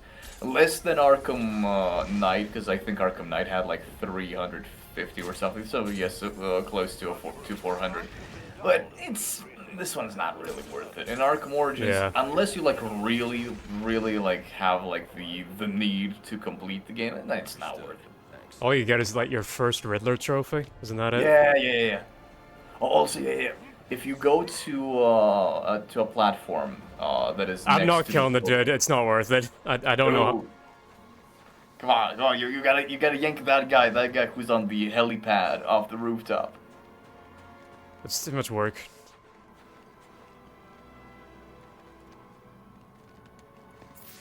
Do I need to? Yeah, I need to glide.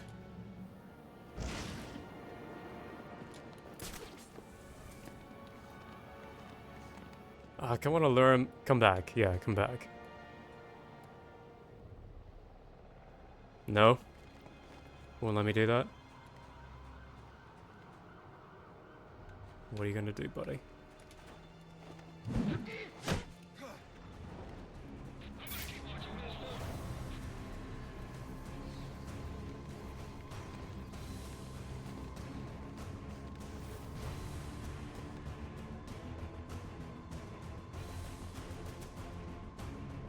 One of yous get closer. Damn it! Start a grid search on my position.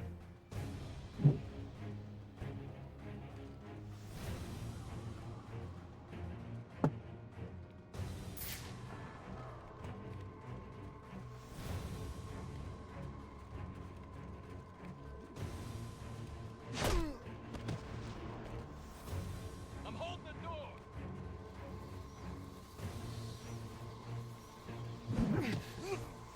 Hey!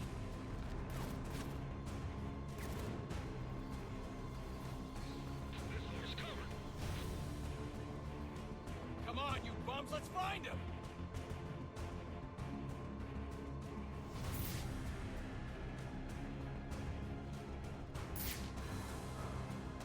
It's one of our guys! That's our guy!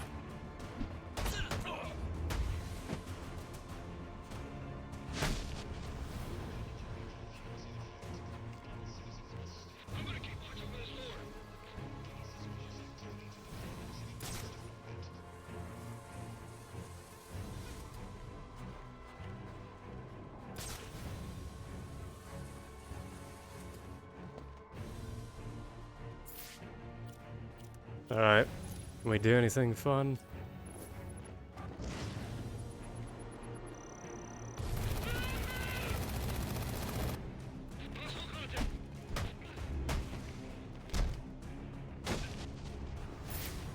Oh, is there more?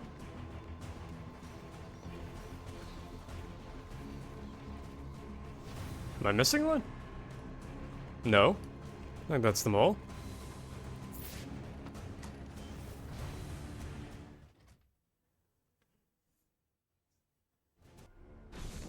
What the fuck? Okay, right. Fine. Whatever. Apparently I missed the guard, but I got no clue where he was.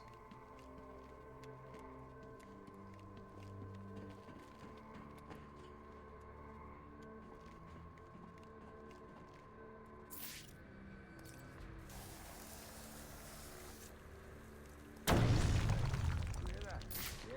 probably another water pipe bursting. Love to go take a look, but, you know, my shift's over. Loeb understood. This won't be easy, but if I'm going to access the National Criminal Database and find out what happened at Lacey Towers, I need to find the server room without being discovered.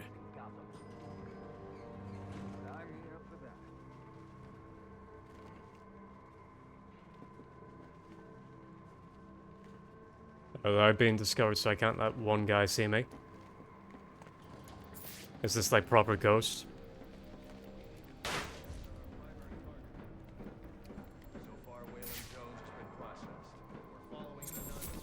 Hey, there's Whelan. Yeah, well, they were supposed to. Must you be so brutal, sir? These are city employees. They're as corrupt as they come, and I wish you'd think twice about that approach, sir. You never know when you might be. Shut up, Alfred. They're all corrupt. Your objective is the GCPD server room. I've marked it on your map.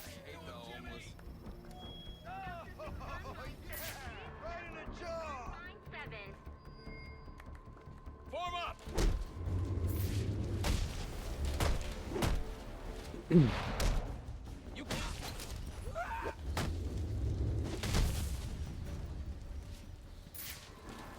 told you already. What I saw is what I saw. What are you on? I done been clean 3 days.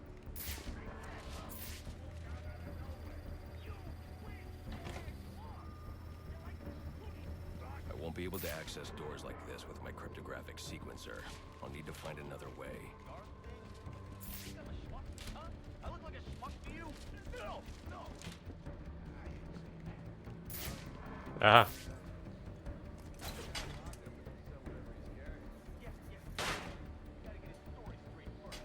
Cheap viewers on stream mode. Okay, deleting you.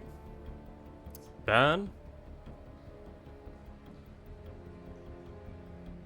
And delete. This is actually they're damn bots. Spam bots, yep.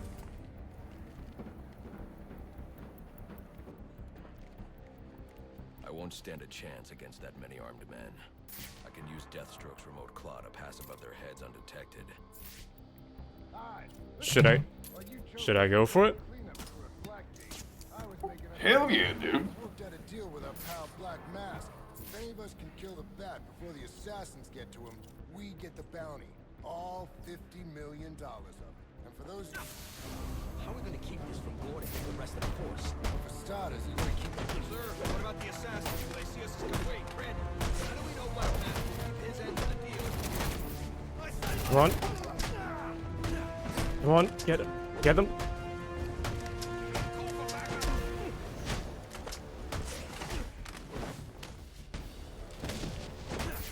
We make the law in this town. Ah. These streets are up.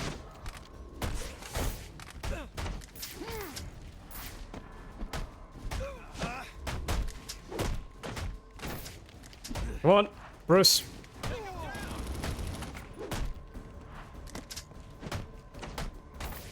Damn it.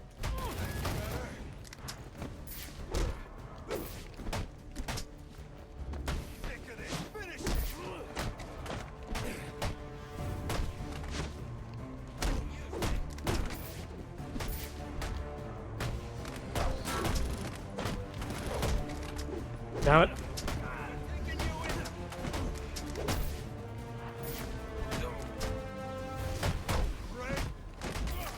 Damn. Fuck. Right, I need to get combo up and going. Alright, try that again. Not much to look at from up close. I'm assuming you don't have the multi-combo takedown, right? No. You must get that later on in the game. Because I've been upgrading nothing but combat, but still haven't got it.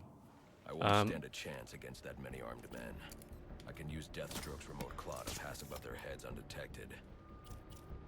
Alright, listen up. While you jokers were playing cleanup crew at Also, advice: put some explosive gel on the doorway with the ladder, like where not the ladder, the steps, the steps where the steps are. Some explosive gel here, because more armed guards will come here, and the moment they come in, you can just quickly detonate it, so they don't shoot you, so they don't break your combo. No, I'm not very good at like using explosive gel on the floor. Gotcha. Sir,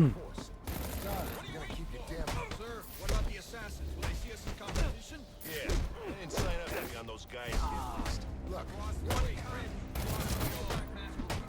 Come on. They're still having this conversation while I'm beating the shit out of them, which is funny.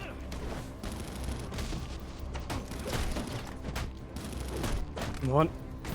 That.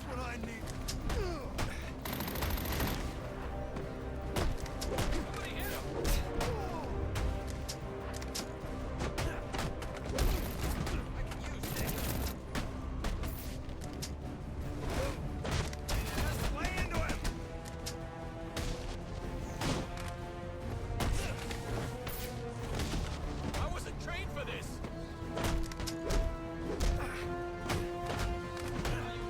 There should be an achievement for doing this. Oh, I absolutely agree. For this and for beating all the armed cops in the server room, they really should have planned an achievement for that. I guess they genuinely thought no player would try this, which is like, hi. How could you not I think it? doubt that, because I think I've heard some dev interviews that they did think of that, or at the very least they expected people to do that after the game launched. I'm not sure. Can you add trophies after the game's launch? Yeah. Maybe they thought it'd be too hard for a trophy. looks like justice has finally been served, fellas. Now, 'Cause it is difficult. to see what's under that mask.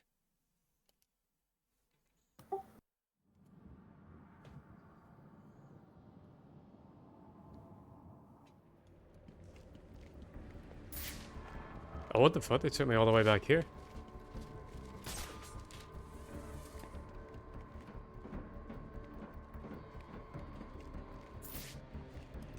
Oh, no, wait, this is the right.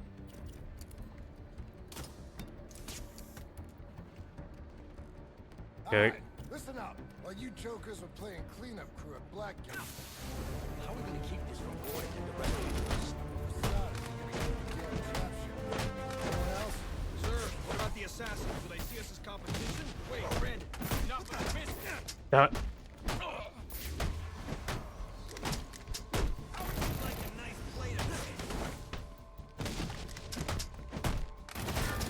Fuck, come on. Damn it.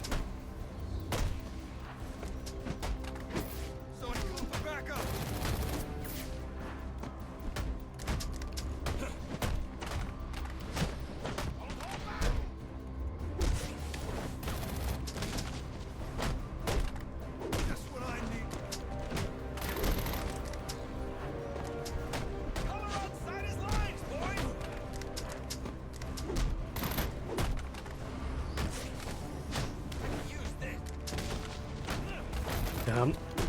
Go. Dot.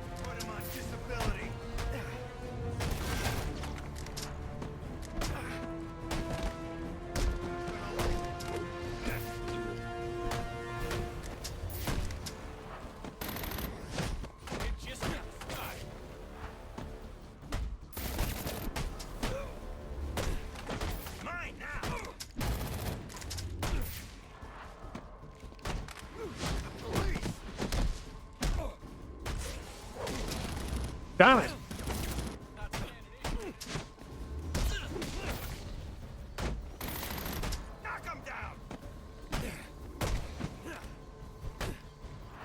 Losing my combo.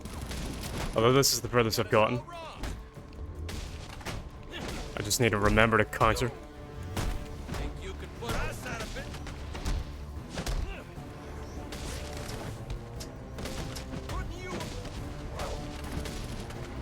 Okay, good.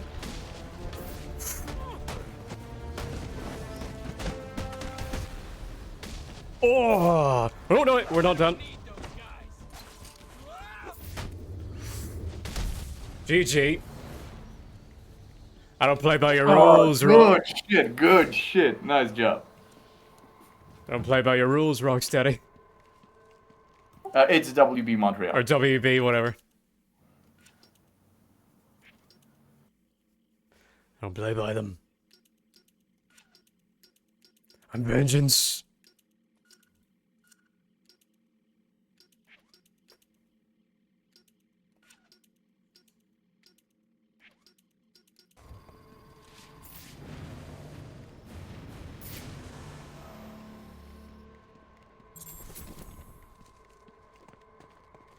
So was Brandon amongst that crowd? Yes, yes. Nice. You beat up Brandon. He will also be among the group that breaks into the server rooms to have a second chance to beat the shit out of him. Hmm. Oh, wait, I was supposed to go down here. No, no, no. Yeah, yeah. I'm supposed to. Oh shit, that's right. There's a delay. There's a delay in stream because when I heard you say that you were going up the zip line again. There we go.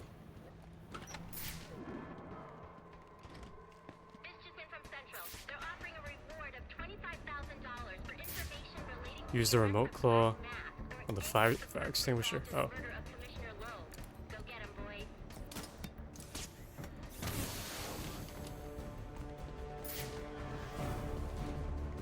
I got no visual.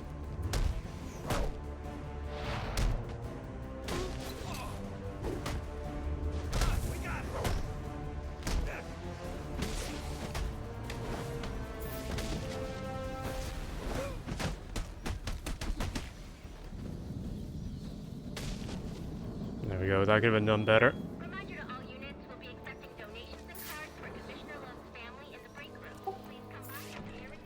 Aww. Commissioner Loeb had a family. Of yours do. Little bit of this. Commissioner Loeb bread. Mostly though, it does a whole lot of nothing. Not you again.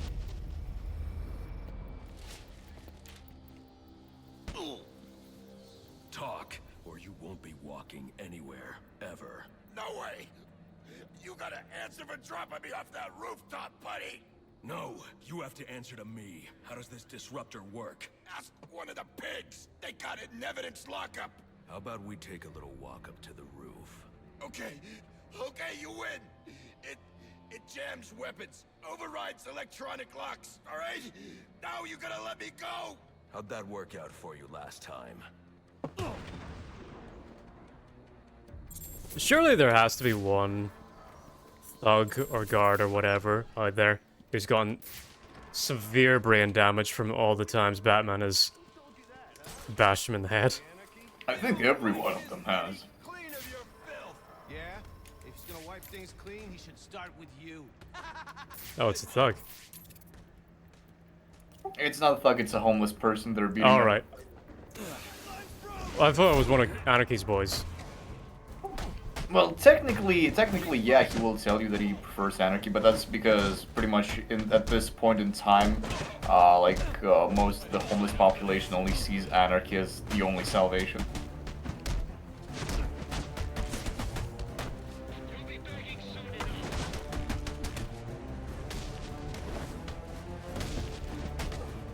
That takedown is so brutal. The over the shoulder one. Respect the badge. Respect this. Whatever happens, this ain't over. Priority 1 alert. All personnel be advised. 211's reported on the ground. 622 on the premises. Repeat, priority 1 alert. Get yourself to a shelter. You kidding? That's where they round us up. You don't get it. Anarchy gets it, but you don't get it. Alright. So in my head canon, this guy came in looking for anarchy.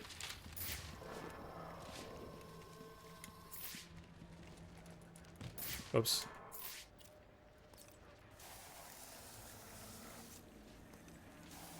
Oops.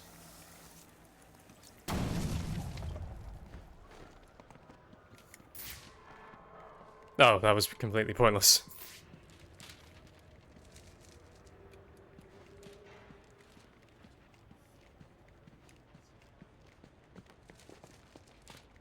Oh no, wait, I was right. No, no. That is what I was supposed to do. I don't give this bastard what he wants. He'll send the tape.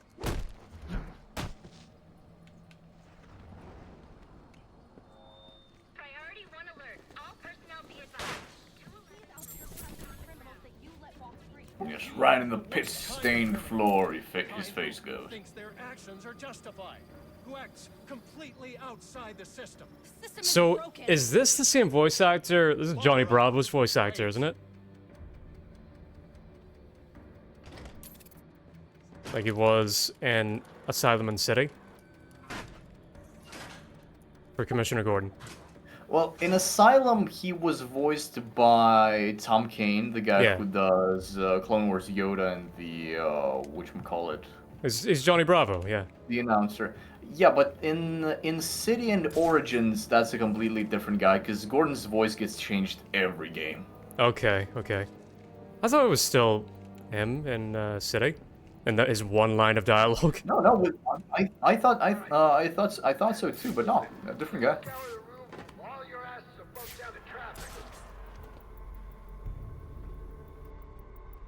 You can't enforce the law without the threat of force, or even better, the use of force.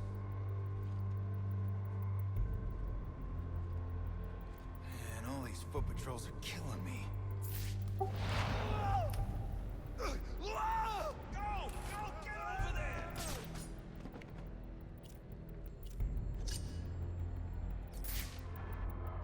Wait for them to come by.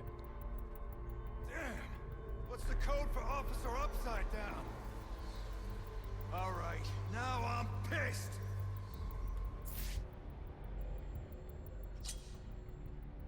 Nope. Gonna have to double up on the ambulance. This guy's And also as for Tom Kane, like it's genuinely unfair that like whatever sickness or something that he's got. Oh yeah, he's got like Alzheimer's or something like that. What'd you say? It was an Alzheimer's he's got. Oh no, I thought he had some sort of like either nerve or throat damage. Hold on, let me research that. Gonna track this prowler's ass down.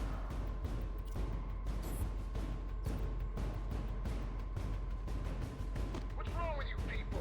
He keeps picking you off and you keep screwing around.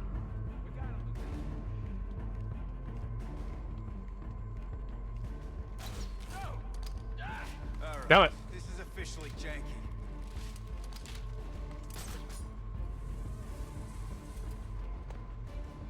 Whatever. Must be seeing things. Oh fuck, I was right. It's nerve damage. He suffered a stroke and he can no longer properly control his vocal muscles. Aw. That's sad. What the hell's this guy made of?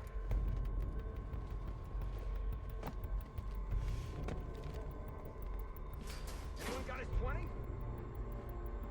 Damn it. Oh wait, this guy's about to come round. Watch your back, man. Don't let that bastard get the drop on you. Yes, sir. Is there a phone ringing? He's waiting us out. Keep up the search.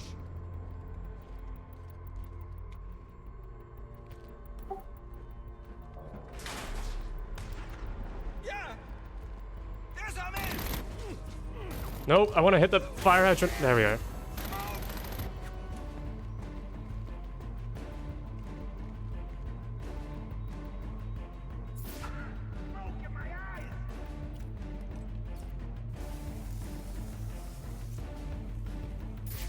The only way you're leaving here is in a body bag.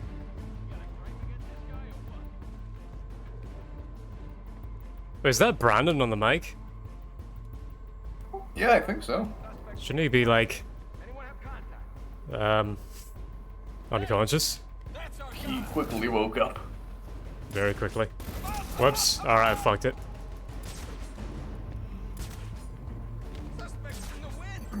Moment or unseen. Oh. Officer down! Go! That's what he's doing. Those outcrops, shoot him down! Let's him down to earth.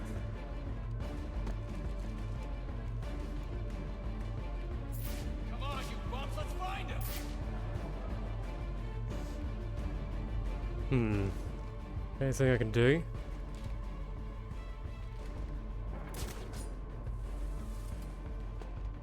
You can use the remote claw to tether them to gargoyles. What are you trying to do, arrest me? Back off! Thought you might need some help. I want to see if I can connect a fire hydrant to one of them.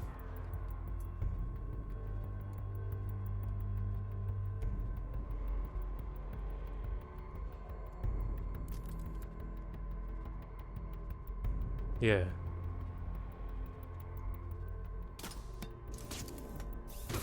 Oh, cover your mouth! Whoops. Anybody else think that wasn't an accident? Taking us down one at a time. Also, those like propane tanks, you can tether them to people for an instant knockout. Alright, I just did, yeah. As soon as you said that. Oh yeah, I see. And the Twitch delay ain't doing me no favors. Yep. Over here! Help!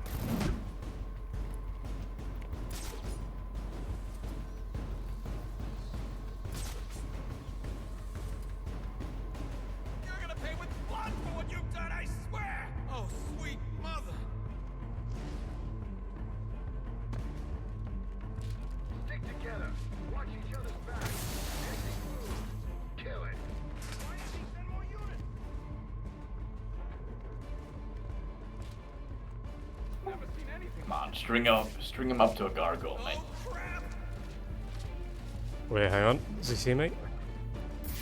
I don't think so. Not yet. Oh, not yet. Hang on. Come on, show yourself! Gotta thank you for walking right into the precinct, Batman. I'm already counting my money. Doesn't he know what we're up against? I'm gonna freaking kill you, you hear me? Where's our damn backup? You like the darkness? We got a deep, dark cell for you, you bastard! Stop screwing around and find the bat. Why doesn't he come down here and help? No, he's too far away. You think this Ah, nah, you used up the charges. That's why. Okay, alright. You're gonna pay with blood for what you've done, I swear! Never seen anything like this before. Can I get him, like... I got a nice slab laid out for you in the Fine, floor, I'll just do it. Batman. You're gonna love The it. old-fashioned way. What? You!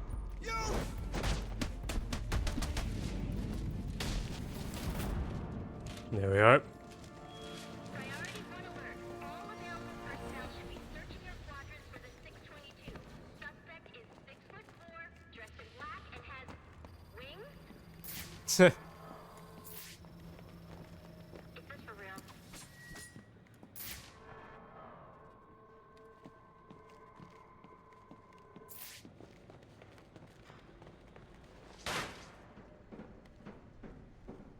Right, where am I going? Forgotten. Is it just here? I keep hearing a phone. Should I be like looking for that? No.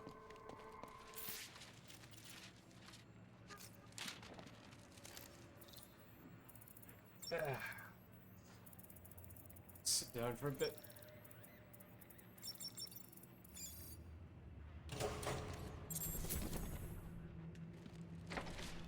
Shouldn't you be searching your quadrant? I'll leave that for the boys in SWAT. Why's that? Ain't you heard? Brandon made a deal with Black Mask. They're trying to kill the Bat and collect the bounty. You gotta be kidding me.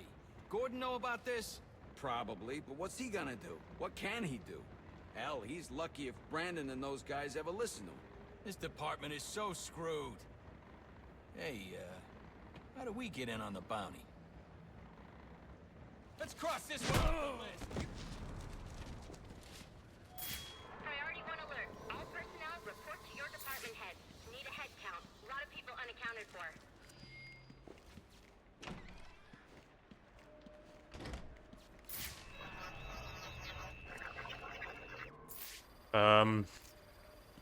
Hmm.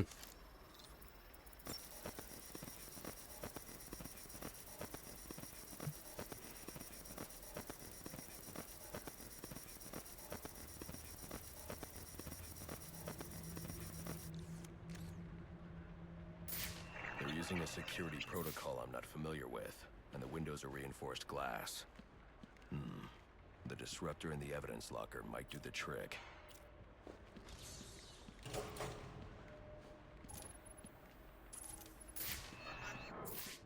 The disruptor in the evidence locker. What does that mean? Just like...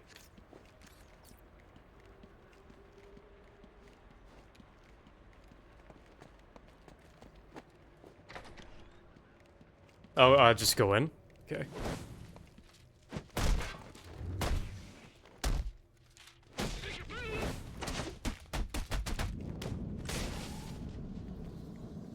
Alfred, I can't access the evidence locker. I need an alternate route. The evidence locker, sir? Well, according to these schematics, it adjoins an old elevator shaft which you can access via the infirmary. You should be able to break in from there. I've added it to your map.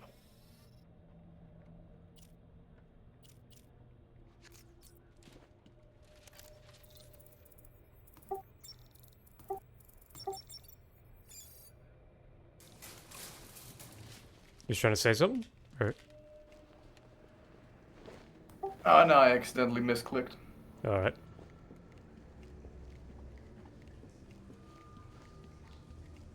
All personnel, reports of our 622 on lower levels. Need security in those areas immediately.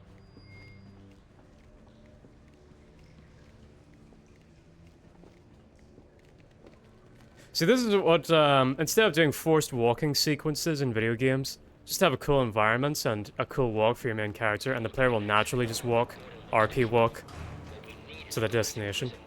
You want a riot? Let me out. Easy, Tiger. Good point. He's got a point. Let this lunatic loose. It'll be freaking pandemonium in here. I said, let me out.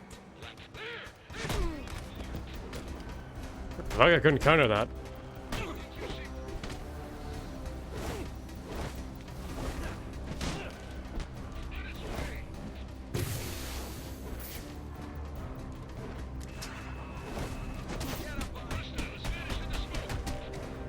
Damn it.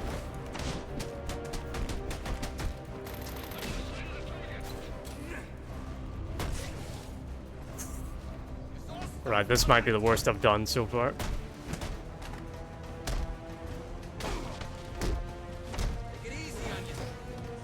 What? Come on. Sugar. Man, this is embarrassing. Alright, this might be the worst fight I've done.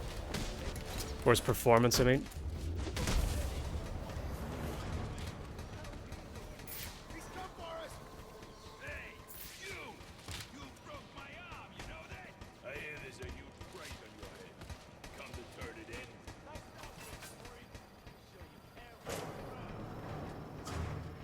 Do you think Thomas and Martha Wayne would be proud of everything Bruce has done? They better be. Good, you've made it to the infirmary. Now look for an entrance. Is there a story about that? That will take you to the evidence locker. Got it. Well, the closest I can think of is the Flashpoint universe. Thomas interacting with mainline Batman in a few recent stories, and he's kind of a prick. He's kind of like, oh man, son, I'm very disappointed that you decided to be Batman. I don't want you to be Batman anymore. I want you to be happy.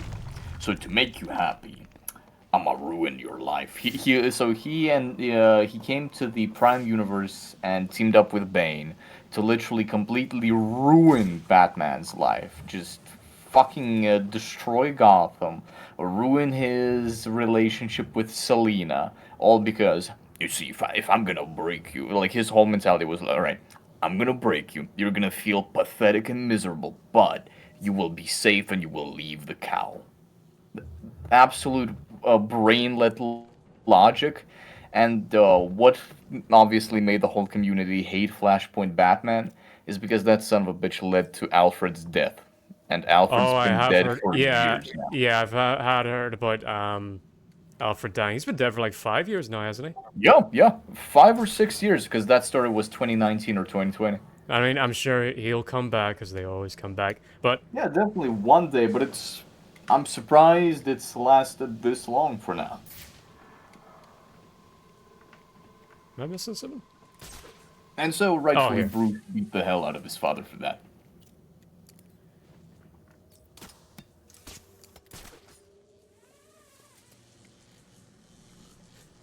Yeah, that's kind of lame. I'd much prefer. You've seen Avengers Endgame, right? Yeah. I much prefer the interaction between Tony and his dad. No, that was really wholesome. Mm. Oh, there. I threw a batarang at him. It was a big batarang. Whoops.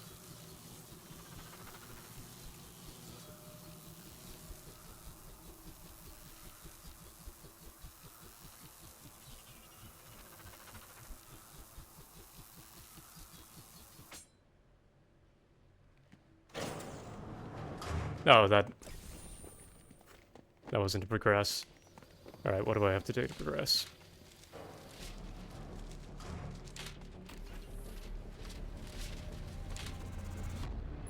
Now I should be able to bypass the security on the server room door. I've forgotten this item.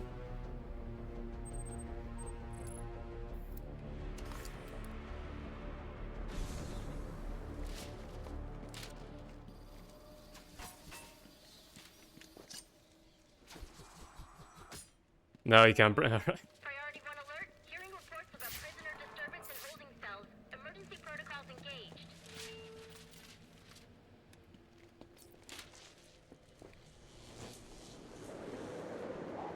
Oh, I like how it automatically has you in a dive. Priority 1. Riot in the holding cells confirmed. Emergency protocols are in. There we go. I really like this police station dungeon. The disruptor should allow me to get past this gate. They're gonna let us out, but we'll make our own way out. Yeah. How about that? This ain't such a bad Christmas after all. Lock and key. Locked down.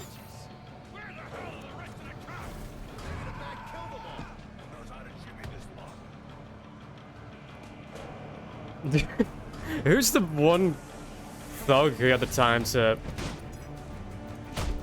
string up that one police officer? Damn it. Whoever he is, an absolute artist.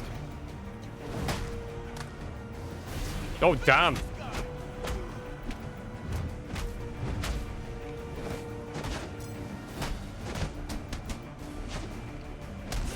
Wait. Get off the screen.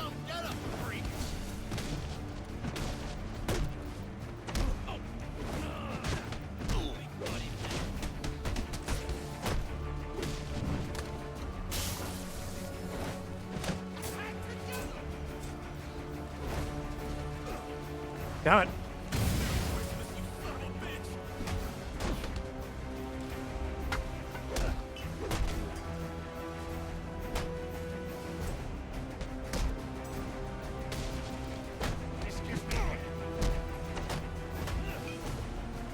Shit.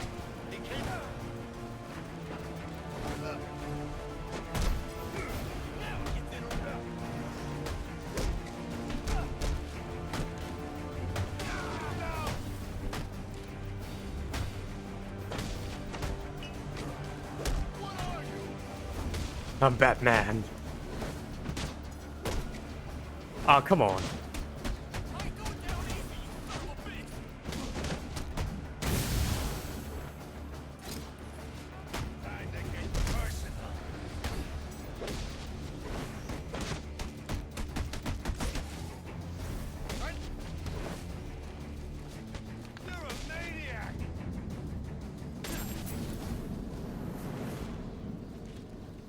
Mixed weapon grip expert. You okay?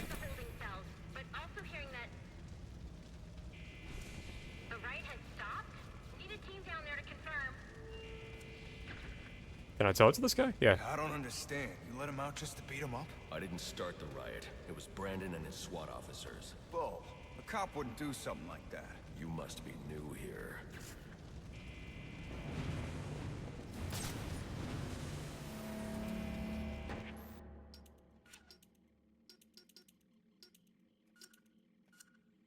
There we go. Okay, what does this do? Special combo, multi... oh, there it is, the multi-grind takedown. But doesn't that ruin your XP score? Which one? The multi-grind takedown. Yeah, it kind of does. It's useful when you're in a bind. For example, like the fighting a bunch of armed people hand to hand. I got a pulse. All right, call it in. Let's get him to Gotham General. Plus, it's fun to spruce things up sometimes. Yeah. My favorite combo from the Arkham games, and I'm really sad that it was removed from Arkham Knight, is the I'm not sure what the Bat combo Swarm? is in, like yeah, the Bat Swarm, I was just about to say X plus a square, but I'm not sure what it is on other controller setups. So yeah, the Bat Swarm is just so good.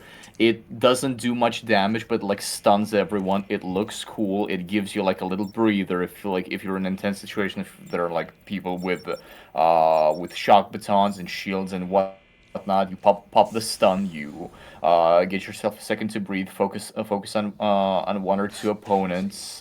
Get your combo going, and it does do a little bit of damage. So if you do a few of these swarms, you can take down people that would have needed an extra hit or two. Yeah. Barbara's a fucking nerd. Phone box. You're bypassing the network security. But you'll need to physically bridge the intranet to the external telecom wires if you want to uplink remotely. Glasses emoji. Didn't ask. Knowledge could get a young girl into a lot of trouble. They run under the building. What does? The telecom wires. You can access them through the sewers. Wait. Why do you do what you do? Because I made a promise. Oh, I've heard so many edits with that line. Have you seen the edit?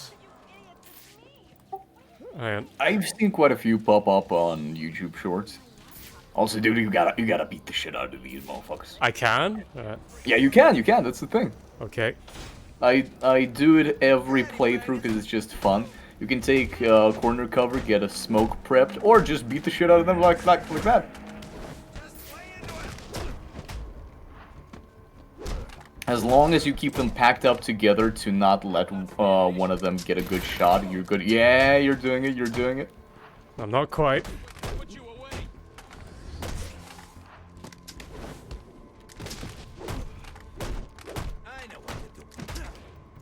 I love how Brendan's just standing there aiming at the vent. Brendan's a special boy. Oh, yes, yeah.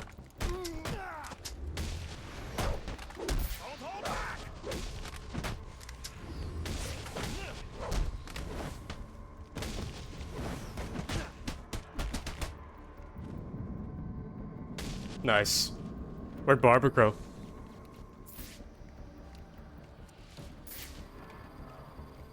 Wait, is Barbara... Oh! There's an invisible wall! Oh! I don't know about this. Okay. You get a lot of XP for that, why wouldn't I do that?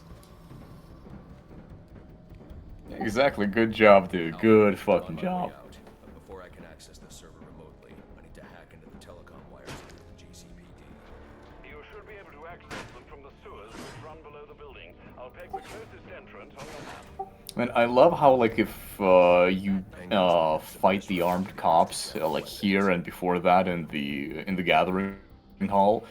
Technically, throughout this game, get 4 opportunities to beat the hell out of Brandon. So these 2 times, then when you're next to the elevator with Gordon, and the 4th time when you're on the bridge trying to deal with Firefly.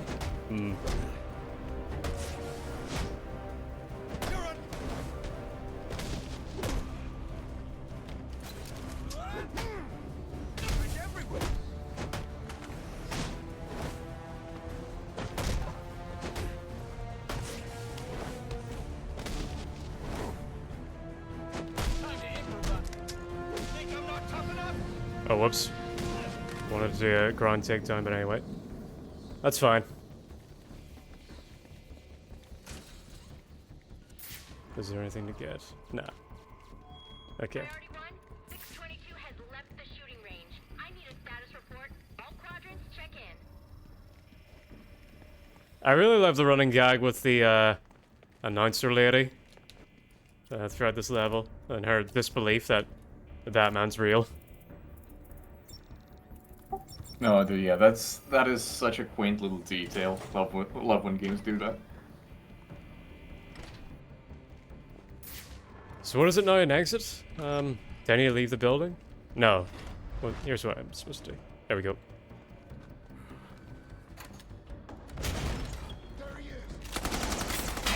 There he is, he didn't even see me.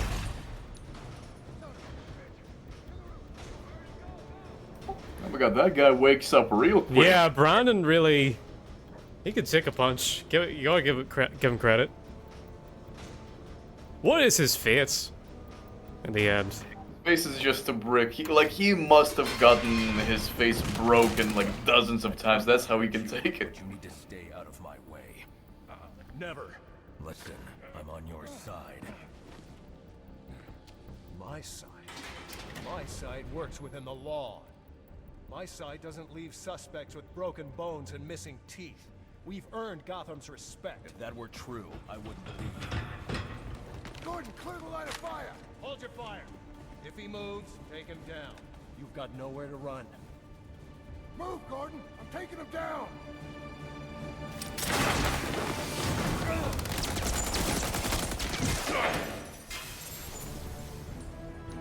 And we get to beat Brandon again.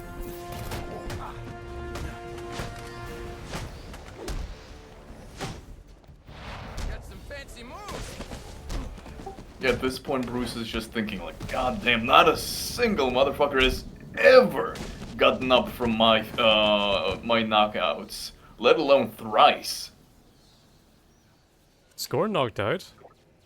Yeah, yeah, you pushed him so hard he's out cold. Okay. Like, nah, that is like the 2 diametric opposites. Like, Brandon will get knocked out by you like dozens of times and keep on going. You give Gordon a love tap and he's out cold for the night. Those sewer tunnels lead directly under the GCPD. Good work, Alfred. Oh, and, sir, do try to keep out of the muck down there. Remember who has to be in the suit.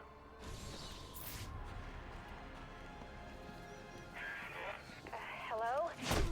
Hello, Batman? It's Barbara. Sorry for hacking into your comms, but I need a favor. Some evidence crates have gone missing. Army-grade stuff, and no one here is doing anything about it. So I'm sending you their GPS location information. Use your weapon disruptor on any crates you find. It'll fry their circuits and render the stuff useless.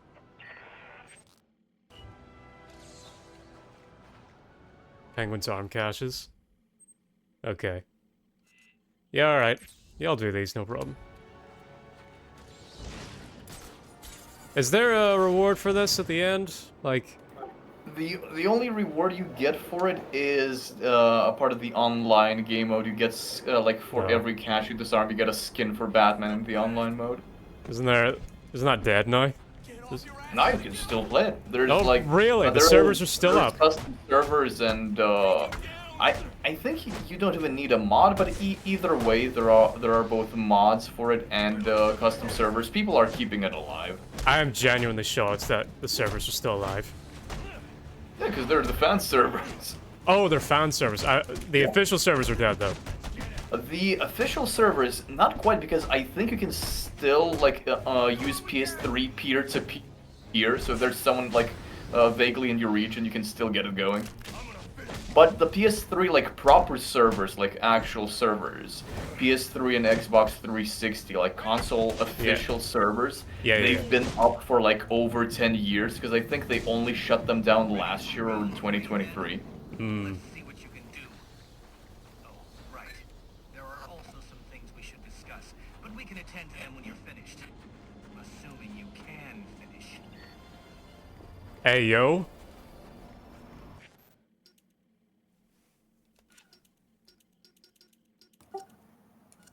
You gotta find another way in, Batman.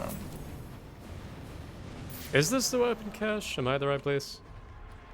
No, you were at the GCR. Unless the weapons cache is behind it. Yeah, it is.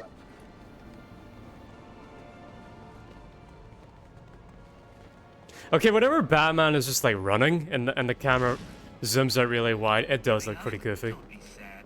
Your mind's just not built for this sort of thing. Ah, there's that crate.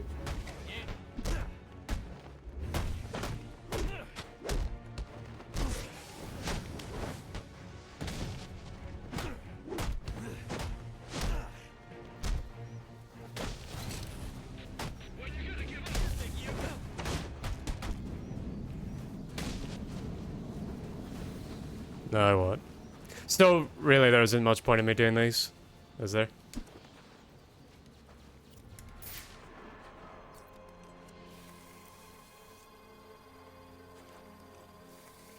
Is that what I'm supposed to do? Use explosive gel? No?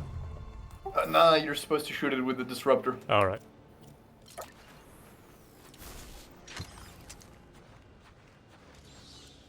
Anyway, if that's the case, I'll not bother with that. I'm mainly just looking to do the interesting side missions. Yeah, this one's not really worth it. Okay. Alright. We'll just go back to regular story stuff.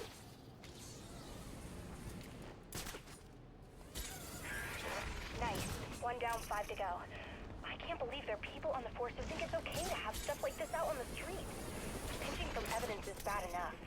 But selling weapons? SWAT's supposed to be the good guys.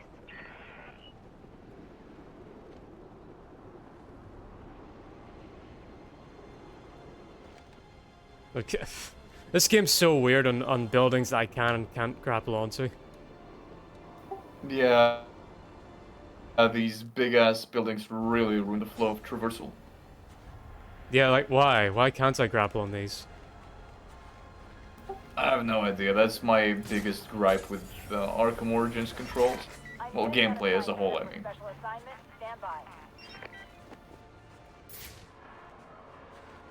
And why can't I leap over this?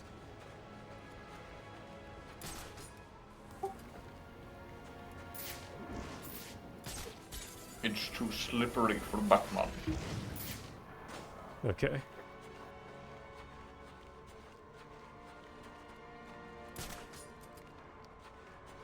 No, I wanted to hang off the ledge, climb down.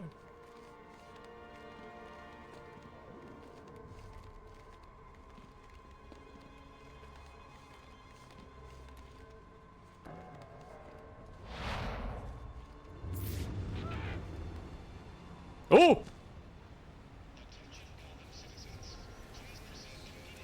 Did you see that? Yeah, that's fucking sick. Oh! I just took out a pair of ghosts.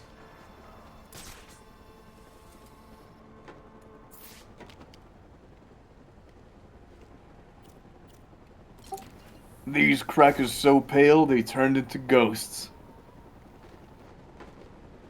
Hey, you might not be able to say cracker on... Oh, seriously? On yeah, that's how his sound got banned, remember? Oh! Oh my goodness. That's dumb. Weapons jammed. Yeah, I don't like his sound, but, you know, he shouldn't have been banned for that. Whoa, he went sliding. Easy, Bruce.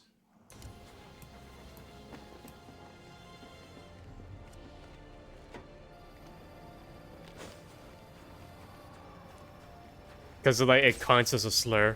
You can't say slurs on Twitch.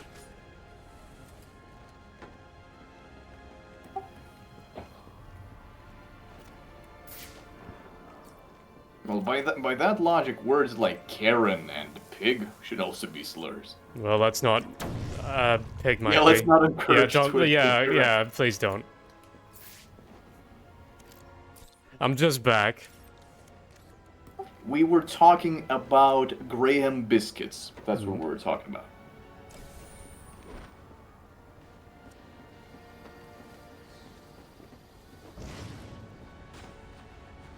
Oh man, speaking of, what's your favorite type of biscuit? Oh, I probably like. I like gold bricks. This is a popular one here. I like white chocolate quite a bit.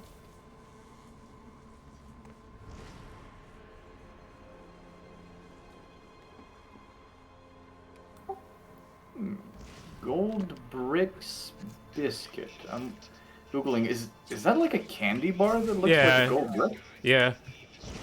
Pretty much. Nice. But I'm talking like more of a biscuit, like, you know, like the C word, but a biscuit or a cookie. C word. What? Well, we would regard that as a biscuit over here, but let me think.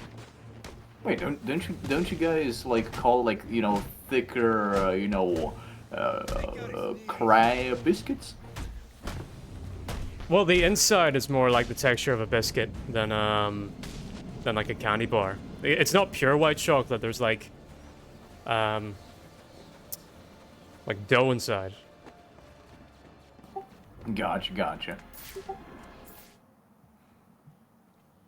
Yeah, but for like actual, like, you know, baked thin pieces of bread, because we're trying to avoid that special word that's apparently a slur, which is why I'm using biscuit to call it that. Yeah.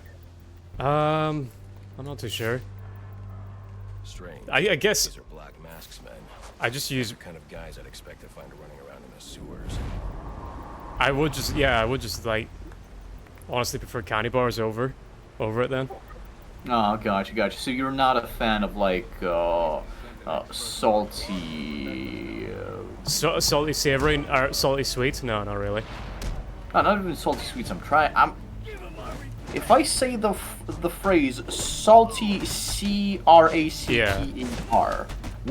will that still get flagged? Let's just not chance it. Let's just move on. Yeah, all right. Let's not try that. So you're not fan of salty thin biscuits? Yeah. Gotcha. So what's the deal with these ninja guys? What should we be? Oh, so essentially they counter you and you gotta counter them. Okay.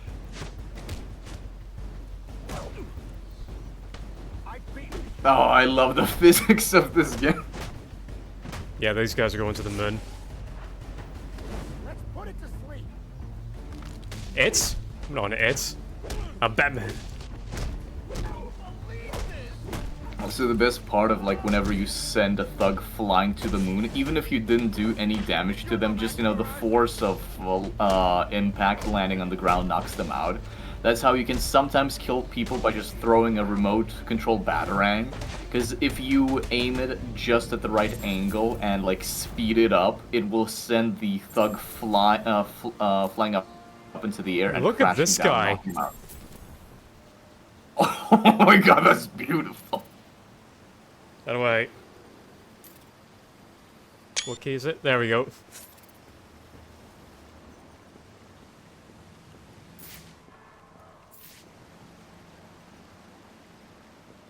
Good. What's this say? GCPD 500 mil.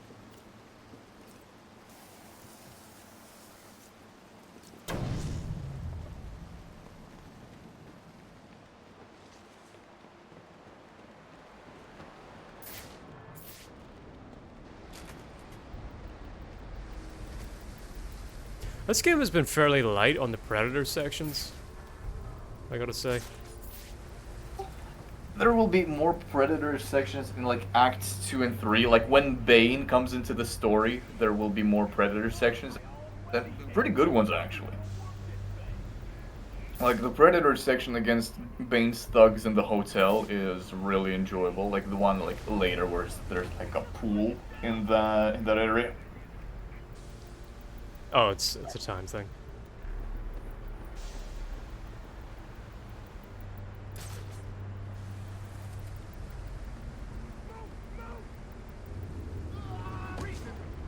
Oh, so just before I forget this, but despite the fact that I really love the stylization of this game, one artistic feature that I never understood is that every character in this game has exaggerated front two teeth. Like, everybody has buck teeth. Yeah, yeah. It's paired with the massive shoulders. Makes the characters like a little bit like Neanderthals, like massive shoulders, like, I am absolutely okay with that. Like, that's the kind of, like, super heroic, very cartoony exaggeration I get, but why the rabbit teeth on everyone? That just, I don't understand that.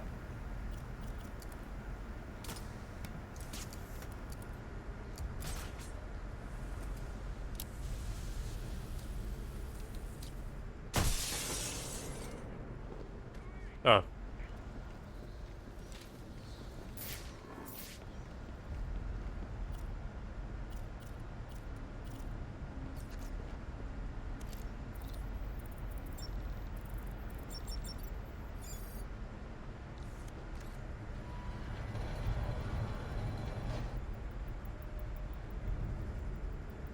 Do I glide down to him?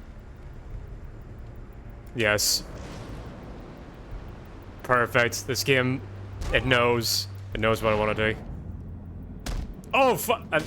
There's an ass shot. Did you see that? I swear, the French. The French. It really is a Joel Schumacher game. Yeah.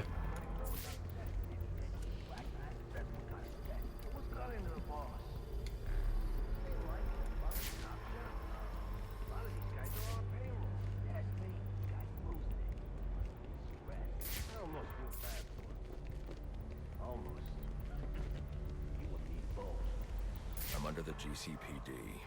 Why are Black Mask's men planting explosives here? The cops have always been on his payroll.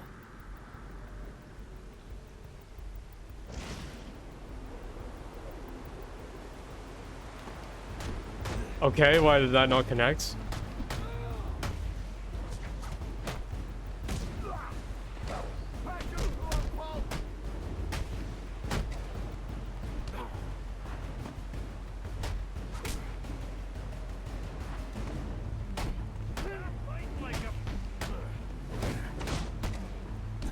Damn it.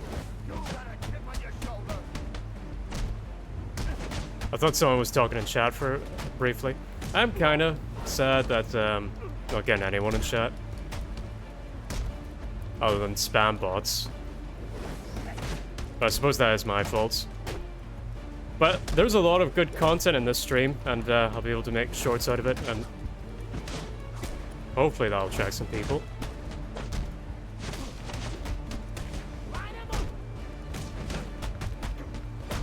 Yeah, I feel that, man. I feel that, man. Like, growing audience is immensely hard these days. Yeah. And it's so, like, inorganic now. Like, if you really, like, look into it, how much,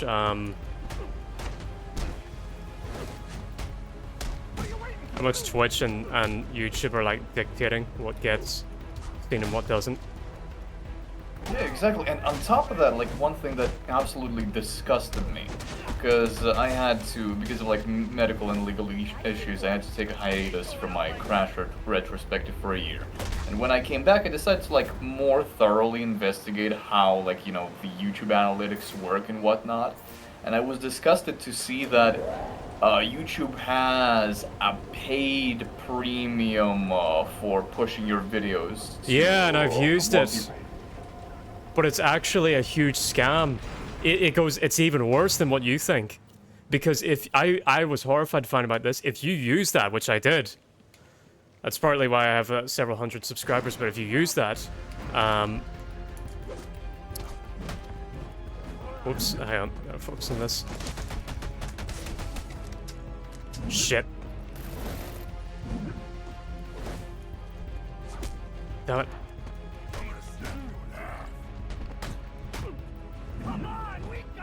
I don't know, I'll tell you after this fight. I'm gonna take my time with you. I jumped out of the way.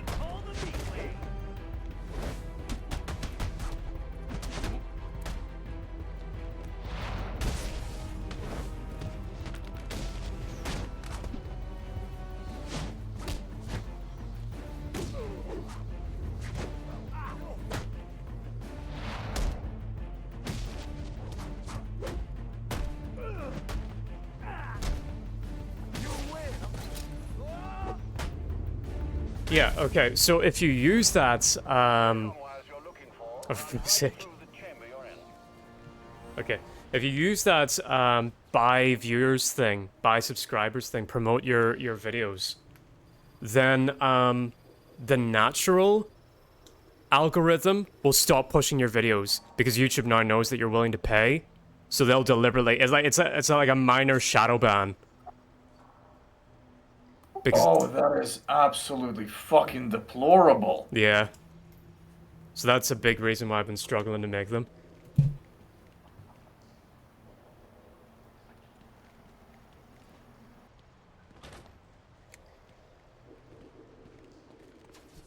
So yeah, don't be a fool like me. Because I bought into it, I was thinking, fuck, do I have to, like, buy viewers in order to get viewers? Is that, like, is that what YouTube has stepped down to now?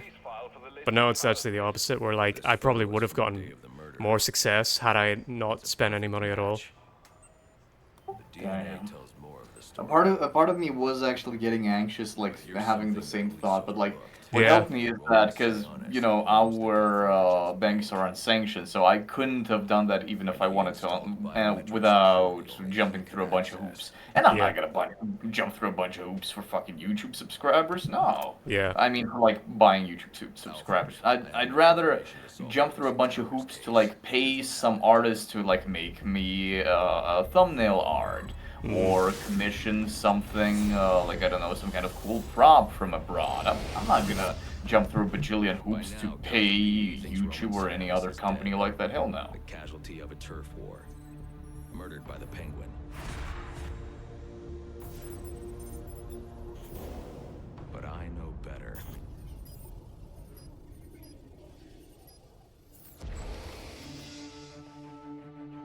Someone spooked Sionis' girlfriend. So he sent her to his safe house, which was anything but safe. Sionis showed up later, ready for trouble, and found it.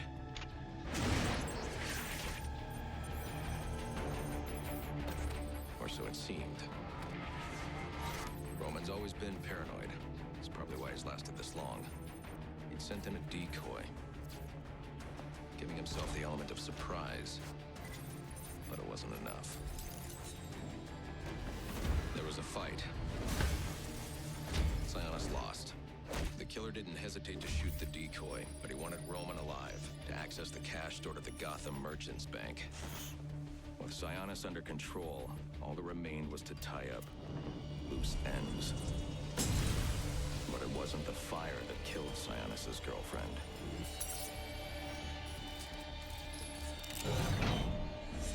What kind of monster forces a man to kill the ones he loves?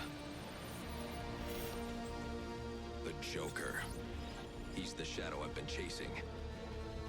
And now I know where he's going next. Gotham Merchants Bank.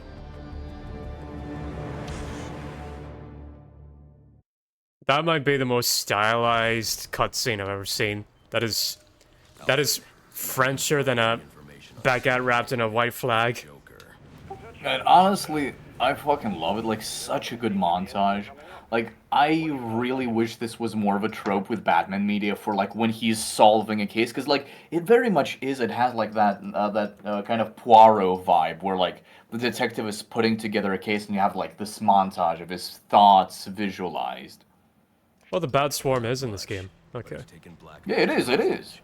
Like, it was only removed in night. Yeah. And it wasn't in Asylum. It was introduced in City, Yeah. used in Origins, and then removed in Night, unfortunately. Because you use it In, for the contextual takedowns. in Asylum, like, it was really funny. The pick up and throw The thug was throw, yeah. phenomenal. But it was pretty useless. Well, I wouldn't say that. You can aim it and throw it at like other thugs to deal some damage, or you can throw them off the map.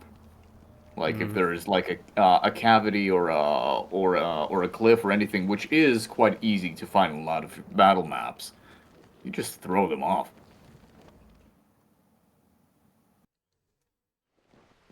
You were very cordially. Oh, here we go. You are very cordially invited to a party. And it will be a grand affair. Grand affair. Grand affair. And it will be a grand affair hosted by the Hatter. We do hope that you can come. You can come. You can come. We do hope that you can come to share it all with Joey. Greetings and salutations, Batman. I'm Jervis Tetch, inventor, entrepreneur, and part-time... Wow, this is maybe the first criminal that just outright gives him Batman their real name. Well, I have an employment opportunity I'd like to discuss with you. Help me! Please! If you can hear this, he's going to... That's because that's how much of a lonely incel he is. He's just asking, all right, Mr. Batman, I'm Jervis Tetch, please come to my tea party. But I'll have a writer's range soon enough. Don't you worry about that. Okay, this is actually an interesting. Yeah, mark this. I want to do this. Yeah, I'm really glad that like all of Arkham Mad Hatter side missions are fucking good. Arkham City one, great. Like especially if you do it like within the storyline, not after. So like you actually get that that plot twist switch around, like thinking that is an actual cure. And the with Arkham Origins, the setting and the environment really well done, and with Arkham Knight, the gimmick of falling through a picture book, just beautiful. Yeah. Alright, do I need to fast travel for this? Or should I fast travel? Yeah. Okay.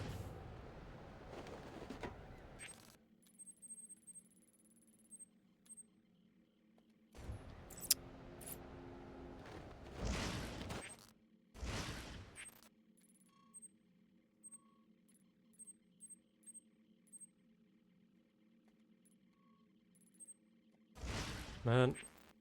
Come on. Let me fast travel.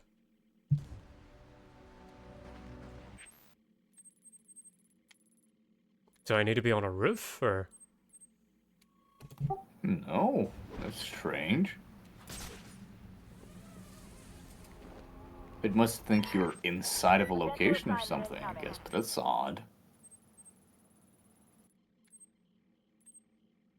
Keep this channel open. Alright, fine. Guess I'm hoofing it.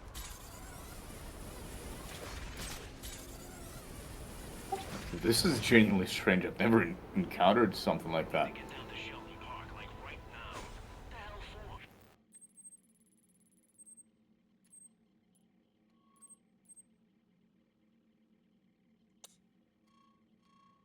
Penguin's gone crazy or something. As this guy's giving out weapons. That don't sound right at all. Yeah, that just makes zero freaking sense. Right. Times like this, I actually do miss the Batmobile a little bit at night. Because it is fun to drive it around in the city. Oh, it really is. It really is. It's just that there is too much stuff delegated to it, but the controls are fun as hell. Like, Yeah, driving that if it around wasn't is so fun. overused, it would be my favorite vehicle in a video game.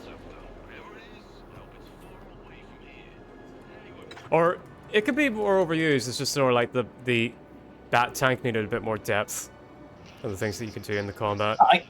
I'm not sure. I think it has just enough depth. I think the issue is there is, especially when it comes to like side content, there is too much side content delegated to it. Because like you, on top of like your regular tank sections, not only do you like do regular fighting in a tank, you do stealth in the tank in the main story. Then when it comes to side missions, You have the APC side missions, you have the mine side missions, and you have the control Riddler. the roadside missions, the block posts. Yeah, and Riddler also implements it into quite a few of his puzzles. So that is kind of what ticks me off a little bit, because those spots really should have been filled in with different kinds of side missions. Maybe like an extra, like obscure, very and Firefly short as well. main character side mission. Oh, dude, I completely forgot that it's also used for Firefly. Yeah, with Firefly, it's not as disappointing as fighting Yeah, the Deathstroke. Firefly With, one's with cool. Firefly, the Firefly chase is fun. The Firefly chase is fun. I just wish you maybe had like a small little fight with him. But either way, enjoyable side mission. But Deathstroke's tank, that is just That's inexcusable. World's greatest assassin uses a tank. Yeah. My disappointment is immeasurable, and my day is ruined. Okay, in that regard, I am grateful that Origins exists, so it gives us a good Deathstroke fight.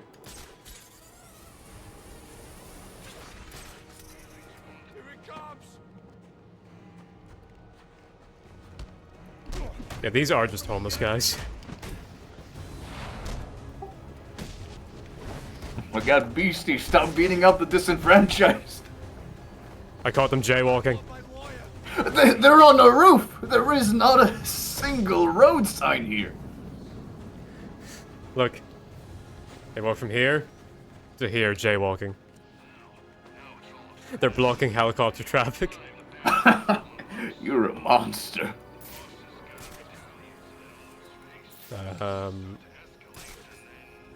Is it here? Yeah, you literally just flew over it. Like, it's on this corner of this house, the hat store. Like, you just gotta drop down. Alright.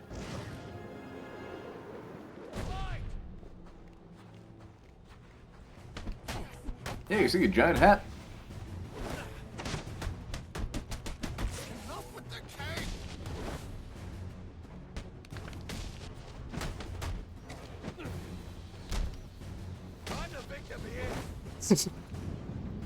I'm the victim here.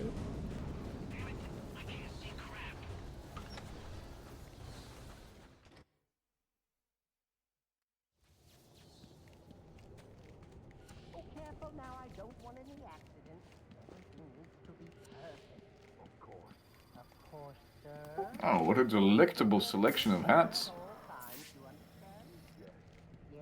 Really, there are only like 3 good hats in the world, and they're cowboy hats, flat caps, and top hats.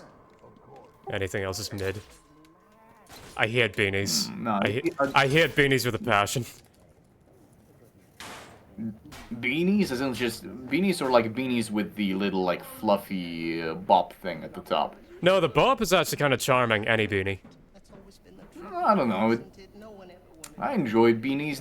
Beanies don't work for all people. Like, not every type of face can wear a beanie well, but the same goes for any type of hat. You gotta pick a hat for yourself. Berets can work pretty well. The cappies, like, you know, your like worker man cappies, that shit works well. You all just look like Jesse Pinkman from Breaking Bad. Wait, Jesse didn't wear a cappy? Oh, you were talking about a beanie. Yeah.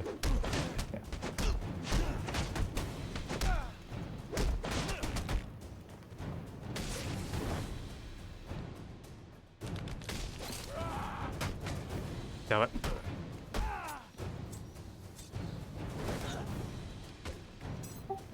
Baseball hats, especially like the, I hate baseball hats, yeah. one. Hate them. Nah, I'm standing by this. They look dorky. No, once again, it depends on the baseball cap and the person who's wearing it. Like, I've never seen it look good on anyone. Dude, what kind of people are you watching? Well, baseball fans, like, you guys, you all just look like, with the baseball caps, you all just look like TJ Detweiler from... No, I enjoy baseball caps, and, like, you know, the ones that aren't baseball but, like, still have that same, like, you know, overall shape. I don't know, it's also called a cap, I guess. Damn, the one Mad with, Hatter's my heights. What'd you say? Mad Hatter's my heights.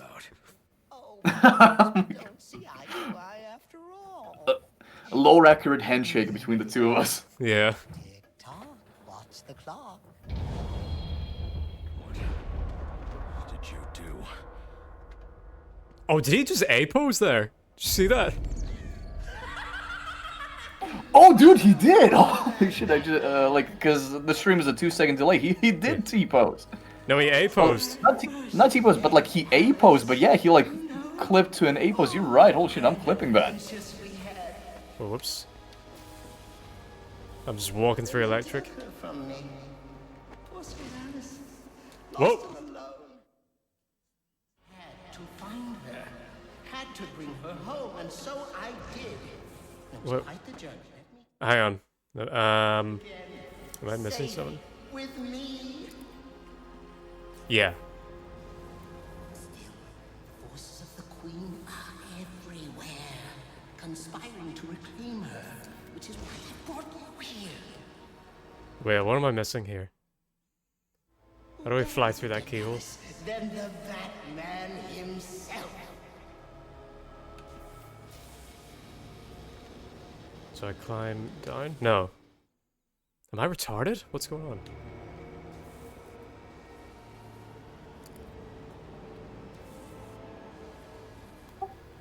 on? Pull out your Batclaw.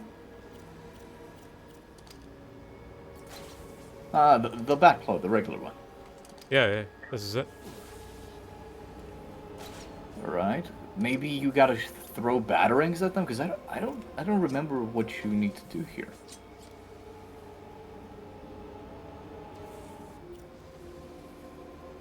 Hang on.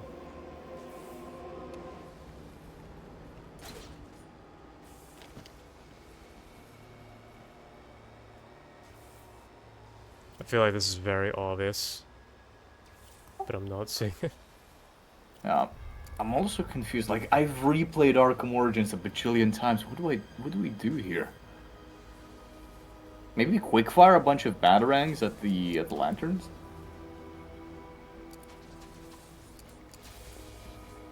Maybe I need to stand on the platform. Yeah, what if you stand on the shocky platform? Oh yes, yeah, you're right.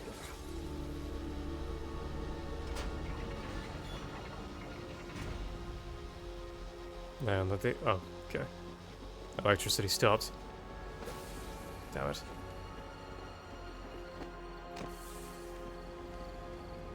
Yeah, this is a great environment. Do you know what this reminds me of? What was that co-op multiplayer game? It's like Trine? Something like that? Start with a T. Oh, it takes no, two? No, it's 3-player co-op. You play like a knight, a wizard, and a hunter. Oh, is it from the same people that made It Takes Two or whatever it's called? Like where? No, like... no, not that guy. Sorry, I wasn't paying attention to what Hatter said. You're close. Just not close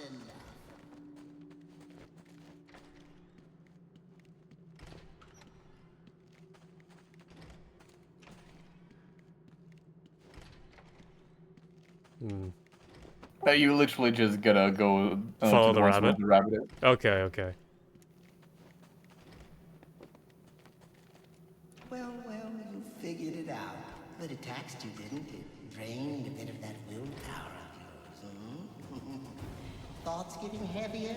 Finding it harder to maintain control? Oh, that's a cool effect. Better yet, they're coming out of the glass. Come on. He was on the ground. Oh my god, I keep forgetting about the delay. Because that's why you said the cool effect. And it brings out the best and the worst, Don't worry, Alice is in very good hands. Get away from me! Oh my, it seems someone's forgotten her manners.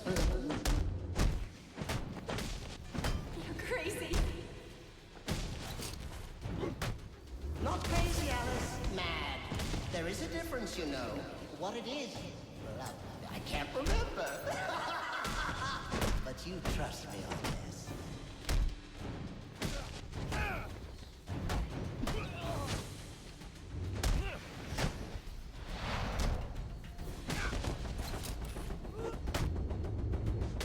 There we are. Gotta walk in for a bit. That's a very cool effect. And I like these camera angles. You must be wondering why I brought you down here. Well, see?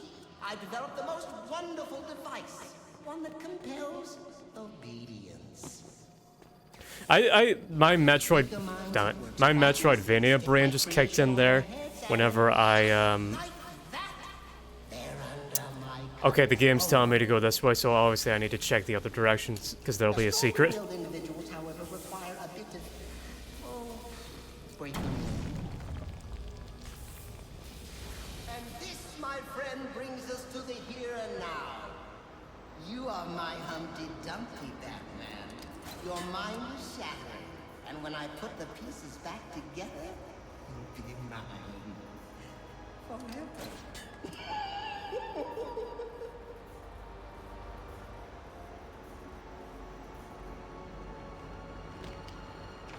Well, I'm surprised there wasn't like a thing. Did you know time moves in 7 different directions here, but you've stuck to just one? Forward, always forward? Oops. How boring. So why don't we try moving back?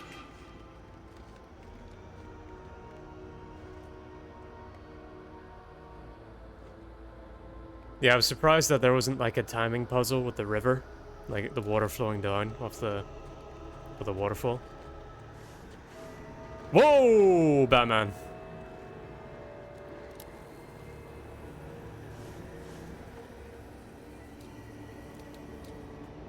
Tell me what you see. Ah, yeah, this one's fun. Tell me, is it scary? I hope it is. In fact, I hope it's scary. And this is a very like cool art style clash where you got Batman, pretty grim dark, and then Mad Hatter's the Alice in Wonderland art style, clashing it in a fun way.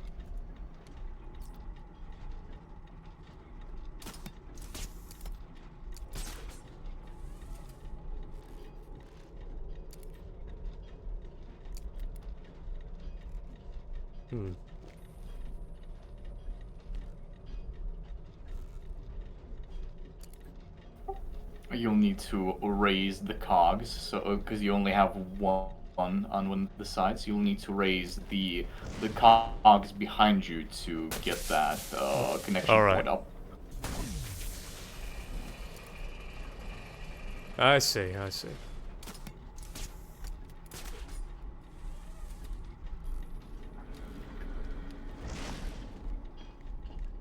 Stop it! Stop it right now! There's no limit down here, not for you. I'm in control. You play by my rules. You and Alice both. Do as I say. Do as I say right now. What? Bruce, what'd you... Game kind of struggling with the camera angle shift. There we go. Ah. Am I actually losing health for this? No.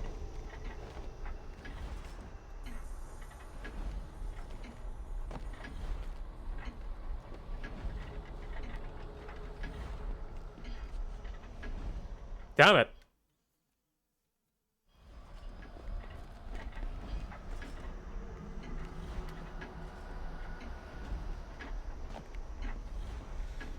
So, something that I would really like to do on this channel is, now that it's only Twitch that I'm doing the live stuff on, and I can do the pre-recorded stuff on YouTube, something that I'd really like to do is, or my goal for, like, either this month or April, is to make a schedule and actually just stick with it. I think that's what I need to do right now. Good thinking. Especially with my model on the way. You'll need to jump from one on the other as they're lowering. Okay.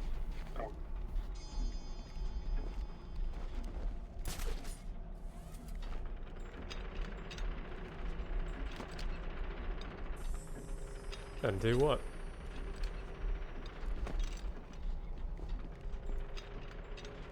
And climb up.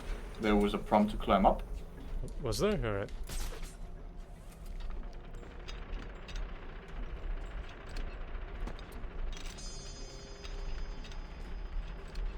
Damn it up. So yeah, to keep up and follow with the schedule and build my community more, and like my big goal, something I'd really love to do, is I'd like to finish a turn-based JRPG, because I've never done that before, and actually be entertaining while I do it. And also, fuck me, and I'd also love to become popular enough that I can play an MMO with my community. That would be really fun, because I've never gone into MMOs.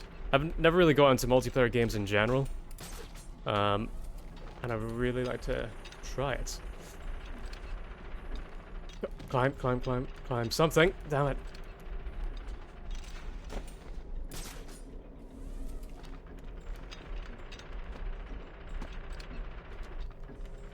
Fuck me. I'm hitting it, eh?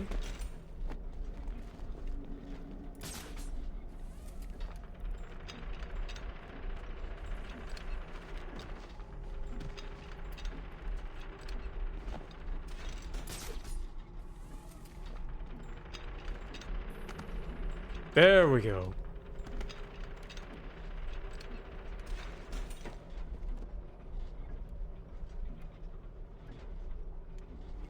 Now where do we go?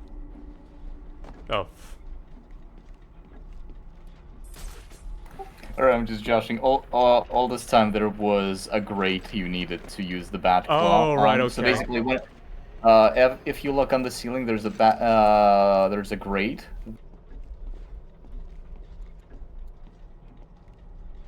The ceiling?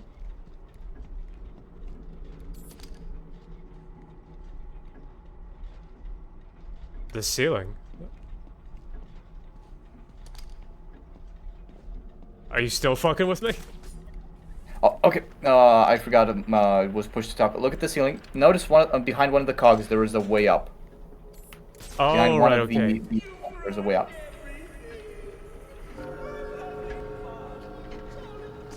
Yeah, what I was initially fucking with you is a way to get out of bounds. Yeah, I was trying to see if you can pull that thread out. No, I didn't.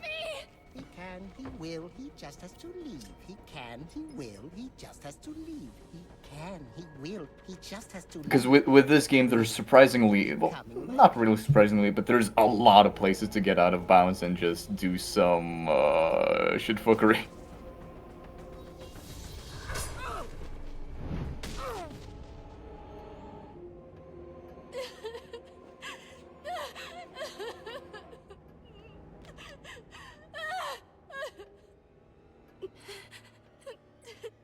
This is one of the few, like, you really feel like Batman saving people in this mission. The police are on their way. Everything's going. Yeah, I really love ones like that. I wish we had more. I really liked the in Arkham Asylum where we save a cop from Zaz. Well, not a cop, a guard from Zaz, or Young from Zaz again. But well, with Penelope Young, she is a terrible human being, so she immediately gets her comeuppance. But yeah, I wish we had more missions like that. I love in superhero games, especially when you can do that, like in Spider-Man, especially like PS2 Ultimate Spider-Man, when there's several instances where you get people out of a burning car or a building and get them to medics. Almost as if I'm a superhero or something. Yeah, exactly.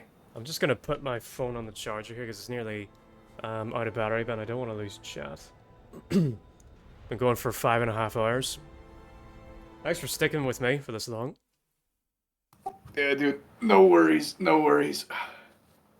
I'm compiling some documents in the background. Shit's frying my brain right now. I'll be back in a second.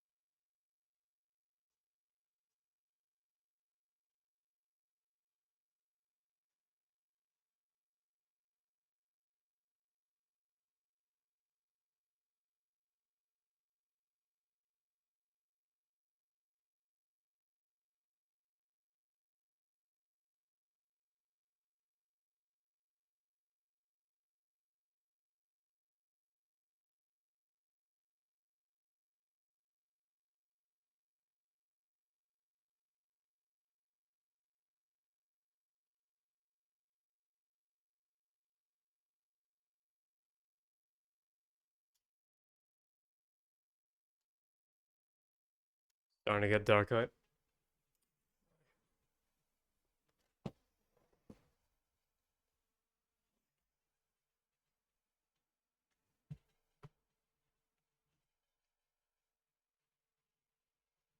So apologies, I won't be able to see chat. Not that anyone was really typing, but no, I really won't be able to see chat. For a while. I'll have to switch on to artificial lighting, which isn't as nice.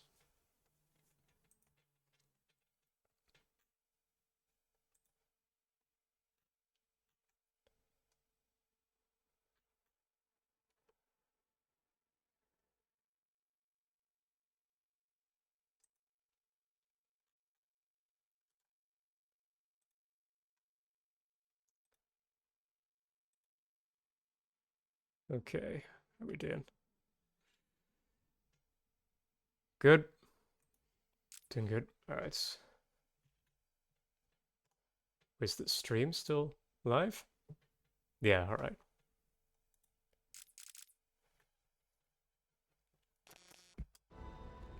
Back to it. Here we go! You wanna die? Wait, hang on. How far away? Oh, no, this is the place I'm supposed to be.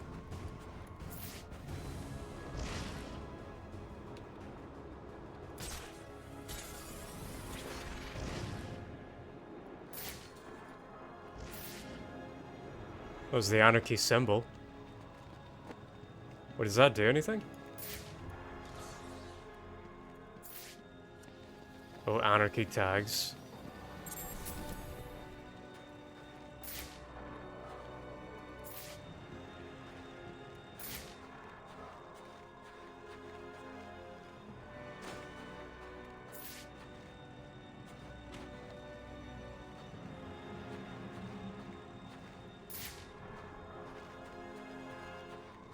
Ah, yeah, there we go.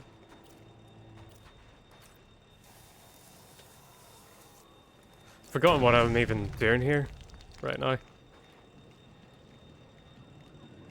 You still there, Az, by the way?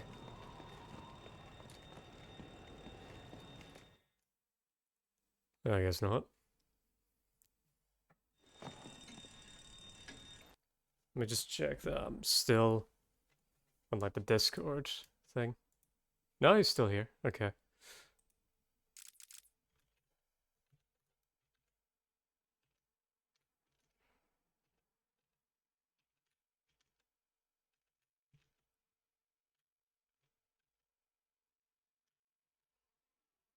Alright. Oh yeah, the Merchant's Bank to get the Joker.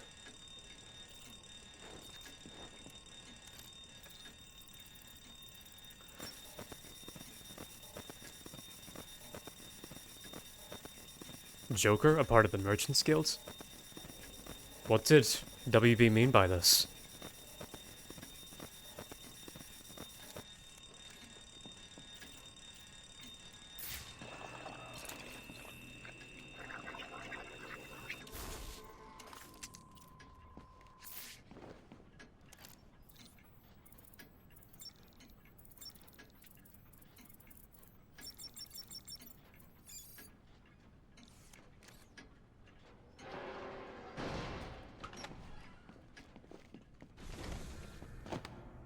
Whoa, okay. There we go. Bodies everywhere. The Joker may still be here, in the vault. I should use caution.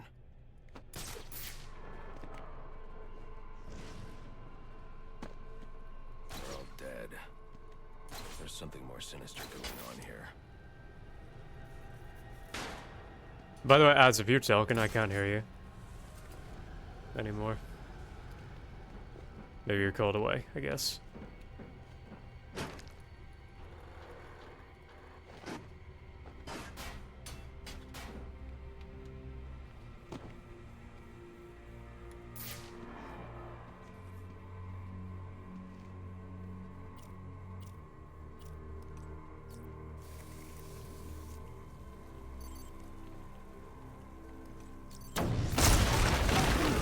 There we go.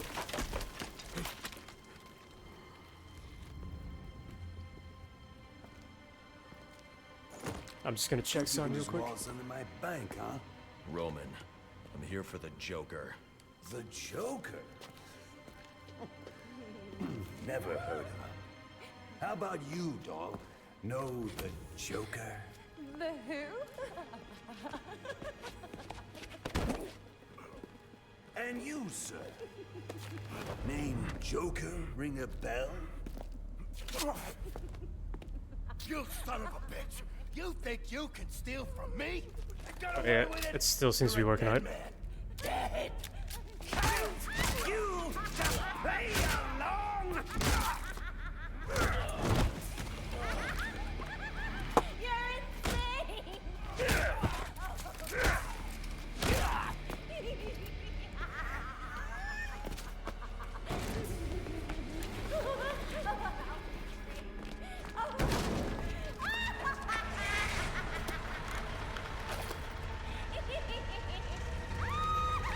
Yeah, boy.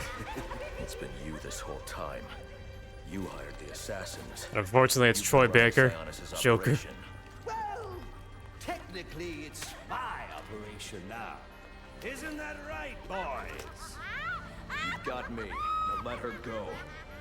Oh, life would be so simple if you... They were ready with the mask swap. No, you're just a teeny little distraction compared to what I've got up my sleeve.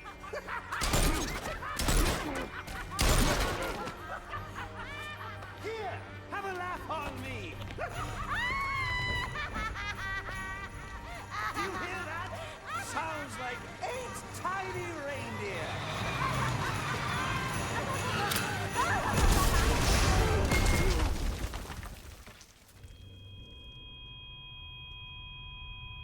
Oh boy. Come on, Bruce, as if you haven't rolled over bad. I haven't seen something like that before.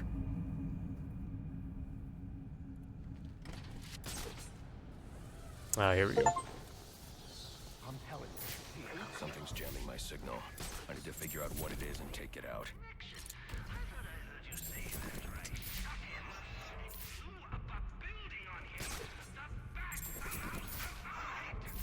If he was dead, there'd be a body.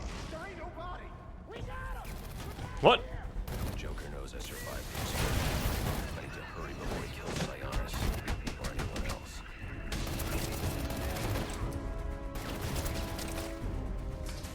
Oh dear.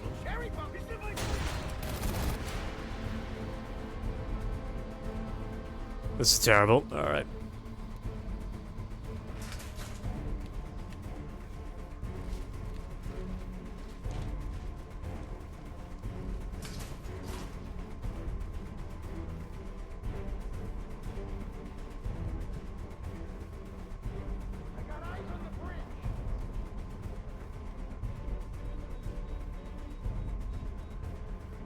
This isn't good.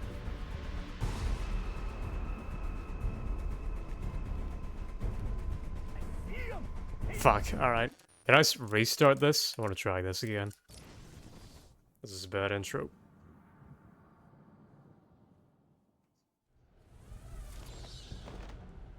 I'm telling you. Something's Okay. jamming my signal. Let them I need to spread out. figure out what it is and take it out.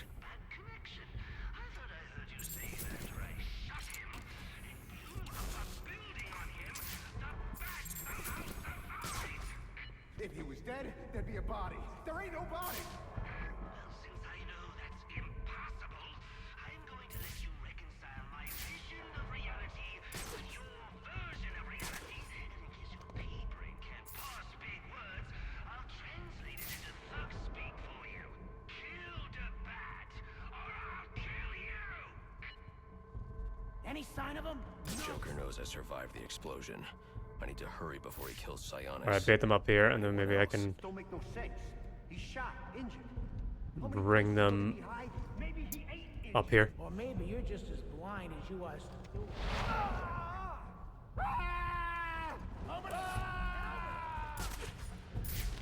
Can't find him, man. He ain't here. If I find his ass, I'm gonna punch you in the face.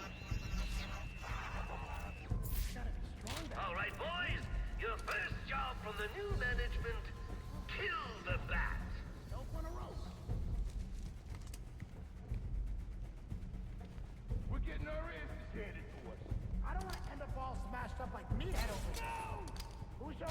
Come on. Damn it.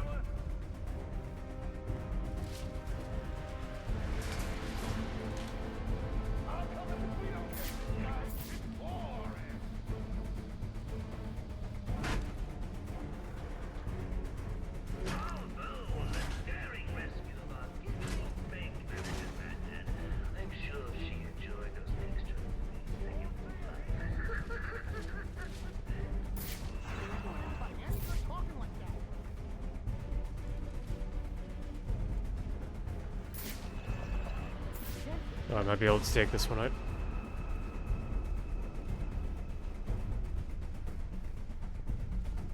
Alright, who went down?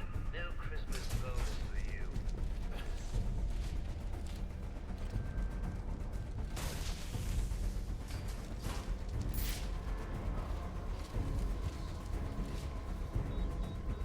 Oh, wait.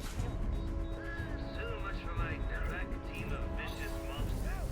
The only things I hear cracking up tenders and city.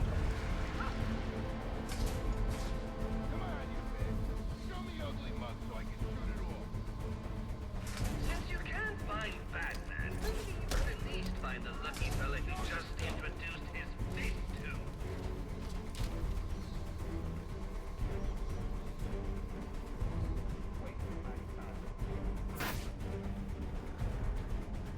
Nice. Got in a much better start now. I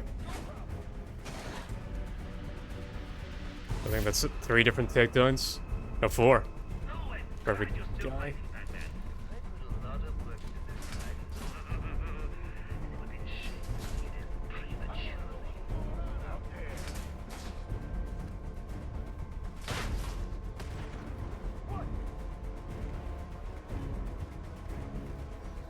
We can't keep losing him.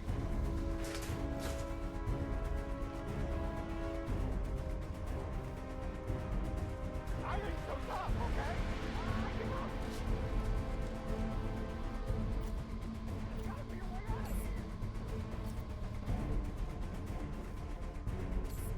Alright, Batman, you're up against my 2 best, my 2 brightest, my 2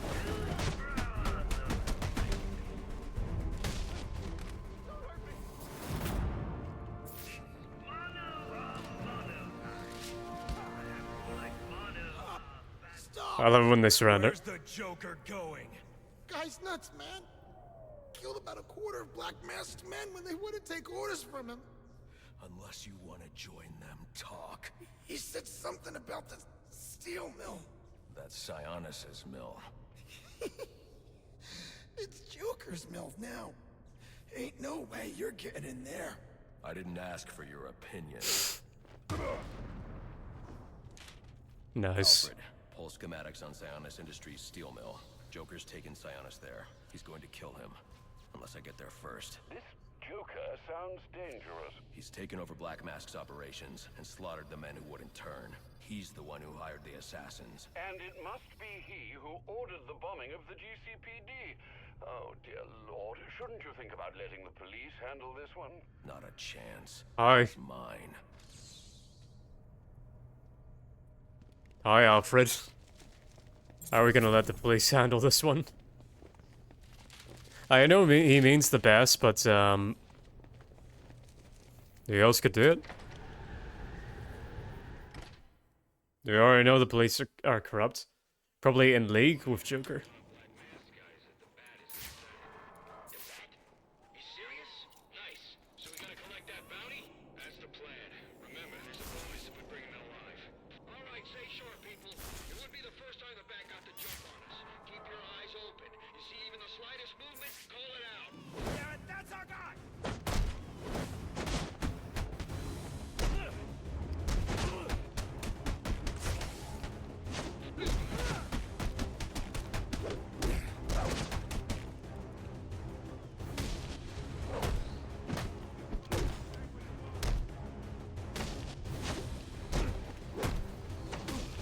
Of course I'm doing proper moves and Az is nowhere to be found to see them.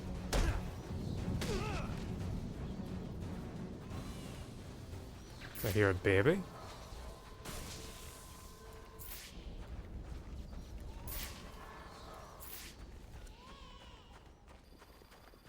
The hell is this?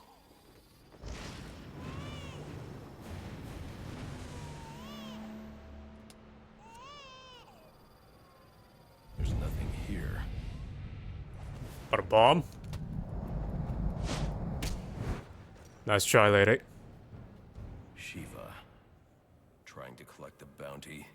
That's just a consolation prize, in case you fail the test. Test? I don't have time for this. Somewhere in New Gotham, an innocent man is about to die. And we both know you won't allow that. So the question is, can you find him, Batman? Can you save him? God damn it.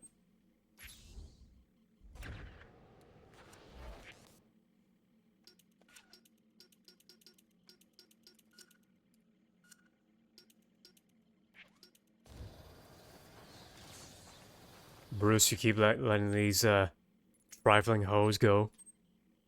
Crime scene.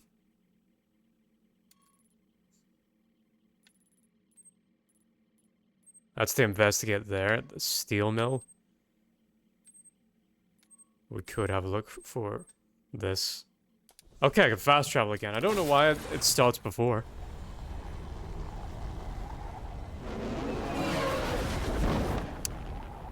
What time is it? I think this might actually be a good time for a break. I'll go get dinner and then come back for this. Yeah, that'll work out. Okay, then thank you very much for watching, and I'll be back shortly. Or give me about an hour or so to get dinner. Oh, I'll be back very soon, me lad. Breaking for dinner, but I'll be back. Okay.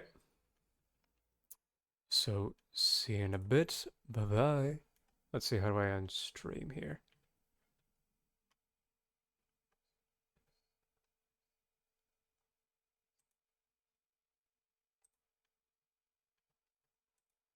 Live and end stream. Swap it over to display.